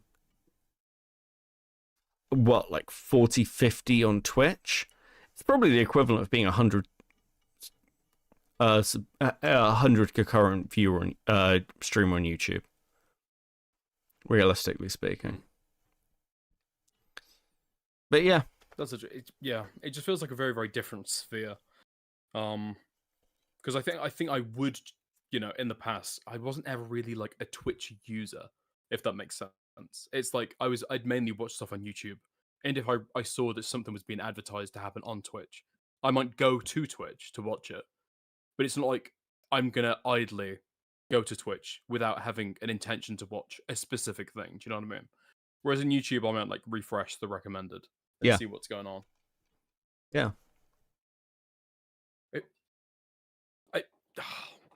What do you think is going to happen in the next few years? Because I feel like Twitch is almost certainly within the next 5 years either going to like shrink down massively, or it's like, perhaps going to close its doors and Amazon is going to say it's not worth it anymore. My understanding is I just can't that, imagine like, what niche they serve anymore. Yeah, a lot depends what happens at Amazon. Twitch, from what I understand, because I've got friends who work at Amazon corporate, no one cares about Twitch. But one of the reasons that Amazon wanted Twitch is because Twitch owns some patent stuff. I'm not sure exactly what it is. I used to have like a bit more of a deep knowledge, but like it's been years since I talked about this. I think it's networking infrastructure, yeah, and like a content delivery network. Yeah, like, and that everyone else sort of has to use, and so like Twitch comes bundled with that, so they kind of just keep Twitch going, but they don't necessarily need Twitch for it. So I don't know. I don't think Kick's gonna last. Really? Yeah, I think Kick will be regulated out of existence. Either it'll go the way of Twitch. Sense? How do you mean? Kick, there's too much weird stuff that happens on it. I think that what we're seeing now with a lot of IRL live streamers who are becoming more and more like getting arrested in other countries, I think eventually there's going to be a clampdown on shit like that. And also I think the gambling stuff will get regulated into the ground eventually. And I think that will kill Kick. Or not kill, but at least like severely damage it. I think long term, people are going to move to streaming platforms like YouTube. As YouTube gets better. I think in terms of like, I don't know. In terms of activity, if we think about like concurrent users, like on a website at any given time, I feel like within 5 years, Kick is perhaps going to surpass Twitch. Oh, I think it definitely will, but it's whether if the gambling stuff gets regulated, then Kick is fucked. That's the problem. I can't imagine personally what kind of what legislative like motivation there could possibly be from the US government for it, because it I mean, how many people are really watching it? How many people does it really impact? How nefarious really is it? I don't know. I don't know if there's going to be that kind of like political pressure or interest to do anything about it. Maybe I think the EU. Yeah, this is the thing. We'll see what happens. But that's my this is my like crystal ball thinking for 5 years, right? I don't know. It's really difficult to say. But YouTube just is the better platform, whether it's ad revenue, whether it's viewer retention, or whether it's growth. YouTube is just the better platform. Kick's copyright issues. YouTube streaming is fucking awful though. Why? Dude, having to start a live stream before then you get like, then get the stream key and then whatever. That's annoying to me. That's the only gripe. It's more difficult what do you mean? to stream on YouTube in terms of like it's faffy. You grab a fucking you grab a stream key from Twitch, or you grab a stream key from Kick. It's like, boom, go. Your chat's always going to be there. It's going to be the same chat. Whereas on YouTube, it's just, I understand. I feel like it's probably going to be like a database issue. Do you how stream YouTube, through considers streaming content. software, or do you stream through the webpage? I've done both, but Okay. streaming software. Because I use streaming software, and my chat's always there, and I never have to grab stream key. It's just linked. That might be, yeah, but in terms of like having to like go on and like, because by default, I think it goes to like normal latency. This is the annoying thing for me. I'm sure I've looked into it, and there doesn't seem to be a way to change the default latency on the YouTube live stream. But I always have to schedule a stream, then go into it, change the settings to what I want them to be, and then go back, grab the stream key, go live. It's like, oh, I never have to change my stream key. I occasionally do, just randomly, but yeah, my stream key is always consistent. And yeah, I just have normal latency. I don't really think about it. I just use normal. normal latency. Yeah. Oh my god. So your chat is like working on a 20-second like time delay. I don't think it's 20 seconds. I think my chat's way less than 20 seconds. Oh, fair play then. Fair play. Normal latency, just I feel really, really frustrated. I tell you what it is. I think this might be the issue more than anything, actually. I hate latency, and I really, really want like ultra fast latency. Because I get really annoyed having a back and forth or an argument with chat, and then having to like wait for a long time for them to respond. Or I see a chat comment that I like spurg out about. And it's like, oh fuck, no, they were talking about something like that happened like a minute ago. It's like, dude, never mind people like being slightly behind on the VOD or whatever. Then it's like, oh, you know. Almost 15. My latency is almost at 15. I mean, for me, I just view it this way. If I'm fighting with somebody, then they're not responding fast enough. It means I'm winning. So it's like correspondence. It's taking them ages to respond to me. Like, chat, what you doing, dude? Like, you come here, you fight with me. It's taking you like 15 seconds between each response. You suck. Maybe that's a better way to do it. Maybe I'll switch over. I'll switch over to normal latency. Fucking hell. Oh. Oh, you can set a delay at least on OBS. No, I know you can set a delay, but I'm talking about like in terms of how YouTube kind of processes the delay, because you can set it up as a setting. It requires a more stable connection, but you can get it to opt or err towards like a more quicker latency. Oh. There's latency on Twitch too. Yeah, there's latency everywhere. Twitch has a pretty quick latency though. Fuck, I'm getting fucking one guy by your chat, dude. What the fuck is going on? Listen, my chat gets a reputation of being super soy, but like when I was giving this prostitute take on sex work take, my chat was like, Beckett, you're wrong. I was like, guys, you're crazy. I sit here, I have a 50% female audience, Dickers, and I'm sat here most of the time calling. Yeah, I've got a massively female audience. Oh dear. But like, I'm sat here most of the time calling women whores. The one time I go out on a limb and defend like women's rights in some way, everyone's like, you're fucking wrong. Call them whores, Beckett. They're all whores. Look at the way they're fucking dressed.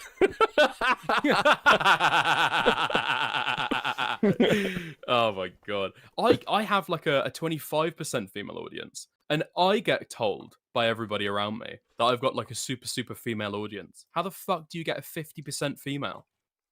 That's insane. Yeah. That's unheard of. It's yeah. I'd have to check my hold on, let me ACC covering ACC stuff? I think part of it's the ACC stuff, but actually I had a very female audience on Twitch as well. Community. Where is it in my analytics? It's like on audience breakdown, isn't it? Fuck. Audience. Has it changed recently? Where are we? Well, it's gone down recently. It's now at 40%. And then I've gained more women. Gained more men. over time. That's good. It's looks. You can see Becca, can't you? See, it's fine if the chat says it. Oh, dude. Yeah, Americans. This is the thing. People, I get this quite a lot, and it feels very, very strange to me. The amount of American viewers or American chatters who think that, like, somehow every boon or benefit that we get is because we're British. Like, oh, female viewership, it's because you're British. Oh, you get. I think I saw somebody in the Money. chat earlier says that we get charity on our takes because we're British. It's like not. I don't think so. I think it kind of, the novelty of it wears off on people.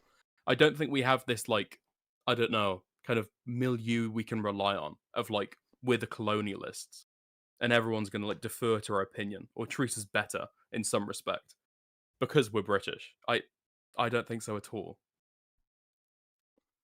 Or maybe I'm being defensive. You tell me. I think it's one of those where, I don't know, actually. There's just less of us. And, like, my audience is very, very American. I just looked at the stats. It's like 80% American. So, yeah, I don't know. I think having a British accent helps. Unironically, I do think it helps. There was a study on this, stickers. Oh, really? There was a study on how audiences of YouTube commentary channels react when they have a British version versus an American accent. Now you're getting one guy by I Vlad. bet this study is going to be. This study is going to be on people's fucking confidence in something that's said by an American accent versus a British accent on first brush, with no other kind of. I'm saying the novelty wears off. And now I'm sure he'll respond in about 30 seconds. It's, and then we'll have our next skirmish. But you think it does actually help them? Yeah, I think it does help. But I don't know. There are lots of people who are just So it was funded by Israel. Thanks, Vlad. Israel, I believe it wholeheartedly. But yeah, no, I think it helps being British. I think also some of this is down to, learning to stream and being good at this is something that takes time. I think, there's lots of little components, like good thumbnails, being consistent, like regularly, like having a time when you're live. Like, I think I have no schedule at all. I randomly go live and I barely announce it ahead of time. So, that those are all going to affect your numbers and things. And it depends what you're covering. Like, if I go over ACC stuff, I'll do better. If I'm doing JAR stuff, I'll do better. Or if I'm having shit like this, where it's like fucking early in the morning when most of my audience like is asleep, it won't be as it's better. We've picked up for like the morning. Wait, you're British? I thought you were Irish. I am Irish. But I've got the British accent, so that's the helpful part. Yeah, I'm the same way. I'm more Irish than I am English. Yeah. Even still. Yeah. I don't talk about the Scottish. Sorry, you were saying about Scottish side. Yeah, it's like things like consistency are really important because it's like it's part of the parasociality. People fall into being used to watching you at certain times. I think the biggest thing for me, like, is people watch my VODs back a lot. I still get comments and views on streams I did a year ago. And that's like a pretty big part of it. Because I had noticed that a lot of people seem to like hide their VODs, or like private them after they end live. Yeah. I've been trying to think about that recently. What to do with that? I'm not sure what the best thing is. I know that some people will like private them after a month or unlist them after a month or something like that. I'm Yeah. To be honest, So- I'm not even sure about like the problem scape. Like, I'm not sure what the downsides are or what the considerations So are. so here's the downside. If you go through my channel, you will note on all my lives have unique thumbnails. Before I go live, I go and make a thumbnail. But they all look like there's a consistent format for my thumbnails, and it shows generally what I'm talking about. And they're very rarely, but insanely rarely titled something like insane drama happening. It's like Copecast, here's the topic. So it's very easy to find and look through, and my lives essentially function the same way VODs do. The reason people take them down and put them as VODs is so they can put a nice introduction in, they can cut them into segments, they can get them monetized, and then it's more ad revenue. Whereas I don't really care about ad revenue. So, like, if you go through, like, my analytics page, most of my live streams are demonetized for either copyright or because I'll say something fucking wild. Beckett, where's our sticker? Fuck, hold on, give me a second. We're gonna keep talking, but also, No, go on. guys, you reached the goal ages ago, and you've been very patient. Please enjoy this sticker. Thank you, guys. You're the best. Guys, you're going to listen. You guys are smashing it, even on a quiet night. Even on a fucking quiet night where we're just chilling. But yeah, no, it's so VOD cutting works if people are going back to watch a load of your shit, but generally speaking, people will prefer to watch the live stream. Then you get the chat and everything else. Depends on the topic as well. Like, streams like this are probably not very rewatchable, but something where, like, I don't cover multiple topics during a stream very often. I will just cover one topic. So if you're, like, watching a VOD, you're watching, like, or a previous live, you're just watching that thing condensed, and they're usually about the length of somebody's VOD anyway, because I don't stream for, like, 12 hours very often. I've conditioned you into wanting the sticker? I know. Listen, I'm liking the new bunny goals. They're good. I'm pleased with those. Bunny goals? Yeah, if you click on my goal,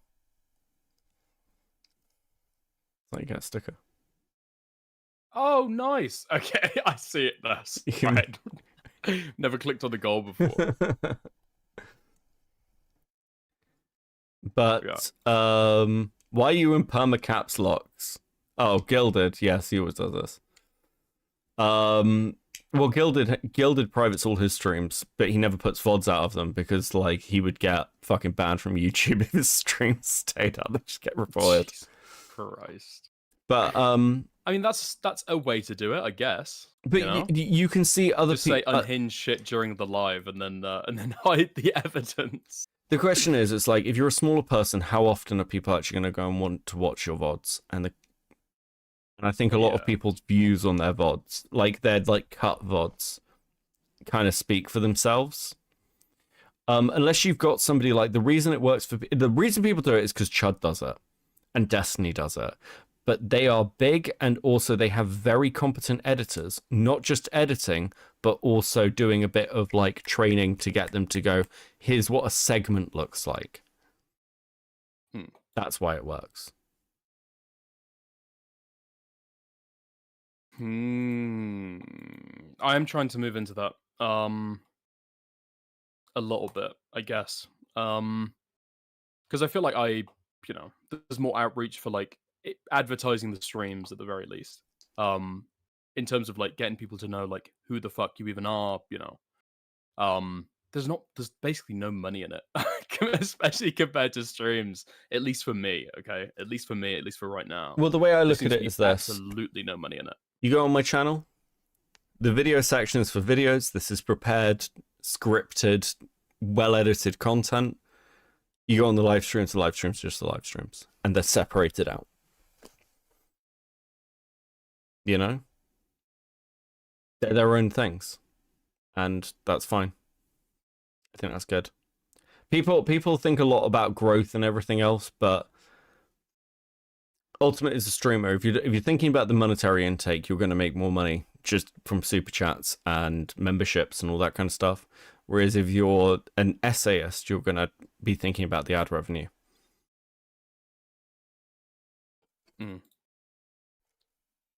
Yeah, I guess, yeah. What would you even really get from it? Yeah. A lot of people do it because they see other people do it. But Queeman's a good example of this. Like, Queeman, those VODs and things are helpful, but if Queeman just had his lives live, and just in the live stream section, he'd probably still be getting the views. He just wouldn't be getting the monetization. And Queeman cares because it's making money from this. It's his income. So, yeah, there's nothing wrong with it. It's just that weirdly, I look at it like this. It's kind of like merch. Like, if you're a small channel and you've got merch, and you're seriously doing merch when you're a tiny channel, it's like, dude, what the fuck are you doing? But like with VODs, if I hit 100k or something, I'd probably start a VOD channel. Because why not? But at this point, are that many people really interested in watching cut versions of my fucking live streams? Are there that many people calling out like, oh, I hope there's a cut version of Beckett's meta conversation about streaming with Dickers up on the channel later? I hope I can just get to that point nice and fucking quickly. I mean, no, of course there fucking isn't. That's fucking mental. Like, do you not think it's worth it even for the sake of, like, you know, there are going to be people who maybe they've got no fucking clue who you are, and that's like maybe their first exposure to you, and maybe they start like watching live or whatever. Because there's a lot of crossover between like, you know, people who will watch like VOD segments. And no, I people think who will, there's like, go ahead and watch a live stream. I think there are a lot of people with very bad VODs. Bad VODs. Yeah, they're Like just bad VOD segments. Like, yeah, and it's just like I find this with certain streamers where I'll click on a VOD segment, I'll be like, oh god, fuck, get this out of my fucking recommended. Whereas if I watch somebody's live stream, I'm a lot kinder to it, I think, weirdly, like the full thing. It's like there's this feeling of, oh god, I see a nice thumbnail, I see an interesting topic, and then there's an introduction, it's a fucking VOD edit, and I'm just like, oh, fuck off. I do know what you mean. You're expecting a video essay. Yeah. And it is like a segment from somebody's live stream. You get a little bit disappointed. Yeah. Whereas generally speaking, you've got very... Go on. Generally speaking, you click on one of my nice things on like a video, there's no VOD segments, it's all well prepared cut videos. That should be your first exposure to me. Ideally. Not like a fucking VOD. It's like these videos are great. I wonder what his streams are like. And then they're like, oh cool, his videos are good. His streams are fucking terrible. I'll unsubscribe. What were you gonna say? You do have very heterodox views on stream and stuff, though. I heard this before. I think it was the last stream I tuned into. You fucking hate TTS. Don't you? I think TTS is awful. I think it's actually terrible. I think it makes every stream worse. And here's what's insane. Jenny said this recently to me. She was like, I used to not care, but I've heard you talk about it and now I notice it. TTS, really? Yeah, TTS. Try and sit down and watch someone's live stream when they're fucking talking. You're going through a piece of content and you're in the flow, and suddenly you hear Glubshitto2269 go, oh my god, guys, this is so wild. I hope this person dies in a wood chipper. Thanks, bro. Kill yourself. Like, just die. I don't... Fuck off. Like... What? What the fuck are you? I'm in your middle of a conversation. Oh, hold on a second. I've just got a TTS playing. Oh my god, this guy sounds like a cuck. Kill yourself. Like, I think the experience that I've had before, and it's like similar to that, is you'll watch something and you'll be like really like, yeah, I totally get the point you're making. Yeah, that's so right. You're so right, my streamer. And then a TTS plays of somebody going like, oh my, how did you learn to be this intelligent? Or something like utterly fucking Oh my god, I love you. I Glock, glock, glock. It's just like, yeah. fuck off. I've lost it now. I'm out of it. You know. TTS is legitimately bad. So is anything visual that is going to break up a stream where you get like even things like popping up on the screen, like this person just gave this much money. I think it's bad. It breaks flow. It's just crap. It's a crutch. It's what it is it's trying to feed the parasociality of like getting chat like massively involved. Like I don't like having I don't tend to I have a very, very stripped down stream style. But I also know chat wants to be on screen, partly because people want to see their comments there. And like the way I work this is I very, very rarely will edit a live stream after it's out. So chat's always up anyway. You can always, pretty much always on any of my streams, go click on the live chat. It's still there. I don't remove it. And that's why I don't get it monetized, right? Because I don't want to remove the copyright, or I don't want to remove whatever it is, because it will take the chat away. People saying, yeah, word, whatever. Yeah. But at the same time, I noticed chat wanted to be on screen more. And then I was like, cool, I'll set it as a stream goal. And that's our standard stream goal now. It's nice to have like a goal that gives something back to chat that I wouldn't normally do. Because I like the stripped down style. Funnily enough, actually because of the pedo panel, which sounds crazy, but I will give context. When the pedo panel happened, I was like I just started streaming on Twitch, and I had like the full layout. I had latest follower, latest subscriber. I had chat on screen. I had myself in a little corner. I had nice borders and stuff. And then the panel happened, and I realized Twitch was making me more soy. And I stopped, and over about a month, I fucking attacked D&D. I told him to delete his channel, which he did. And I was right. He brought a 16-year-old on to defend their groomer. Fuck that guy. But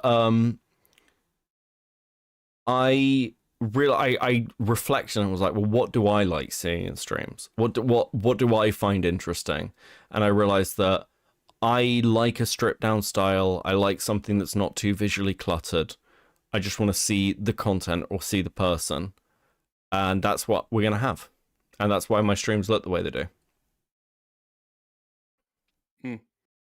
I do find that it's kind of strange that because I not to bash on them at all, when I see like people who started on Twitch like Resi or Ico, and I do notice that it's like, whoa, there is so much going on on the stream right now. Like the screen is so fucking busy. Like I can't even tell what's like going on. Yeah. Or your eyes have to adjust, or you're starting to like learn what feels like kind of like a visual language to do you know what I fucking hate? Like, right now. burst of emojis.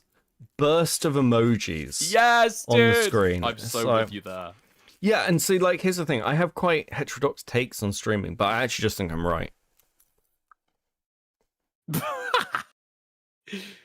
Potentially. What the reason that you think people do it then is because it's the way to go if you want to have any kind of like monetary success from streaming. Not any kind, but it is TTS. easier. It's legitimately easier. Oh yeah, because like people are meaningful. Yeah, because then people are like, I can give $20 and I can hear on stream, oh my god, I love you so much. I wish you were dicking me down right now. Tell me about it. But the way I view it is this. Like, I know when I have conversations like this, I don't interrupt them so much to read super chats, but I'm like, you guys are giving me money. I'm just going to read what you send me. And then if you want to hear me say something fucking ridiculous, I'll read out your super chat, you know? As long as I'm not the N-word, I'll pretty much say anything that's in a super chat. That is the good thing about super chats though. Or about they do give you a certain flexibility to be able to get somebody to dono something. You know, pretend to be very upset at having sullied your listeners' ears with something, and go, oh my god, what? I'm sorry, God, disavow. I'm shaking my head right now when it's actually very, very funny. Yeah, but You know? you can also have that with just reading the fucking thing out. And You refused to read out my chat earlier about Frogan. yeah, but that was your chat. That wasn't your Don't super give chat. me that. Oh, If you okay. had So if super I paid you chatted that, I money- would have read it. I'll keep that in mind. I'll Yeah. keep that in mind for next time. Yeah. Next time I want to talk about Frogan getting raped by Palestinians. I'll Oh fuck! yeah, Chat's just I'll chuck realised you that if they 2.50. press the fucking emoji button, then it shows up on the chat screen. Fuck! I hadn't considered that. Fuck.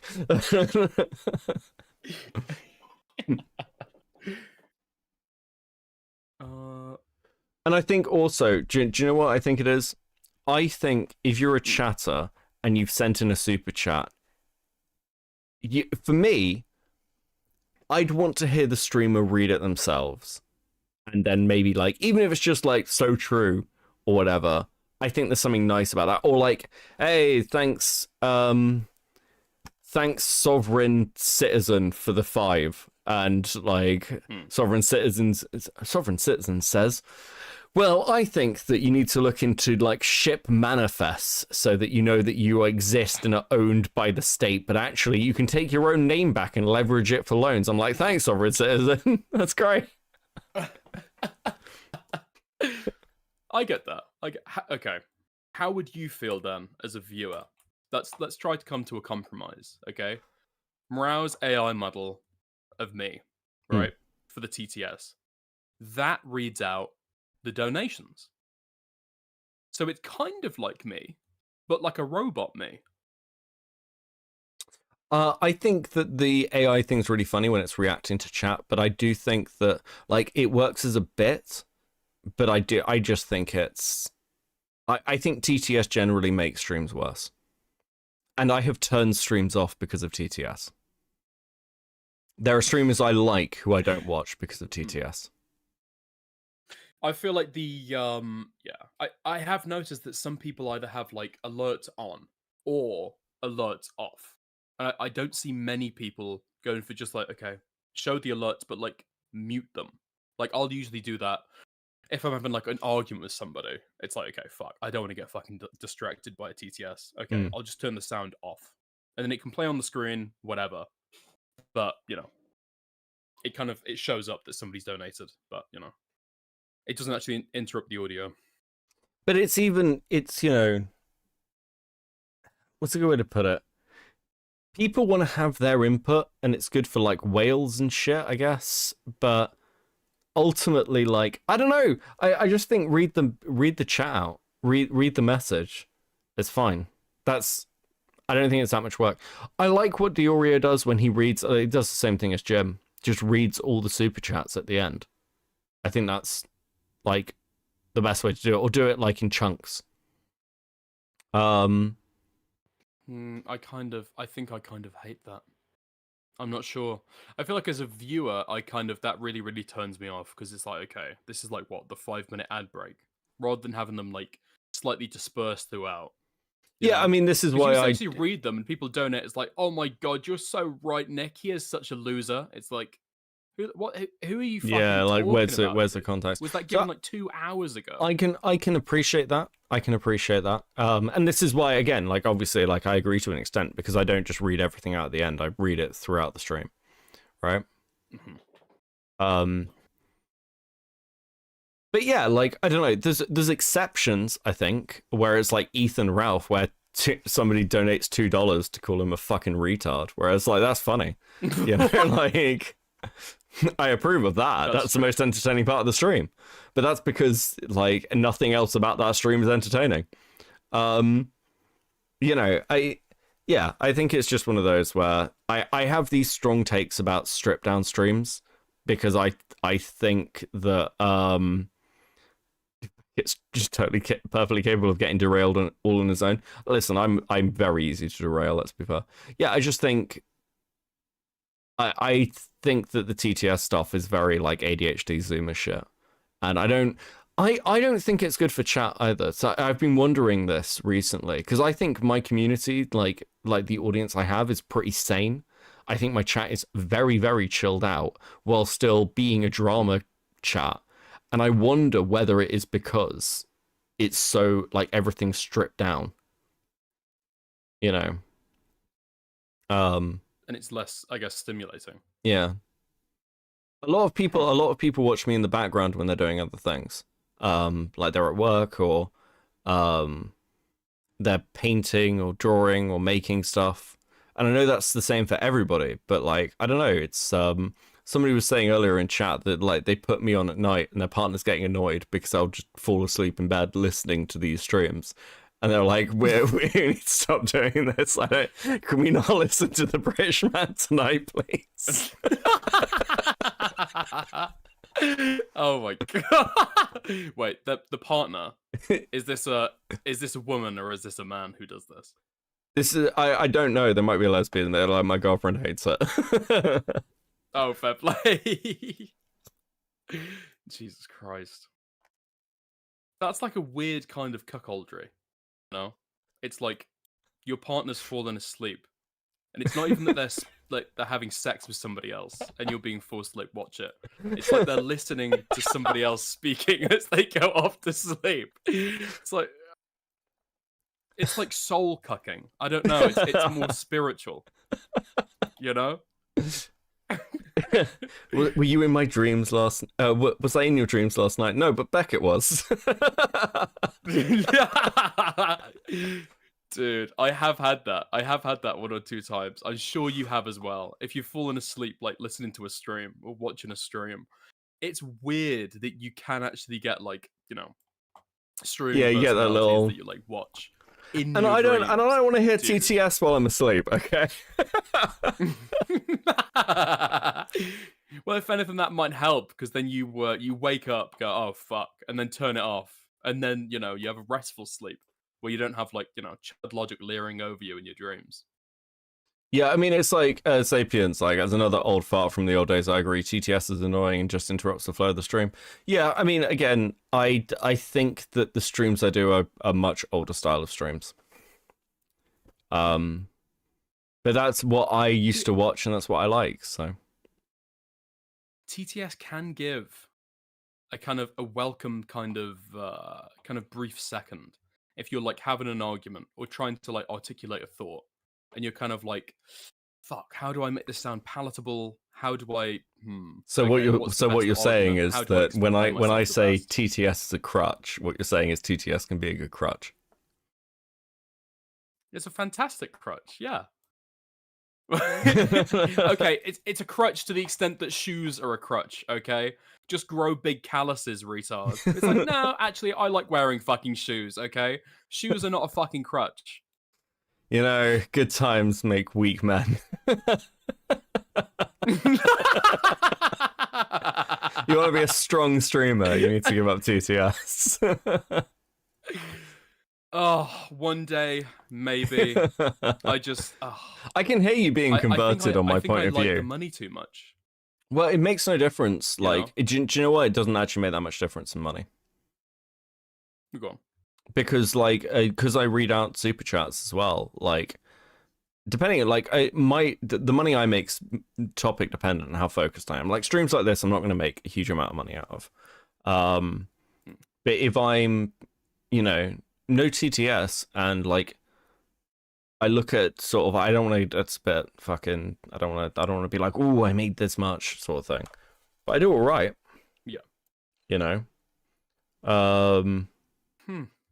Also, oh fuck, hold on, sorry, this has literally just reminded me, and I'll forget if I don't, because we also have a tip jar, and I almost never remember to read it out, but I do look at it.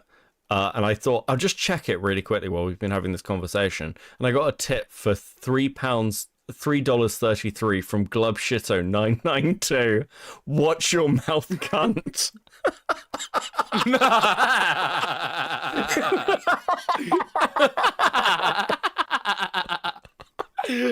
He's coming for you, dude. And here's the thing. Like, that's funnier than if it had just appeared as a TCS.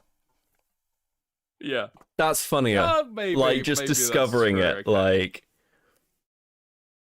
like you're just like. Maybe I see the point. There's organicness to it, and like I don't like I don't like where YouTube is in certain respects. And again, I've got really fucking strong takes about monetization, actually. I was talking about this the other night. We've been approached. Would you like to do a sponsorship, Cope and Seeth? Would you like to promote our product? I was talking to Jenny about it, and she was like, could be good money. And I was like, yeah. It's not from a mobile game or anything either. It's from a, like, data removal thing. Oh, I know those ones. Yeah.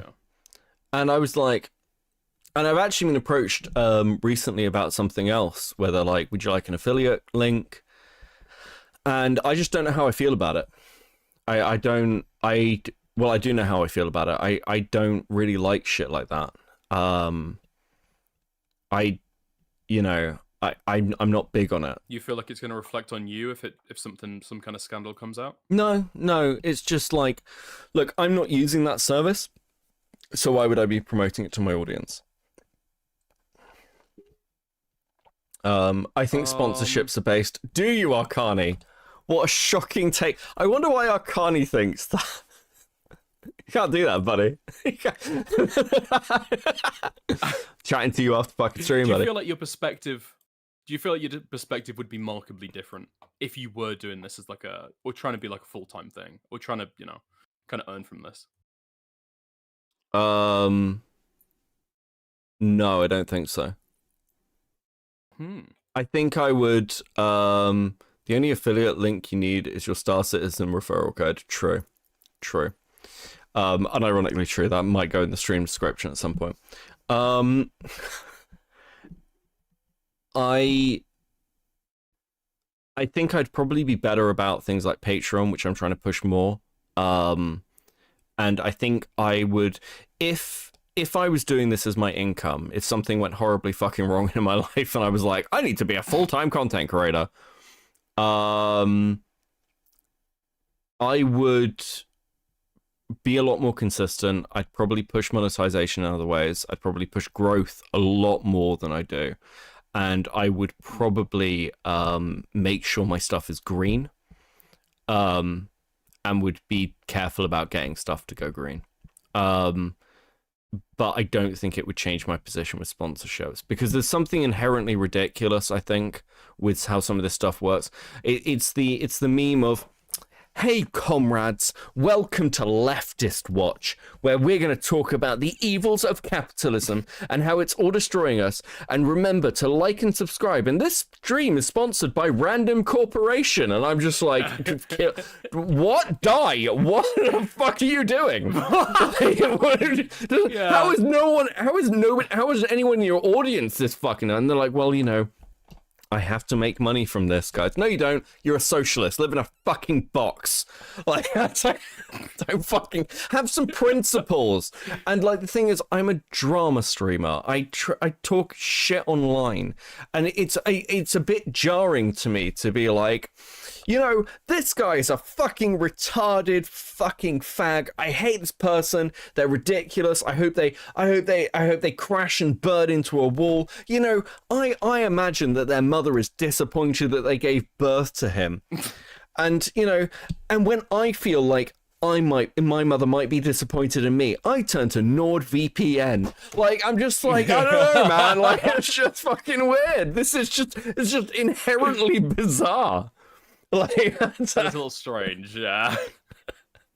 But hey, I just feel like while it might be weird, if NordVPN wants to pay you for that, hey, maybe people want to buy that service. Maybe, and maybe you get like kickbacks from that. It's like, it only works if people actually want to buy the service, right? Yeah, like, I can get that. Like, I don't want to take any shots. This is just how I feel. And like, there are certain sponsorships I know. I'd probably take.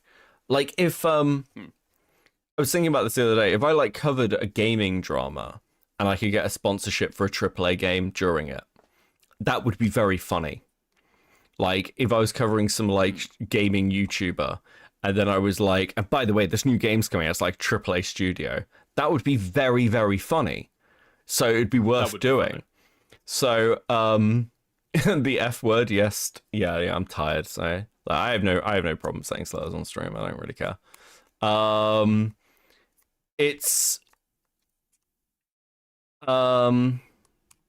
It's like, I get that people want to make money out of this. That's fine. You can't put the toothpaste back in the tube. But I, at the same time, am going to be like, yeah, I don't want to become that. I don't think people like Jim do either. It's like Jim's selling a product. You know, he's selling hats. There's a reason he chose to sell hats and push merch over other things. I want you to cover more games, Beckett. Glub shit take, but I like to hear you talk about games. I am thinking about streaming more like something like Star Citizen on Kick. And I'd be down for like things like, honestly, unironically, if I'm playing something and like it's a chance where the community, like in my Discord, like there's very few channels in my Discord, but like one of it is like this kept going. It's the Monster Hunter Wilds chat, so I haven't removed it because it's cool to see people talk about the game that they're playing that I also play and I enjoy. You know, and if I could do that for something like Star Citizen, and then it's like a referral, or like I can get people out to help with a fucking project I'm working on in the game, that's kind of cool. I like that. But I think it's like, if I'm doing something, then I'm a lot more interesting. Why on Kick? The reason on Kick is because I was thinking about this on YouTube, and I think it's going to be a bit too like RAM and computer intensive. Whereas if I do it on Kick's very easy for me just to click the go live button. And I will say this much, like Twitch infrastructure, you just click go live on OBS. I don't have to do any of the YouTubey side of things, and I can just let it play. So maybe I'll do it over on YouTube. I don't fucking know. Maybe, because I'd like to play some Star Citizen on stream. I want you to start covering more bad movies. Yeah, I love doing the bad movie tape, but I think that's very much a Kick thing, just because of the copyright. But yeah, Raid Shadow Legends back at, yes. Dude. Okay, enjoy less viewers. Yeah, okay. Well, I'll do it over on YouTube. Fuck. I'll do it over YouTube, and it will go over into members content. Because that's what I usually do. If I do video game stuff, it's all the members shit is stuff like me building Gundams or like video games or stuff like that. What were you saying about stuff being RAM intensive between like YouTube versus Kick? Oh, okay. So normally it wouldn't matter, but Star Citizen's like insanely RAM intensive, and running a web browser, because usually I'll have the YouTube web browser up, like for the stream. Oh. And that's RAM intensive because of how YouTube is shit. Yeah. Whereas that's not a problem for Kick. That's why I'm thinking of doing it on Kick. Because I'm like, how much will it fuck up? So, so yeah. I wonder if there's like some kind of like Stream Elements plugin that automatically captures it, and so you wouldn't actually have to go to the web page. Maybe that would be useful. I don't know. Probably something like that. I could probably put it in a window or something in a dock somewhere. Probably work out. If you go for Streamlabs, that absolutely has like an automatic dock you can add into OBS. Yeah, maybe I could use that specifically just for streaming games. But yeah, I'd like to do more gaming streams and chill out and things. And I am enjoying playing Star Citizen. The message Gilded Pooh's just sent in. What, Raid Shadow Legends? What was it? No, he sent one after that. What was it?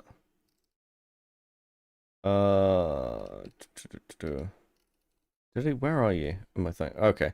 Dickers needs to change his handle to Knickers. Doesn't really work with a British accent, actually. Yeah, it doesn't. You're too prim and proper. You don't slur the word enough to make it sound interesting. That's a shame. You sound so disappointed. I am. I'm genuinely disheartened by that. Oh my god. Oh man. Fuck. Oh, I meant to ask. This is again a boring meta conversation about this. Sure. How the fuck do you get like cool little like scenes going? Like when you play the little scene for like the sticker. Oh, Like giving someone a little sticker. so that is just on OBS. It's adding a media source, and then you just add the file and you just play it and set it on a loop. So my stream background, hold on, if we go to main, you can see. I'll just turn off the goal for a second. You can see my background actually moves because it's a media source. So my stream background actually moves. So you just set it. It's pretty easy. Huh. And then you just make it like visible. Yeah, and just click it on. I'll probably change it soon to have an actual like scene or like, but at the moment it's just a tab on my sources. But also I'm getting a few more animations over time. Once Rotting has a bit of free time, they're working on a couple more animations for stream. That's very, very cool. How many Monster Hunter games? Quite a few. Mostly from this gen and the generation before. But yeah, I do like Monster Hunter. But yeah, I'll tell you what you need to get into, Becca. Okay, you need to get into modded Minecraft. I think this is going to be big stream gaming content. I actually do not like crafting games, and also whenever you join Minecraft servers, it gives people your IP address, so I'm good. What? Yeah, do you not know this? I guess that makes sense. Yeah, it gives the admin. I usually use a VPN anyway. Yeah, but still. Yeah, not great. But Starbase is in this chat, aren't they? Starbase is in, yeah. They were in earlier. Just saying. Got my eye firmly planted on him. Okay. Okay. But yeah, like, Was he never like Factorio Satisfactory at any of those games? Nah, not really my kind of thing. What? I thought you were like intelligent and stuff. You'd rather go around like slinging like hooks and swords and like killing dragons and stuff. Yeah. I thought you're supposed to be some kind of like intellectual. I am. That's why I play Space Sims. That's not intellectual. That's just autistic. Commonly mistaken. Do you want to know? Do you want to know? The overlap is there. Do you want to know what I spent an hour doing yesterday? This is legitimately true. I'm trying to learn to low fly in Star Citizen. So I was testing out different ships and going around cities trying to like fly through tunnels and things at speed for an hour while like upside down and stuff. That's pretty fucking cool, actually. To teach myself, because it's really fucking hard. Because you've got to turn off all these. So like your ship has like basic modifiers, to like proximity assist and grav assist. So like grav assist, for example, stops you like. It like if you're near the ground, it like the ship's thrusters will keep lifting you, and it will hold you in place. But for something like low flying, you want to basically turn off anything that removes control from you. So you have to learn to fly without grav assist or like proximity assist. So it's like it's really weird because all those sort of like safety nets that stop you crashing into things, or at least help you not crash into things, are like gone. So it's good though. It's made me like a better pilot, which I enjoy. And you doing it at speed and little tricks. There's like, hold on, I'll show you what I want to do. Let me find this. And I'll share it. I'll share it to you on stream. We'll watch it now. Okay.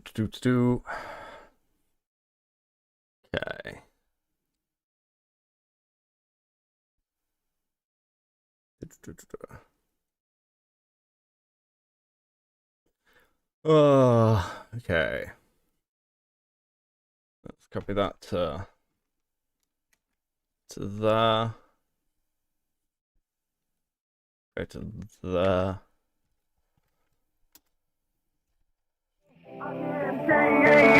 Okay, that's really loud. And do. Let me share this to stream. To the Discord.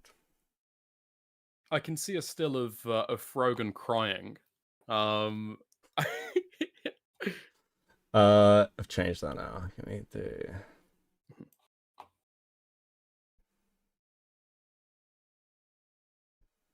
Fuck, I'm too tired. Right. Okay. Oh, nice. Okay. Okay.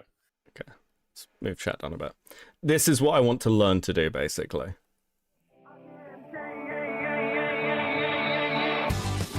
Lord, I can't change. Won't you fly free, bird? Which is just insanely fucking difficult.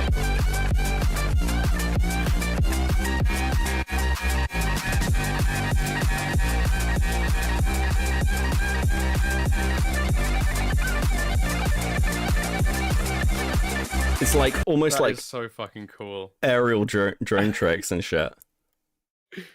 Yeah. To be fair, as much as as much as it's learning to like maneuver within Star Citizen, that is really, really cool actually. That looks really, really fun to do. Fuck. I might download it just for that sole purpose. That's quite cool actually. It's kind of like drifting but in like 3 dimensions. Yeah.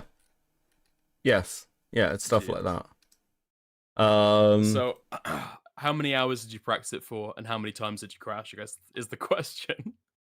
So many. So many. I have yeah, I've really I've spent a long time doing this. So yeah, it's it's been pretty fun though. It's been pretty fun. So tell me, what are you going over at the moment? Me, well, a bit of a salt in the wound, okay? Bit of salt in the wound. Because of course my internet issues. I'm covering nothing. I've been forced to take a break. But in terms of like the stuff that I'm like interested in, it's recently it's been the college job stuff. Out of all the frustration about not being able to have stable internet, and there's like certain content that I'm like not able to do and whatever, that has been the most frustrating. Because I don't know if it's ableism. I just do not like the guy at all. You know. What's okay? I mean, I think we might be on similar takes My here. audio's just fucking died. Oh, take your time. Oh, I'm so back. So wrong. Okay. Hey, Perry, how you doing, buddy? Give me your take on the Carl stuff. I just think he's like completely ego driven. I think he has, you know, kind of he's not very self-critical at all. At no point in this has he been, you know, has he shown even like a sliver of kind of like self-doubt. He, you know, is essentially trying to not really take accountability. Even in the videos that he's released now, he's constantly going over how much of an evil person Billy Mitchell is, or like, you know, how often Billy Mitchell lies or whatever. It's like he's still like clinging to the hope that the only reason the Billy won is because the judge believed him. Yes. Like, he saw him as like a credible witness, and he's like, but I've shown the judge evidence that he's lied. And it's literally like, what is a testimonial or it's a deposition where they're like, okay, so how much has this affected, you know, how much has the Carl Jobs stuff affected you? And he says, well, compared to this, not at all. Compared to this, not at all. But clearly, he's talking in the context of it has affected him, and he's being perhaps hyperbolic to say that, you know, whatever else is going on is affecting him a lot more. But that's not him admitting that it hasn't affected him at all. And so even down to the thing of like him interpreting like the words of other people, he's clearly demonized Billy Mitchell like to an insane degree.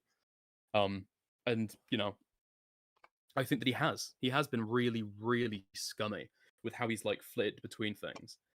he's talking about, you know, how his retraction was like got way more views than like the original video. It's like no, retard. Well, I like the fact He's he not opened the engaging with video the and he actual was criticism. like, so I heard it on Reddit. Dude, What? despite denying that back in the day, despite he explicitly denied that, he said he got multiple credible sources. It's Dude. I don't know. I've been looking more and more into Carl, and I think Carl's always been a fucking asshole. Yeah, I think the most damning thing is this, and like I think naming somebody in a suicide note does not make the suicide their fault. I don't like Dark Viper, obviously, but I don't think he's responsible for Apollo's fucking death. Agreed. But it's like Carl was good friends with Viper, from what I understand, back in the day when all this was happening. Viper was promoting him. So it's very interesting that when you come out to make your Apollo vid, you attack Billy, but you don't attack Viper. Isn't that interesting? Isn't that fascinating? It is. Oh my god. I mean, yeah, and he throughout the entire process he doesn't address that at all. It's really, really frustrating. Yeah. He's such a dude. And it's fine. Listen, okay? People can be annoying and wrong and egotistical and all that stuff. Necessarily, I don't give a fuck. But when it feels like you aren't even really engaging with the criticism before you, and you're dismissing it as a misunderstanding, it's like, no, you fucking retard. People understand the situation. Contend with the fucking criticism. But he's still given a stupid fucking cope again and again and again. And dude, I mean, people can quibble about the damages. I don't give a fuck, okay? If people think that the damages should be halved, it's like, okay, cool. So he is still, like, liable of defamation. That's where it is. I don't know why people... I don't know if it's to, like, give him a little bit of credibility or to give him, like, a little bit of room. To be like, yeah, well, the judge was a little bit mean or the judge was a little bit too far. It's like, realistically, whatever critiques, like, people online might have, we might think, ooh, that feels a bit harsh. But in terms of, like, an understanding and an evaluation of, like, Australian case law around, you know, defamatory claims that somebody is responsible for somebody else's suicide, who do you think most likely? Just take it with a pinch of salt that the judge might know something that you don't. Well, here's my might baseline as very well well. be reasonable. It's like Carl seems to have... Do you know, here's where I sit with this, which I find really difficult. Keffels essentially did with the money, broadly speaking, what people expected her to do, which was get herself to what her fans and audience and supporters thought was a safe position. And, you know, she was raided by the police. I don't know what to fucking tell you. And she couldn't pursue a legal case. She said that was the intention. She didn't, but like, it's not like she wasn't like exhausting some of those areas. Now, am I critical of Keffels raising money for that? Yes, actually. I think I think the whole thing's fucking ridiculous. But it's like at the same time, well, Carl got sued, raised money for it, and then deflected this into being about the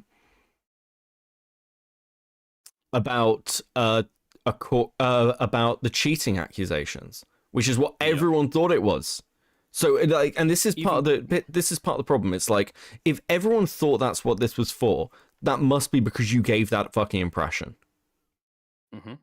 Because people were surprised. He's like in his videos presenting a news report that says that the thing is over cheating, and then he goes in and talks about it. It's like, well, I didn't say that. It's like, yes, autist. Okay, you fucking co-signed that. Why the fuck would you include that at the start of your video, if not to like concur that, yes, look, this is true. You know, it's really, really fucking frustrating. It's really frustrating, and fundamentally, like, it's confusing and slightly convoluted. But the thing around his GoFundMe is like far more egregious than I think that a lot of people are like, you know, taken into consideration. Like he's he got the first lawsuit through. That was fine, okay? And then he gets a threat of a second and a third that apparently he doesn't take seriously because Billy just threatens lawsuits, apparently. That's why he never took the first one seriously. But now all of a sudden he's taking them seriously, I guess. and so seriously that he's going to fundraise based off the threat. Like, papers haven't even been filed yet. Because people equivocate on this constantly. He'll say, look, Billy sent me the lawsuit. Billy sent me a lawsuit. It's like, no. He didn't send you a lawsuit. Nothing was filed. He literally showed you, okay, if you don't I will, this is what I'm going to demand in court. This is the argument I'm going to make, blah, blah, blah, blah, blah. Basically, this is kind of what I'm going to file if you don't do it, just to show that I am prepared, blah, blah, blah, blah, blah. But he'll say that he sent him a lawsuit without clarifying that, no, he's just out laying out his demands and stuff. Because when somebody hears, oh, he sent me a lawsuit, they think papers have been filed. They think the court is scheduling a date for this hearing, right? So he never took measures to clarify that at all. And then the court case never actually transpired. But he kept the money because then he rolled it into his defense for his first one because he said, "Oh yeah, I couldn't actually afford it." It's like, oh well, okay, if you can't afford it, then raise money for the first one. Don't raise money for the second or the third where it's about cheating allegations, and then keep that money and use it to finance the first when you've never been clear or transparent about the reasons for it. And he says that the reason for his lack of transparency is apparently because he didn't want to say too much or it may harm his defense. Well, clearly he had none of that concern with the second or the third lawsuit because he was very, very, very open about the matters at hand in them. Yeah, dude, I just oh man. The more I've looked feel into like his, going easy on him because he's got a good reputation, and unironically because he's autistic. People are like, well, can he really be expected to understand? Yes, he can. He's a fucking adult. Yeah. It's like, well, are we giving that kind of grace to Sunday? For being autistic. Yeah. I don't think people do. Exactly. We don't generally. I don't know. It feels like a lot of people like Carl Jobs, and that's why he's getting the grace. That's it. And I'm like, yeah, that seems pretty fucking shit, really. Frankly, I don't know how else I'm meant to feel about it. Do you know what I mean? Oh my god! I mean, you should feel outraged, Beckett. Okay. Well, I if do. If you're not as outraged as I am by the end of this, I'm gonna come after you next with the same ferocity. What, okay? like Morale did? This guy. Okay. I'll tone it down. But he's it's just it won't. Oh, dude, just I would challenge anybody to point to the video and say this meaningfully takes account for the criticism he's now getting. He just frankly doesn't. It's like so much more about how Billy Mitchell is a bad guy when fundamentally no one gives a fuck if Billy Mitchell's a bad guy. We're now looking at you with like a little bit of a little bit of scrutiny, and he can't even take that. He can't even take that. Well, a lot of people can't, especially when they're positions where they've been like beloved for years.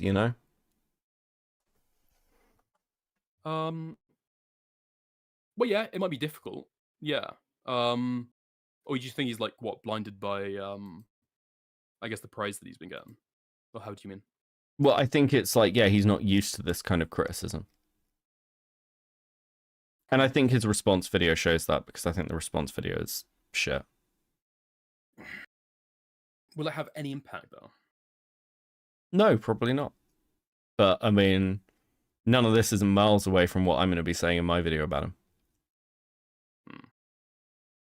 Dude,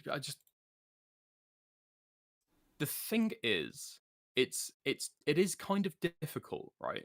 Because we speak about like Ethan Klein, and sure, does anyone want people to be like flinging around lawsuits? No, I don't think anybody wants that, right? We don't want to introduce litigation to what should otherwise be like an online beef where you're throwing things like around.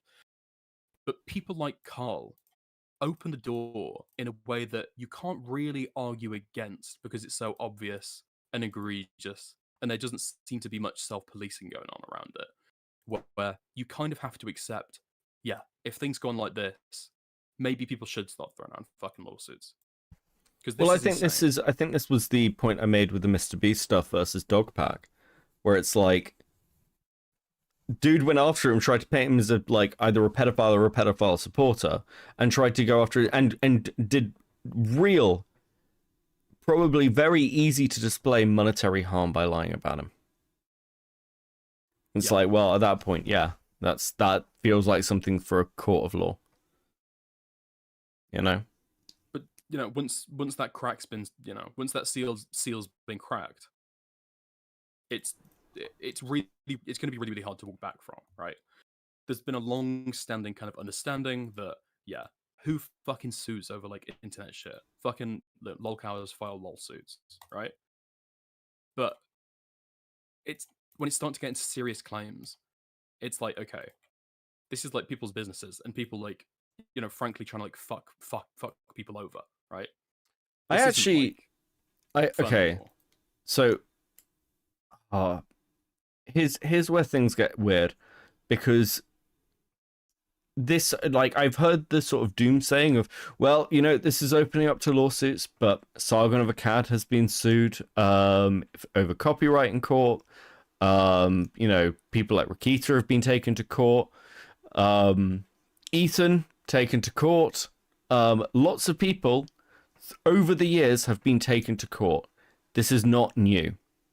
This is just the risk you run. I feel like copyright is like very, very different to defamation. I feel like copyright lawsuits are like looked askance at, but ultimately kind of, I feel like there could be a copyright lawsuit that people look at and it's like, you know what? Yeah, fair enough. Well, could there ever be a defamation case where people go like, yeah, fair play? Before this, no. I don't think there ever could. But it's starting to become like more and more difficult to argue against it in totality, right, as a class. Well, it's one of those where like I make this argument with the Dan Saltzman going off Twitch stuff. When Dan does that, it's not hurting Hassan. It's hurting the smaller streamers. You know, like that fucked over smaller political streamers who like now can't monetize as easily. And that's like the same thing with the adpocalypse. It's like, it doesn't hurt really big people. What it hurts is the little people. And that's why generally it's a bad idea. This is all ecosystem stuff. You just like fight against stuff that's going to fuck over the ecosystem. Right?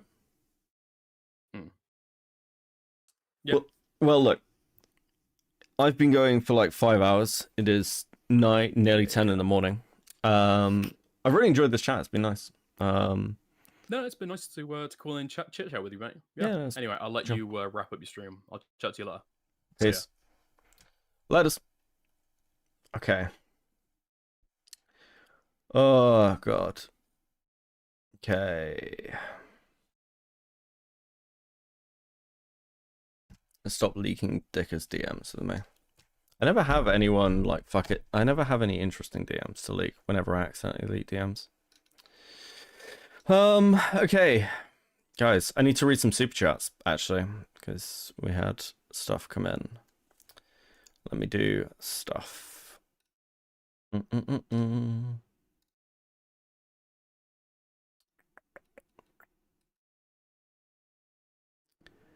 Okay, Sapien with the 5. I legit want to read that paper. I don't even have it anymore. I have it in print somewhere. I'm not sure I have a digital version of my theology dissertation. Tax to the Commonwealth from Pinker with the 5. Thank you. Lost Worlds with the 5. Ian and Ethan are facing the consequences of the audience they've cultivated, and every innocent person involved is getting the worst of it. That's actually really fucking true. Rain with a 2. Beckett, where's our sticker? You did get your sticker. Sorry about that, though. Teddy with a 2. We are chat. We matter. We are valid. We are chat. True. MCID with a 2. Americans' modern manifest destiny is obesity. Yeah, that's also true. Gilded with the 2. I'm hyped for my Raid Shadow Legends sponsor. Listen, please tell me you're actually getting one of those.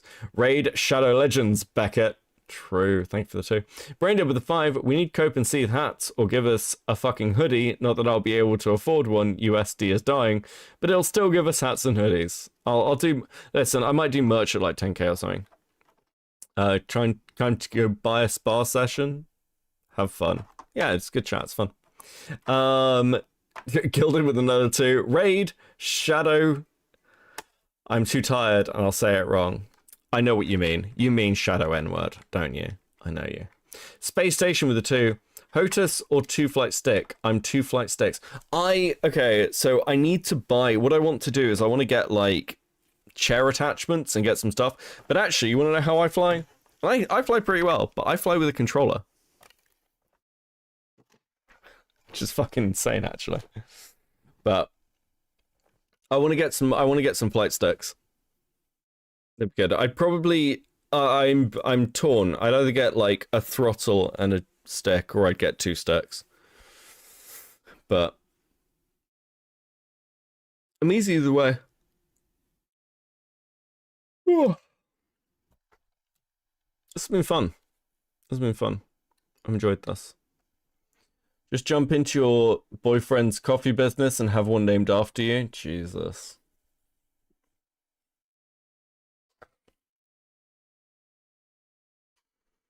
Okay.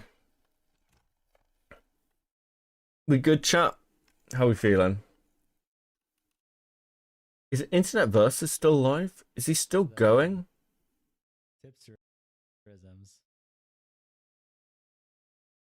He's still at 140 page debt. Holy fuck, Connor. I'm gonna raid him again.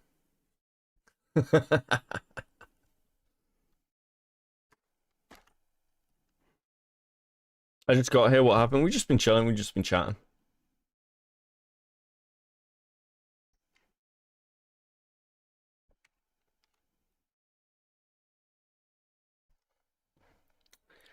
Oh, thoughts on Buckle? I got no thoughts on that. I don't know what that is. Just jump into your... Okay. Damn, we're old. Yeah, I'm tired, guys. I'm tired. I need to get some breakfast. I'll have a cigarette and chat. Cigarette and chat, guys. Cigarette and chat. We'll do that. That'll be nice. Sleep well, Akani. Sleep well. Yeah, quick cigarette and chat. Okay. It's early. It's early, and yeah, it's very early. My sleep pattern is fucked. I need to work out whether I'm going to do like the Chuli video tonight or tomorrow. I need a thumbnail from Axe, actually, so I'll have to wait till then.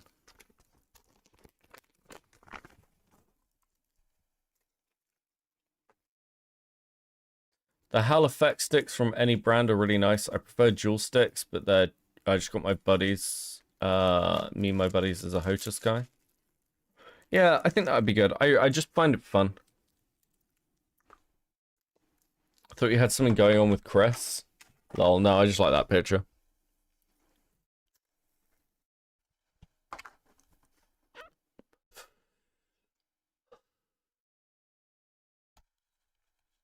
God damn. God damn.